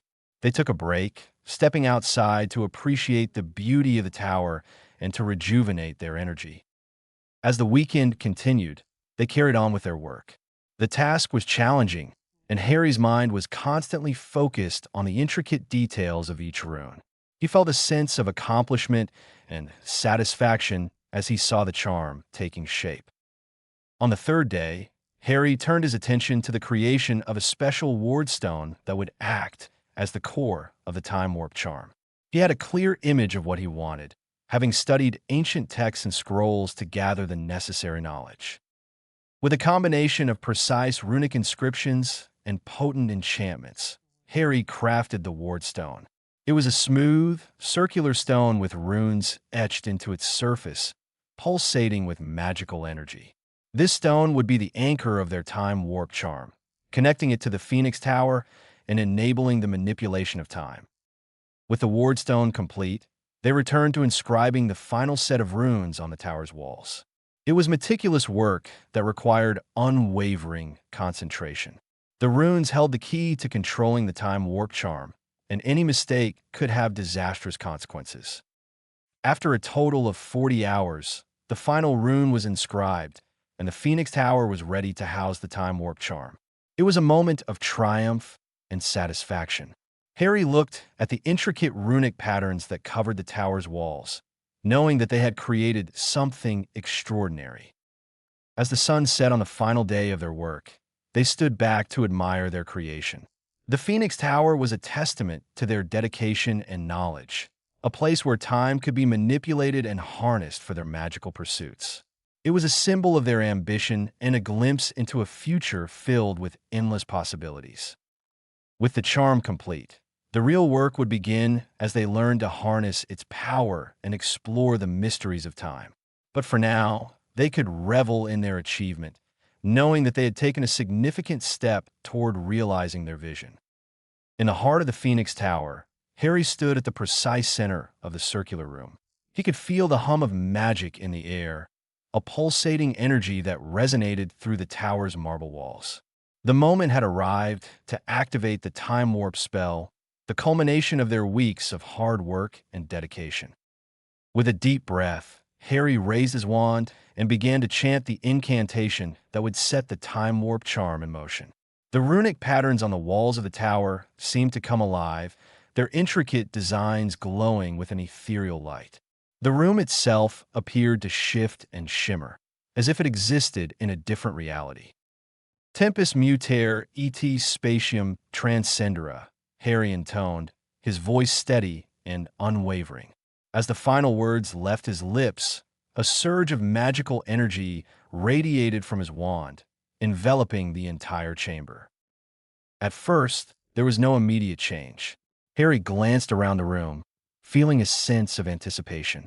It was as though time itself was holding its breath, waiting for the charm to take effect. Then, gradually, he noticed something remarkable happening.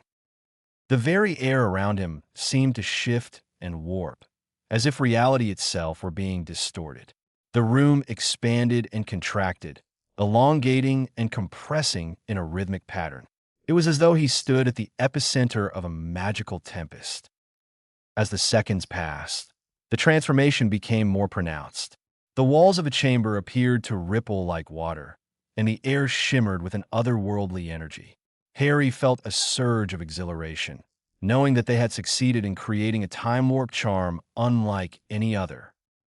The magical phenomenon in the Phoenix Tower was not just about manipulating time, but transcending space itself. It was a spell that would grant them access to different moments in time and allow them to explore the mysteries of the past and future. But unbeknownst to Harry, deep within the Ministry of Magic, an inconspicuous device hidden in the Department of Mysteries detected the activation of a time spell. An alarm blinked to life on the device's monitor, indicating that a time alteration had occurred in Great Britain. Yet, it offered no specific location or details, leaving the Ministry in a state of confusion and uncertainty. Harry, however, was entirely unaware of this development as he marveled at the wondrous effects of their creation. He could hardly contain his excitement, knowing that their efforts had borne fruit and the Phoenix Tower had become a nexus to manipulate time and space. As the room continued to shift and ripple around him, Harry realized that they had embarked on a journey that would be filled with awe-inspiring discoveries and unforeseen challenges. The mysteries of time and space were at their fingertips, and they were ready to explore them with an insatiable curiosity. The Phoenix Tower had become a place where the boundaries of reality blurred, where history and the future converged.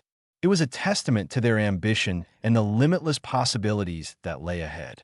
Harry knew that they had only scratched the surface of what could be achieved with this incredible time warp charm. With a sense of determination, Harry stepped forward, ready to take their first steps into this new realm. The world of time and space was now theirs to explore, and they were prepared to face whatever mysteries it held, the Ministry of Magic. Minister Cornelius Fudge's office in the Ministry of Magic was an opulent and imposing room, reflecting his penchant for ostentation. The walls were adorned with grand tapestries, depicting scenes of historical magical achievements, and numerous ornate cabinets showcased a vast collection of magical artifacts and trinkets. A magnificent phoenix sculpture stood majestically in one corner, its fiery plumage casting a warm, golden glow over the room. A vast, polished mahogany desk dominated the space, littered with parchment and quills. As Minister Fudge sat behind his desk, flipping absent-mindedly through a report on the latest Quidditch matches, he welcomed the head of the Department of Mysteries, Roker, who had come to discuss some matter of great importance. Roker, a stern and enigmatic figure, entered the minister's office with an air of authority.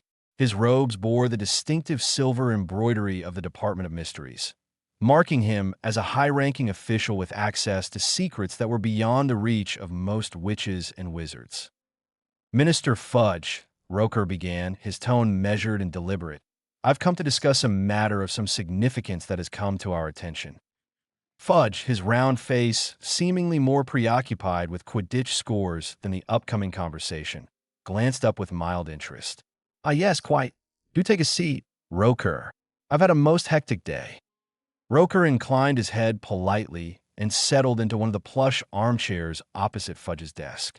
With a sense of purpose, he continued, Minister, we have detected a significant magical disturbance, a time alteration spell, to be precise.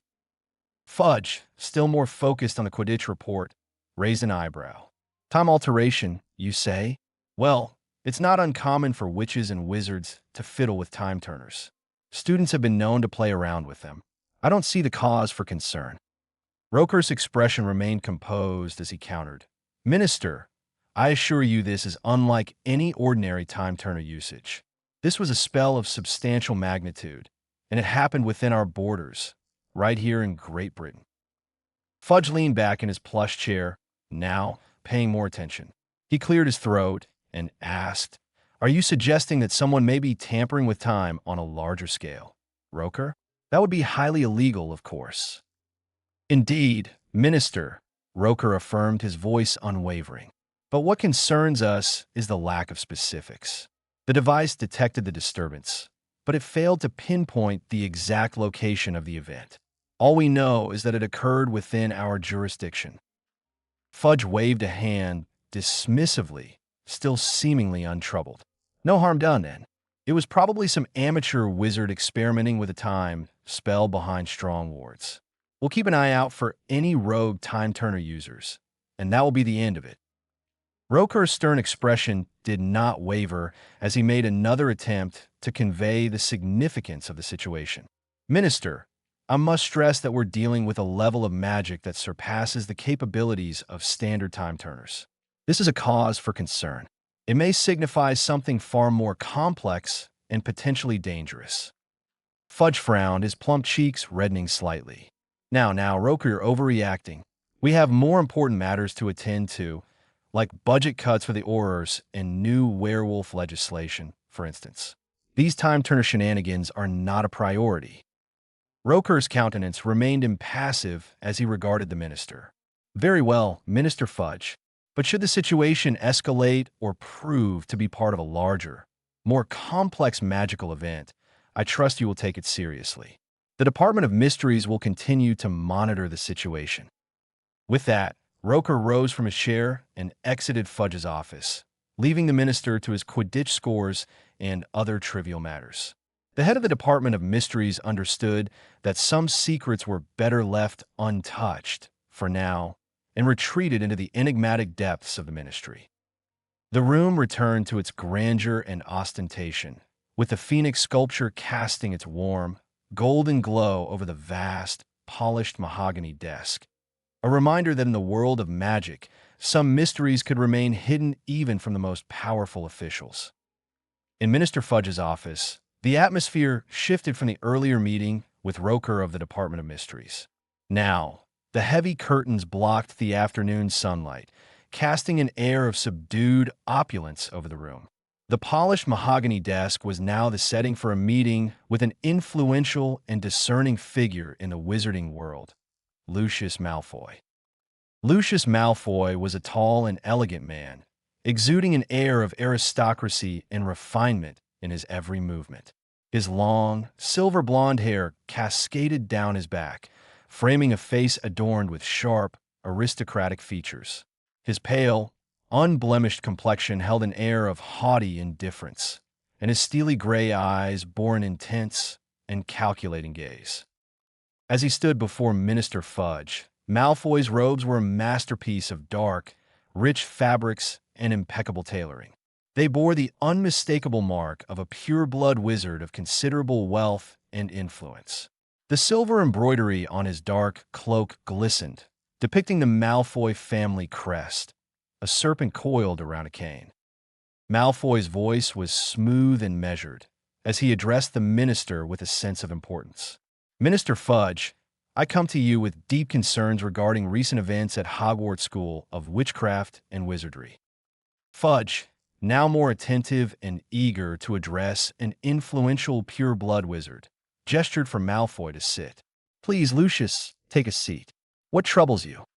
Malfoy accepted the offer and seated himself with an air of regal grace. It's a matter of the utmost importance, Minister. One of our most distinguished pure-blood families, the Crabs, has had their heir, Vincent, go missing at Hogwarts. This is a grave concern for our community, and it warrants immediate attention. Fudge, eager to please Malfoy and maintain the support of his substantial wealth and political influence, nodded in agreement.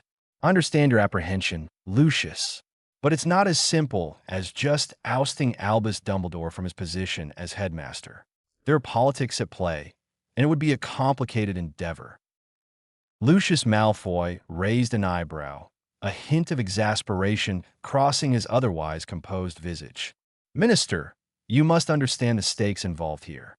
The pureblood tradition is under threat, and we cannot afford to be lenient in matters concerning the welfare of our children.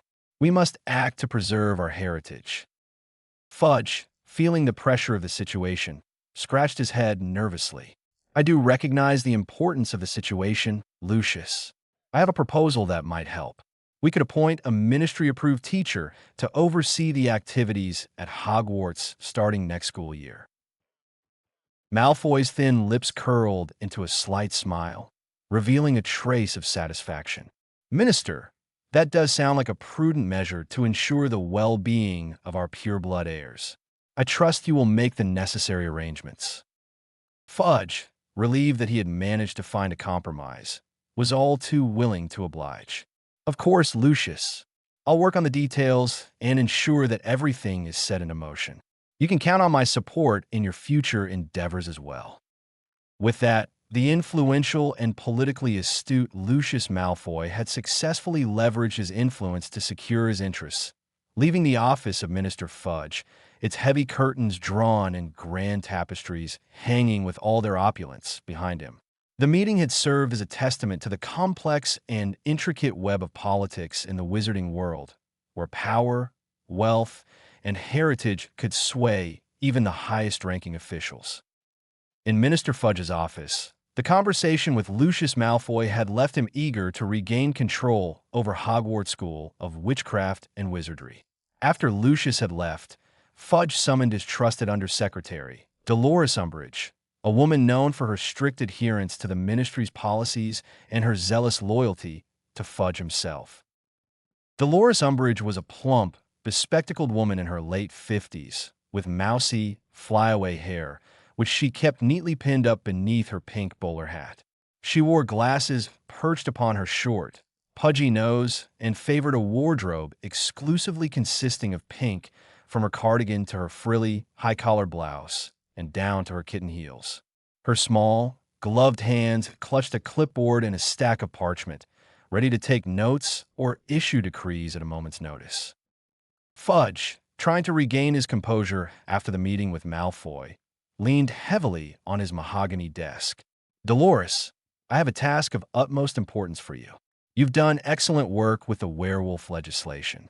Now, I need you to ensure the safety and security of Hogwarts. I'll be sending you there as High Inquisitor for the next school year. Umbridge's eyes widened with enthusiasm, her broad face breaking into a smile that never reached her eyes. Oh, Minister Fudge, I am most honored by your trust in my abilities. Rest assured, I shall bring order and discipline to Hogwarts. Fudge nodded, relieved that Umbridge was eager to take on the responsibility. Thank you, Dolores. I'll be creating a set of rules and regulations for Hogwarts, ones that ensure we have a tight grip on any anti-ministry activities. I want you to ensure that they are enforced. Umbridge couldn't hide her satisfaction at the prospect of tightening her control over the school. Minister, you can count on me to maintain the highest standards at Hogwarts and ensure the safety of our young witches and wizards. Our world needs to be protected, and I shall make certain of it. With a firm handshake, Fudge left no room for doubt about the importance of this task. Very well, Dolores. Go to Hogwarts, do your job, and remember that you have the full support of the ministry. As Umbridge left the office, her kitten heels clicked crisply against the marble floor. She couldn't help but feel a sense of vindication and opportunity.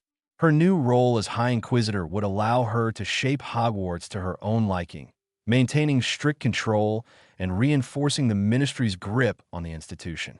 With the backing of Minister Fudge and the pureblood families who supported his policies, she was determined to bring her vision of discipline and order to Hogwarts, no matter the cost, Phoenix Tower. As the school year drew to a close, Harry was relieved to know that their ambitious project was nearing completion. The Phoenix Tower at Marshall Mansion stood tall and proud, a testament to their hard work and dedication. Dobby, his loyal house elf, had also informed him that he had successfully scanned all of Hogwarts books, transforming the vast amount of knowledge into digital data stored within their storage crystal. The time had come to transport everything to Marshall Mansion, their new base of operations. Harry called Dobby to his side, his face brimming with anticipation. Dobby, it's time to move everything to Marshall Mansion. The golem, the 100 storage crystals, our magical computer, the transmitter unit, and the M-scan stone. We need everything ready in our new headquarters. Dobby, ever eager to assist his master, nodded with enthusiasm. Of course, Master Harry. Dobby will ensure that everything is transported safely and securely. The process of moving the golem, storage crystals, and all the equipment was a meticulous and challenging task. Dobby summoned his magic to carefully lift and transport each item to Marshall Mansion. Harry watched as their magical computer was carefully dismantled, each component floating in the air, and the transmitter unit followed closely behind. As they moved their valuable assets, Dobby took extra care to ensure that everything was properly secured. Harry trusted Dobby implicitly, but the importance of their work weighed heavily on his shoulders. He couldn't afford any mistakes. Once they arrived at Marshall Mansion, Harry took a moment to appreciate their new headquarters. The Phoenix Tower loomed proudly over the estate, a symbol of their dedication to advancing magical knowledge and securing it for the future. The lush gardens and the elegant mansion itself made it the perfect place for their operations. The AI, too, was ready for the transition, its digital presence alert and responsive. Master Harry, we are prepared to continue our work from Marshall Mansion. The time warp charm and the storage capabilities will be instrumental in our projects. You have made excellent choices. Harry couldn't help but smile, knowing that they were on the cusp of something truly extraordinary. Thank you, AI. We've come a long way, and this is just the beginning. Together, we'll continue to push the boundaries of magical knowledge. Dobby continued to work tirelessly, setting up their equipment in the designated rooms within the mansion. The golem found its place, and the storage crystals were connected to the magical computer. With every step, their new base of operations became more functional and efficient. As the final pieces fell into place, the feeling of accomplishment washed over Harry. They were ready to embark on their journey to unlock the mysteries of magic and secure knowledge for generations to come. The move to Marshall Mansion marked a significant step forward in their pursuit of magical advancement and safeguarding their work from those who might misuse it. With their equipment now settled in the heart of Marshall Mansion, Harry and Dobby were poised to continue their groundbreaking work, making the most of their time warp charm and the vast storage capabilities at their disposal. New knowledge. In his quest to establish a secure network that would connect multiple locations, Harry realized the need for backup sites to protect their invaluable work. The first step, however, was to create a reliable and efficient means of connecting these locations with each other. Harry had an idea and knew just where to find the information he needed. Once again, Harry apparat to the renowned Cambridge University. He had previously visited their extensive library and had discovered a treasure trove of information on Muggle innovations. His aim was to obtain all the information he could on satellites, a technology that Muggles had advanced significantly. The library at Cambridge University was a place that resonated with knowledge and history. Harry couldn't help but feel a sense of reverence as he entered. Tall shelves filled with books, illuminated by the soft light filtering through ornate windows, gave the library an air of serenity. Ancient tomes sat side by side with modern works, showcasing the institution's long-standing dedication to the pursuit of knowledge. The library was vast, its countless volumes a testament to the collective wisdom of generations. Harry was in awe of the sheer breadth of information available, and he couldn't help but think about the vast wealth of human knowledge that could be leveraged in their pursuit of magical advancement. He wandered the aisles, searching for books related to satellites, as his invisibility cloak provided him the freedom to explore undisturbed. He selected texts on various aspects of satellite technology, from their designs to their functions and applications. Over the course of a few hours, Harry amassed a substantial collection of books, totaling more than 50. With the information he had gathered in hand, Harry apparat back to Marshall Mansion. There, in the Phoenix Tower, he uploaded the wealth of data to the AI, eager to see how the knowledge of Muggle satellite technology could be integrated into their plans for secure communication between their locations. AI, Harry began, excitement evident in his voice. We've just obtained a vast amount of information on satellites from Cambridge University. I believe this knowledge could be instrumental in establishing a secure and efficient network between our various locations. Let's see how we can use this technology to our advantage. The AI, its digital presence alert and ready, replied, Master Harry, this is a significant development. I will analyze the information and provide you with a plan for creating a secure and interconnected network. This will be a vital step in ensuring the safety and longevity of our work. With a nod of agreement, Harry knew they were moving closer to achieving their goals. The ancient wisdom of magic combined with Muggle innovation was a potent fusion that had the potential to change the course of wizarding history. And so, in the heart of the Phoenix Tower, their quest for knowledge and magical advancement continued, now incorporating Muggle technology into the mix. Satellite. After their successful acquisition of knowledge from Cambridge University, Harry was eager to put this newfound information to use in their quest for secure communication and data storage. With a vision in mind, he turned to the AI, ready to outline the tasks he needed it to process and create blueprints for. AI, Harry began, I have a few critical tasks I'd like you to work on.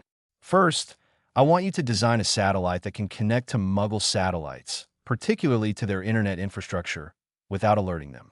This connection must remain invisible to their monitoring systems. We'll need our own satellite dish to receive the data transmitted via this connection. Also, the satellite should be geostationary, orbiting at an altitude of 118,110.236 feet above the Earth's surface. And finally, I need you to find a solution for launching this satellite into space. The AI processed the information and replied, Master Harry, these tasks are complex and will require a significant amount of time to complete. I estimate that I will need 3 years, adjusted for our time warp capabilities, to finish processing the blueprints for the satellite. With a nod, Harry agreed to the timeline. He knew that this was a major undertaking, and the patience and precision involved in the task would be well worth it in the end. Harry then left the room of requirement to get some rest, trusting the AI to continue its work. The AI's digital presence remained active, tirelessly processing data and designing blueprints to meet Harry's specifications.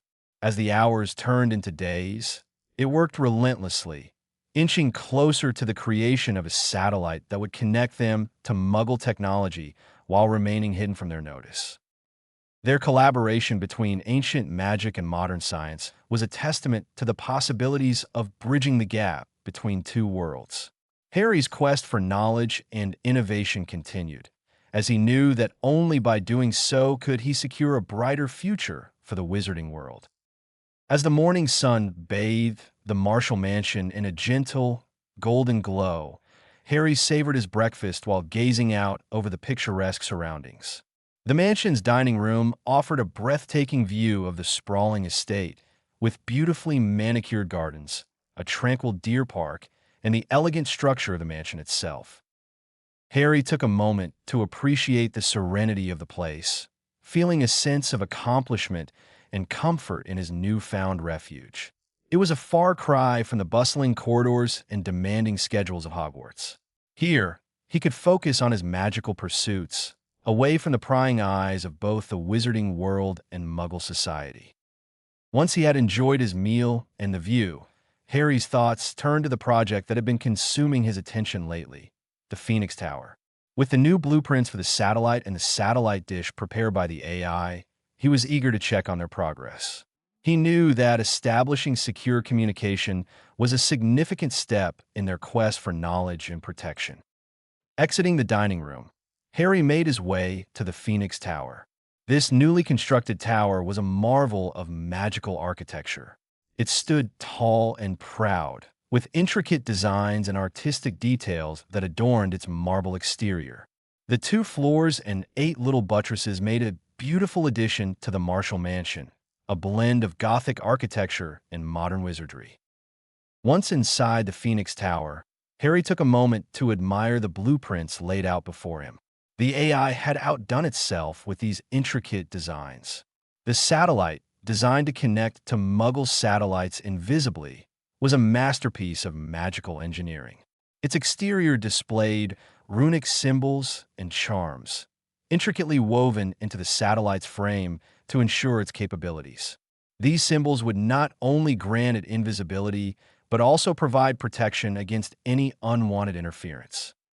The satellite dish was equally remarkable, with a design that seamlessly blended Muggle technology with magical enchantments. It was a conduit for the satellite's communication with the Muggle world. The blueprints showed precise inscriptions, runes, and diagrams, each symbolizing the harmony between the magical and the mundane. This synergy would allow them to remain concealed from the Muggles while accessing their data. As he examined the blueprints in detail, Harry couldn't help but marvel at the possibilities before him. The combination of his magical knowledge and Muggle technology had the potential to revolutionize the wizarding world. The AI had truly outdone itself in bringing these designs to life. Turning his attention to Dobby, Harry asked about the progress on the golem's work. How long would it take to complete the dish for the Phoenix Tower and the satellite itself? The AI responded, informing Harry that the golem would require approximately 2 weeks to complete the manufacturing process. These 2 weeks would be critical in bringing them one step closer to their goal of secure communication. With the clock ticking, Harry knew there was much work to be done. The tower was nearing completion. The blueprints for the satellite and dish were exquisite, and the golem was diligently producing the required materials. The connection to the Muggle world was within reach, and he couldn't wait to see their innovative project come to fruition. As the days passed within the quiet solitude of the Phoenix Tower, the industrious golem tirelessly worked under the guidance of Harry's AI, bringing their innovative satellite project to life. With a hum of magical energy and precision, the golem transformed raw materials into a masterpiece of magical and Muggle fusion. The satellite dish, designed to receive and transmit data invisibly between the magical world and the Muggle satellites, was a complex creation. It would serve as the link between their secure space within the Marshall Mansion and the vast expanse of the Muggle world. The process began with the gathering of raw materials, including specially chosen metals, crystals, and magical alloys. Dobby, under Harry's instructions, had ventured to a nearby Muggle coal mine to retrieve the essential coal required for the golem's work. The coal, when magically processed, will be transformed into the carbon components vital for the satellite's inner workings. The golem's craftsmanship was a sight to behold. With nimble, precise fingers, it meticulously shaped and melded the materials together. The satellite dish's framework was a complex lattice of enchanted metal, specifically designed to capture and transmit signals. The intricate runic symbols inscribed on its surface would not only render it invisible to Muggles, but also protect it from external interference. Harry had been meticulous in his instructions to the golem. Each stage of the production process was executed with precision, from the shaping of the frame to the enchanting of the crystals. The golem's fingers moved with a magical grace, ensuring that the satellite dish would be both a masterpiece of magical engineering and a testament to the fusion of the two worlds. As the golem's work progressed, the dish's surface was adorned with runic inscriptions that served to amplify its magical properties. These symbols would resonate with the satellite and enhance its capabilities.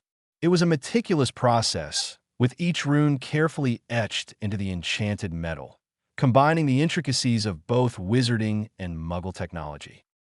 While the golem crafted the dish, it simultaneously worked on the satellite itself.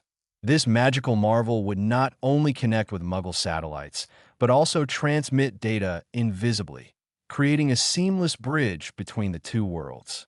The delicate craftsmanship required to create this intricate device was a testament to the golem's skill and precision. The satellite's golden runic symbols adorned its hexagonal frame, harmoniously intertwining with the intricate patterns of Muggle technology. It was a perfect fusion of magic and science, a beacon that would allow them to access the Muggle world while remaining concealed from their knowledge. 2 weeks of relentless effort passed as the golem completed its work. The satellite dish and satellite, both masterpieces of art and engineering, were now ready. The Phoenix Tower awaited their installation, and Harry knew that the next steps in their ambitious project would be crucial. With their creation complete, the world of magic was about to make a momentous leap into the realm of Muggle technology, all while remaining hidden from the eyes of the unsuspecting Muggle world. Great Hall of Hogwarts. The Great Hall was alive with the usual buzz of students chatting, but for Harry, it was an opportunity to gather information and build connections, both in the magical and non-magical worlds. Harry initiated a conversation with Hannah Abbott, a Hufflepuff known for her warm and friendly demeanor. As they chatted, Harry subtly used legilimency to probe deeper, discovering more about her aunt's work at the ministry. Hannah's aunt worked as a prosecutor and, to her frustration, believed that the ministry was riddled with corruption. Unbeknownst to Hannah, her aunt suspected that many Death Eaters had evaded justice and had infiltrated the ministry's ranks, a disheartening revelation that had soured her dedication to her job. As they talked, Harry empathized with Hannah's concerns about the state of the ministry and shared some of his own misgivings. He never revealed his true identity as the boy who lived, but subtly hinted that he, too, had a vested interest in ensuring that justice was served. Their shared discontent with the ministry's functioning led to a mutual understanding, and Harry saw potential in their newfound connection. Moving on to Stephen Cornfoot, a fellow student, Harry learned that Stephen's mother worked at the Daily Prophet, one of the wizarding world's primary sources of news. Stephen confided that his mother was unhappy with the current chief editor and the direction in which the paper was heading. As he shared this insight, Harry expressed his own concerns about the power that media outlets had in shaping public perception, carefully gauging Stephen's reactions. Their conversation evolved into a discourse on the media's role in shaping public opinion, and Harry subtly suggested the importance of accurate and unbiased reporting. He encouraged Stephen to consider his own role in influencing the Daily Prophet's editorial choices, planting the seeds of a potential alliance in the future. With Morag McDougal, Harry delved into the world of potion ingredients and the intricate art of potion making. Morag's father owned an apothecary in Diagon Alley, and he spoke about the challenges of acquiring rare ingredients and the significant profits certain potions could bring. Harry, who had a keen interest in potion making, exchanged tips and tricks, discussing various recipes and their commercial potential. As the conversation with Morag flourished, they found common ground in their passion for the art of potion making. Harry subtly hinted at the possibility of future collaborations or trade in potion ingredients, fostering a connection that could prove valuable in the future. Throughout these conversations, Harry skillfully navigated the delicate balance of obtaining information and building relationships. His efforts were not solely about gathering knowledge, but also about forging alliances with those who shared his concerns and ideals. In the world of secrecy and shadows, every connection, no matter how small, could become a valuable asset in the fight against corruption and darkness in both the magical and non-magical realms. Ascent. In the quiet hallway just outside the bustling Great Hall, Dobby appeared with a soft pop, eager to share the news. His large, eager eyes sparkled with excitement as he conveyed that the golem had successfully completed the construction of both the dish and the satellite. Harry was elated to hear that their intricate project had come to fruition, marking a significant milestone in their endeavors. With a sense of urgency, Dobby led Harry to the Marshall Mansion, where the fruits of their labor awaited. As they approached the Phoenix Tower, its elegant marble structure rose gracefully before them. The newly crafted dish, a marvel of both artistry and magical ingenuity, was perched at the top of the tower, ready to receive the satellite's signals from the cosmos. The dish itself was a sight to behold. Its size and precision were a testament to the dedication of the golem and the meticulous planning of the AI. The dish's main body was constructed from a highly polished, gleaming silver metal with a flawless mirror-like finish, designed to reflect the stars as they receive celestial signals. Its broad, concave shape allowed it to capture and focus signals from the satellite in the heavens. The dish's arms, which stretched outward like the graceful wings of a phoenix, were meticulously engraved with intricate runic patterns. These runes were not only for aesthetics, but were integral to the dish's functionality, enhancing its sensitivity to even the faintest signals and aligning it precisely with the satellite in orbit. As the pair continued their ascent up the Phoenix Tower, they reached a platform near the top. It was here that the massive dish was mounted, supported by an intricate system of metal braces and magical charms. The entire structure seemed to glisten in the sunlight, casting a radiant glow that matched the tower's elegance. Just in front of the Phoenix Tower lay the satellite, carefully positioned to await its journey into the cosmos. The satellite was an impressive piece of magical engineering, designed for both stealth and functionality. Its core was a metallic sphere, etched with a series of elegant runic symbols that merged seamlessly with the stars above. It seemed as if the satellite was meant to belong to the heavens themselves. At the base of the satellite, there was a ring-like structure which provided the magic needed for propulsion into the orbit. It was embedded with finely crafted sapphires that glistened with a captivating azure hue, granting it a mystical appearance. Harry knew that it was time to activate the levitation charm that would guide the satellite to its destined orbit. With a flick of his wand and the utterance of an incantation, the satellite began to ascend into the sky. Slowly, it gained altitude, steadily moving away from the Marshall Mansion and reaching the expanse of space. As Harry entered the Phoenix Tower, he was greeted by the calm, soothing voice of his ever-helpful AI. It addressed him with a sense of readiness, prepared to guide him through the progress of their satellite's ascent into orbit. The AI's projection emerged in the form of a 3D holographic display, casting a mesmerizing web of data and visual representations before him. The room was dimly lit with a vast, circular screen suspended in the center, encircled by floating and rotating holographic panels. The room itself was a stunning blend of magical artistry and cutting-edge technology, the perfect setting for observing the satellite's journey to the stars. The projection began by displaying the Earth below, adorned with vibrant shades of blue and green. A translucent grid overlaid the planet, representing lines of latitude and longitude. The actual trajectory of the satellite was highlighted in a vibrant, glowing path, showcasing its path as it climbed into the celestial expanse. The AI's voice guided Harry through the display, explaining each element of their creation's journey. Harry marveled at the dynamic and detailed visual representation. A bright point of light symbolized their satellite as it steadily climbed into the heavens. Harry's eyes followed the path, showing the satellite's gradual ascent above the Earth. The holographic display was not merely a two-dimensional projection. It was a mesmerizing web of data brought to life. It showcased the satellite's movements, illuminating the details of its journey into the celestial expanse. The satellite's trajectory was represented by a glowing line that arched higher and higher, eventually reaching the point where it would enter geostationary orbit. As the satellite continued its ascent, Harry noticed that the Earth below was slowly changing. The continents, oceans, and clouds shifted and evolved, creating a striking visual panorama. The AI ensured that Harry could zoom in and examine specific regions or adjust the projection to view the satellite's path from different angles.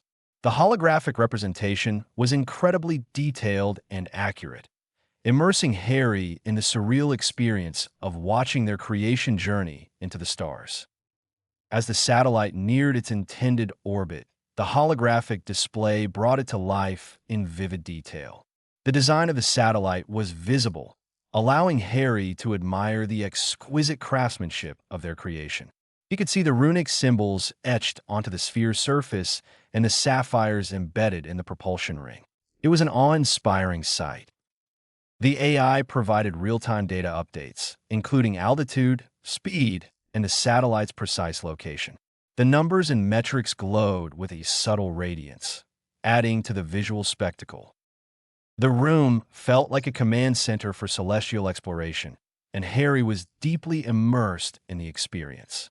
He marveled at the beauty of Earth from afar and the intricate celestial ballet of their satellite's journey. Throughout the satellite's ascent, the AI's guidance remained invaluable. It provided Harry with insights into the satellite's propulsion systems, magical enchantments, and its current course. As the satellite finally reached its intended orbit at an altitude of 118,110.236 feet, Harry couldn't help but feel a sense of accomplishment and wonder at the incredible feat they had achieved. The holographic display held his attention until the satellite had securely nestled itself in its geostationary orbit. Harry was left in awe of the breathtaking spectacle he had witnessed. It was not just the ascent of a satellite, but a testament to human ingenuity and magical mastery, a testament to what could be achieved when the two worlds, magical and non-magical, combined their strengths in the pursuit of knowledge. Getting online. The AI, with its vast array of knowledge and capabilities, wasted no time in responding to Harry's request. The large holographic display, which had been showcasing the satellite's ascent into orbit, shifted seamlessly to a new view. It was as if a window to the digital world had opened right in front of Harry. The projection presented a breathtaking view of Earth from space, with a magnificent blue planet stretching out in all its glory. The AI's voice guided Harry through the interface, explaining each step as they accessed the Muggle internet through their satellite. The holographic representation displayed the digital pathways and connections as they extended from the satellite to Muggle communication satellites in space. Thin, luminescent lines linked the two celestial bodies, symbolizing the intricate network of technology and data transmission. As the AI established a connection to the Muggle internet, Harry could see virtual threads of data cascading down, much like water flowing in a river. These data streams carried the information of the world, bringing it to the magical realm. Harry could almost feel the energy of human knowledge pulsing through the streams of information. The holographic interface displayed various icons, each representing a different aspect of the internet. A globe icon symbolized the internet's global reach, while a book icon indicated online libraries and databases. There were music notes for streaming audio, video camera icons for visual media, and a news icon for current events. Harry's voice cut through the hum of information, guiding the AI to find specific pieces of information. The AI responded with grace, its digital hands sifting through the torrents of data. The holographic display allowed Harry to visualize the search process, with virtual files and documents floating in the digital space. The AI's voice narrated their journey through the internet's vast archive. It accessed online encyclopedias, academic papers, news websites, and even obscure forums, retrieving the information Harry sought. The AI made it seem effortless as they navigated the digital landscape, with Harry's curiosity as their guide. The holographic interface displayed live updates and visual representations of the data flow. Virtual folders open to reveal relevant articles and images. Harry could witness the immediate impact of their search queries as the information flowed back to their satellite, ready to be downloaded to their magical computer. As Harry read through the retrieved documents, the holographic projection allowed him to seamlessly switch between articles, zoom in on images, and listen to audio recordings. It was a surreal experience, merging the boundaries of the magical and Muggle worlds. The AI displayed their findings on the Earth's holographic projection, pinpointing the locations of events and visualizing statistical data. It was as if the entire world's information was at Harry's fingertips, all accessible through the interface of their magical computer. With the Muggle internet now at their disposal, the possibilities were limitless. Harry could access a wealth of knowledge, gather crucial data, and stay informed about the non-magical world like never before. The holographic interface became a bridge between two realms, connecting the magical and muggle worlds in a way that had never been possible. As the AI processed the information, Harry marveled at the incredible capabilities that were now at his disposal. The magical and non-magical world had become seamlessly intertwined, opening doors to new horizons of knowledge and understanding. It was a moment of profound realization, a testament to the power of human innovation and magical mastery. With the Muggle internet at his command, Harry felt more connected to the broader world than ever before. The holographic display served as a visual reminder of the boundless possibilities that lay ahead in his quest for knowledge and magical advancement. In his office within the Phoenix Tower, Harry settled into a comfortable chair, the familiar surroundings providing a sense of peace and privacy. The room was adorned with rich mahogany bookshelves, filled with magical tomes and ancient scrolls. The soft glow of the enchanted fire in the ornate fireplace cast a warm and inviting ambience. The large desk at the center of the room was stacked with parchment and quills, and on the wall, a portrait of his parents smiled back at him. Harry took a deep breath, feeling the weight of his responsibilities and the multitude of tasks he had undertaken. He was determined to use the newfound knowledge from the Muggle internet to enhance magical understanding, and he couldn't afford to waste any time. As he reached for his journal, the AI's voice emanated from a hidden speaker, breaking the silence. "Master Harry, I've initiated the process of downloading Muggle knowledge to our storage crystals. It will take approximately 1 month to complete." Harry nodded in acknowledgement, his mind already racing with ideas and possibilities. He opened his leather-bound journal and retrieved a quill, ready to document his thoughts and plans. The blank parchment awaited his ink, eager to receive the wisdom he would impart. In his elegant script, Harry began to write. Day 1. The Muggle Connection. The world has changed once again.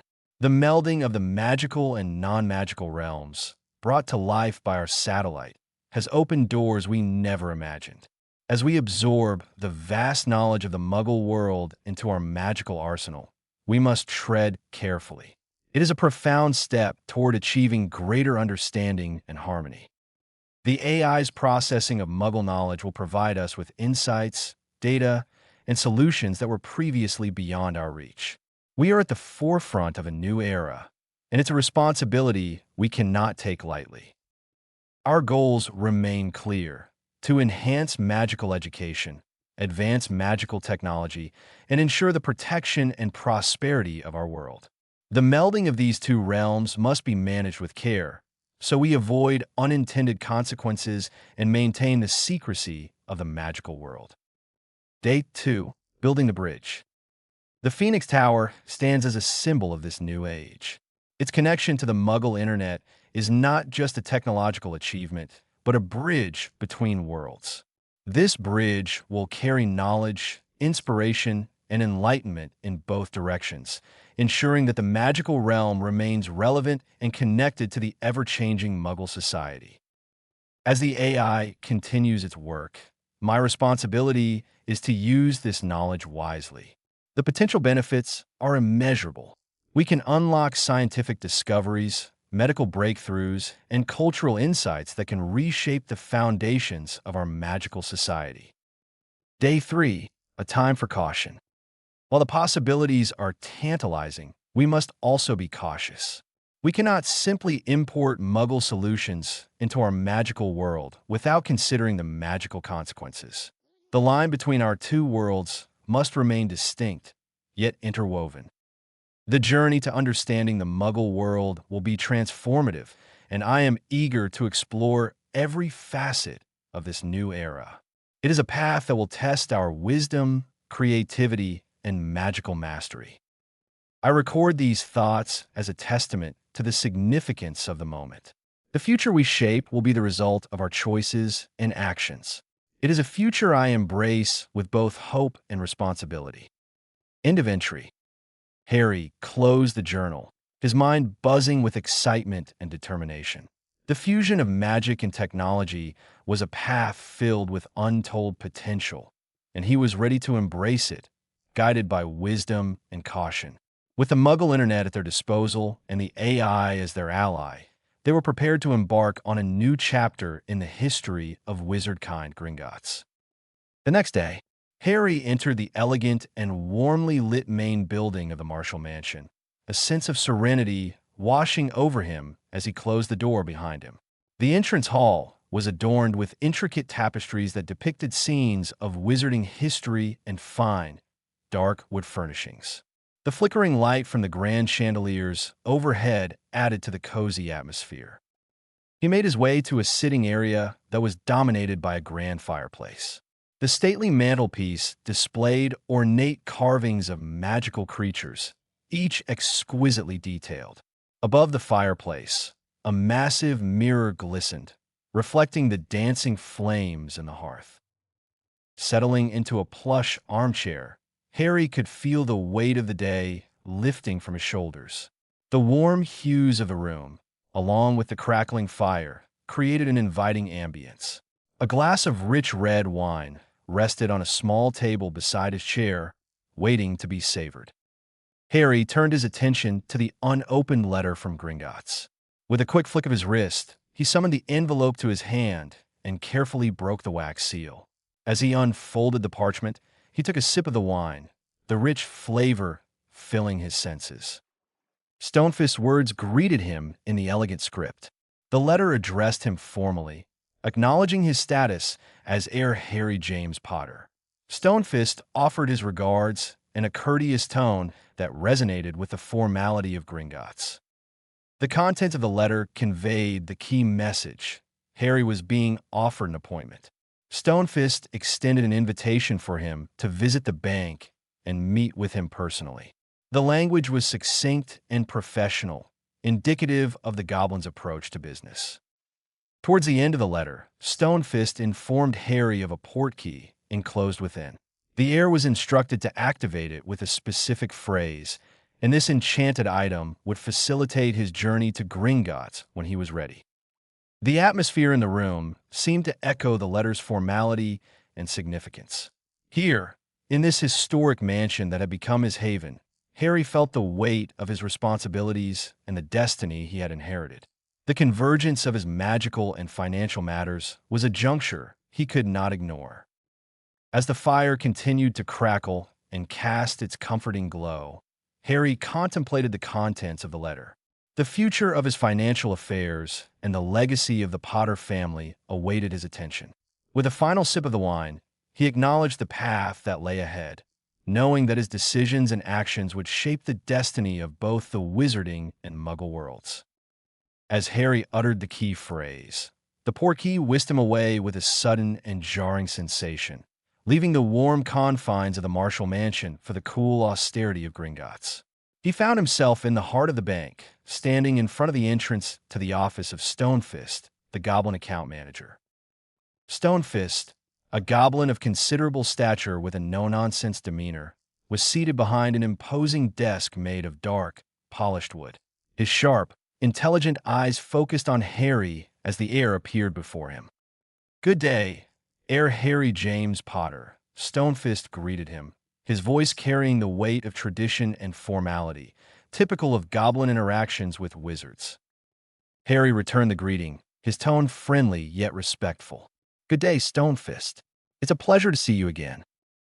The two engaged in a polite but professional exchange of pleasantries, setting the tone for the upcoming discussion about Harry's financial matters and the legacy of the Potter family.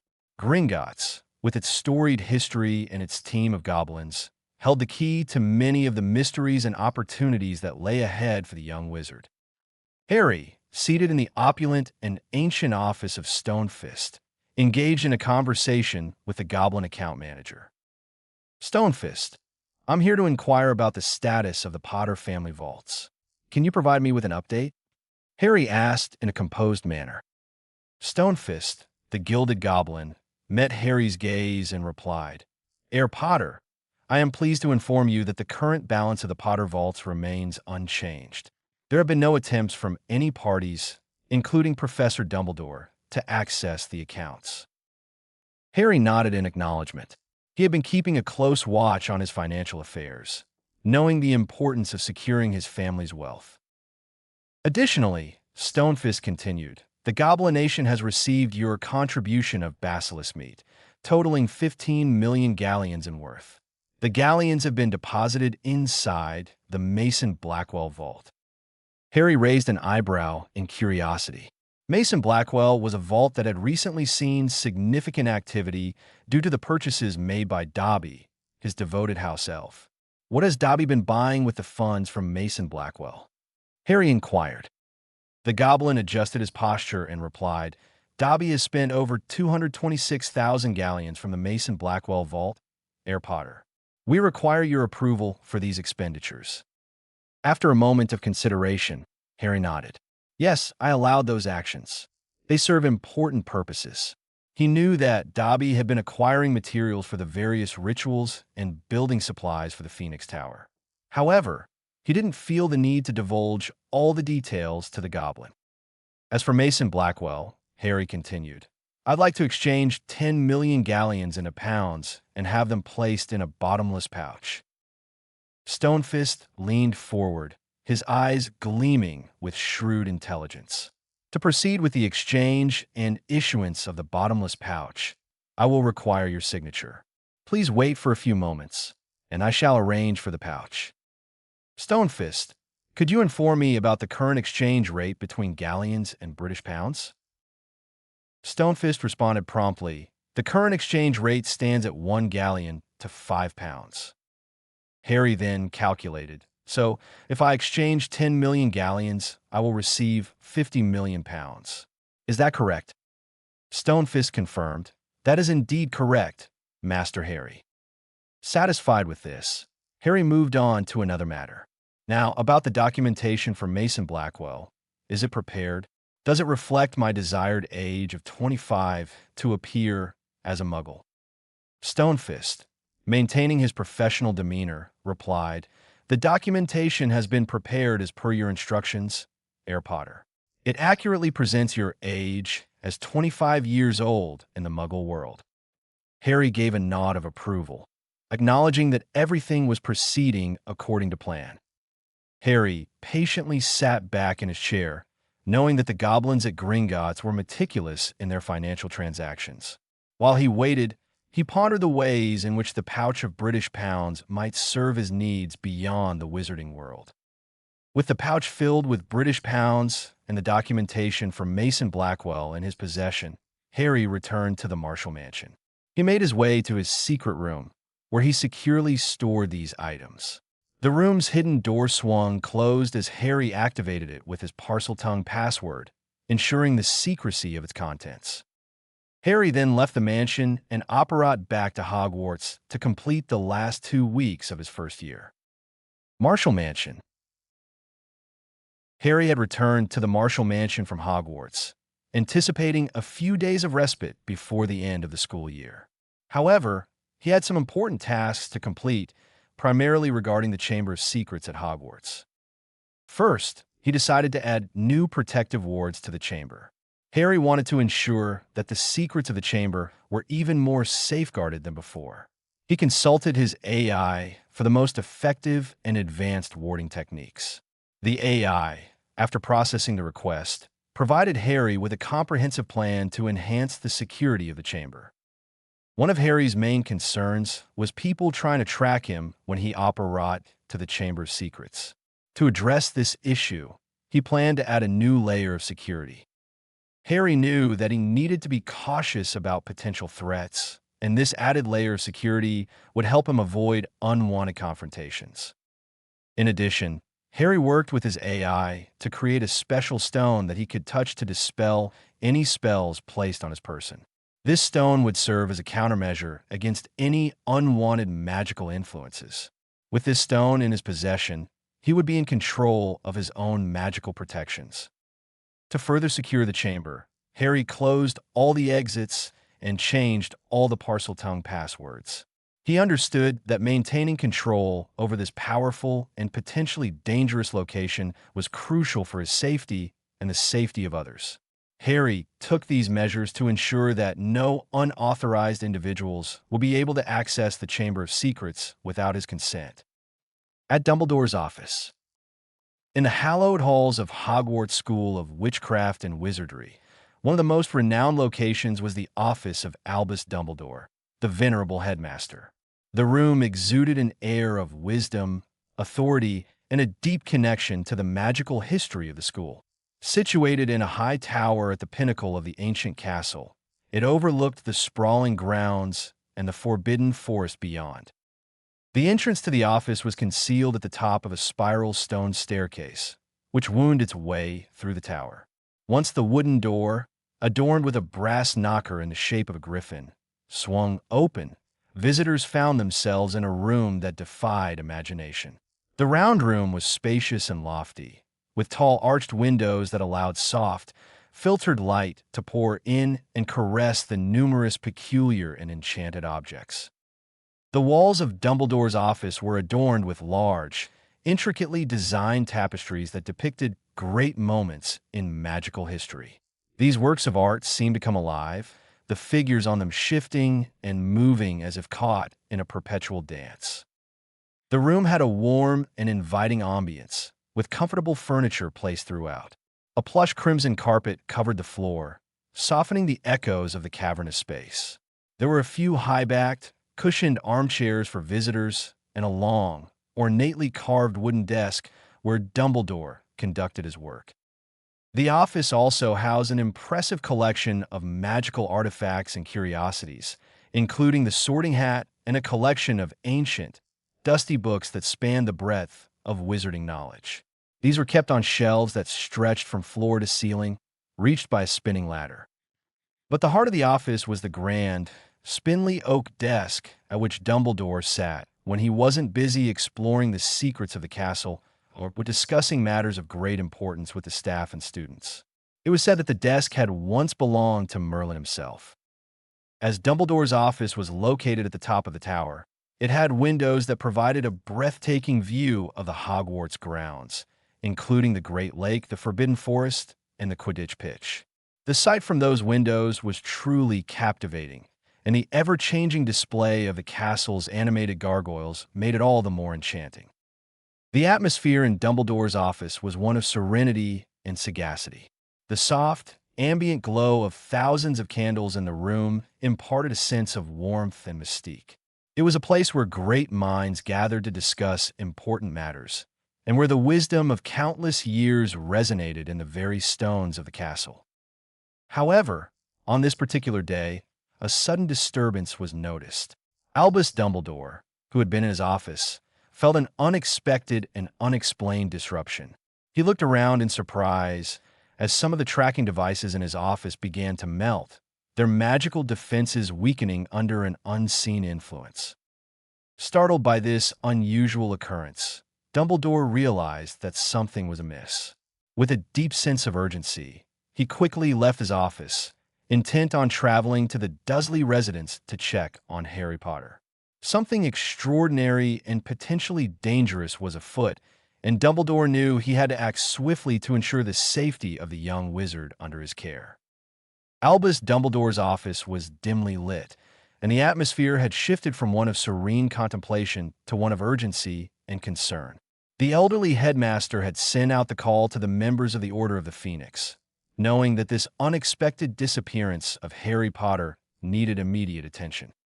The first to respond to Dumbledore's call was the grizzled and vigilant Alastor Moody.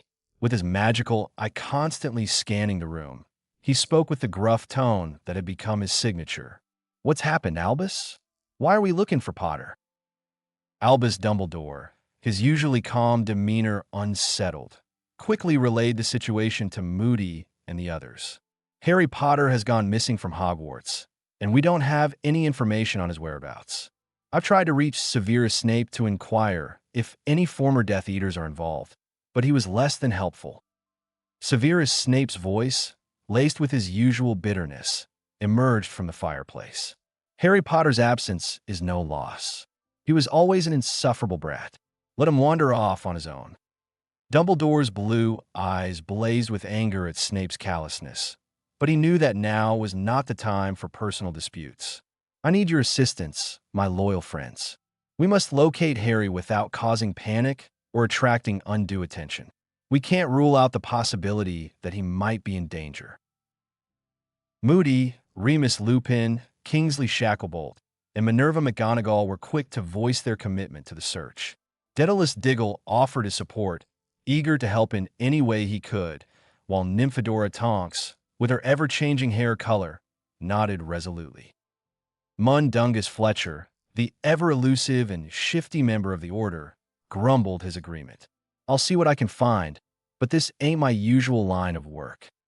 Edgar Bones, a somber and dedicated member, simply nodded, understanding the gravity of the situation.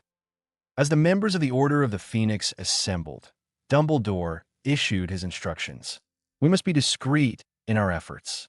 For now, we will keep Harry's disappearance a secret within our ranks. I want you all to investigate any leads or sources of information that could help us locate him. We'll convene at the usual meeting place once we have more information. With a collective nod of agreement, the members of the Order began to disperse, each taking on a different task or area of investigation. The fate of Harry Potter remained uncertain, but the determination and unity of the Order of the Phoenix would be unwavering in their quest to bring him back safely.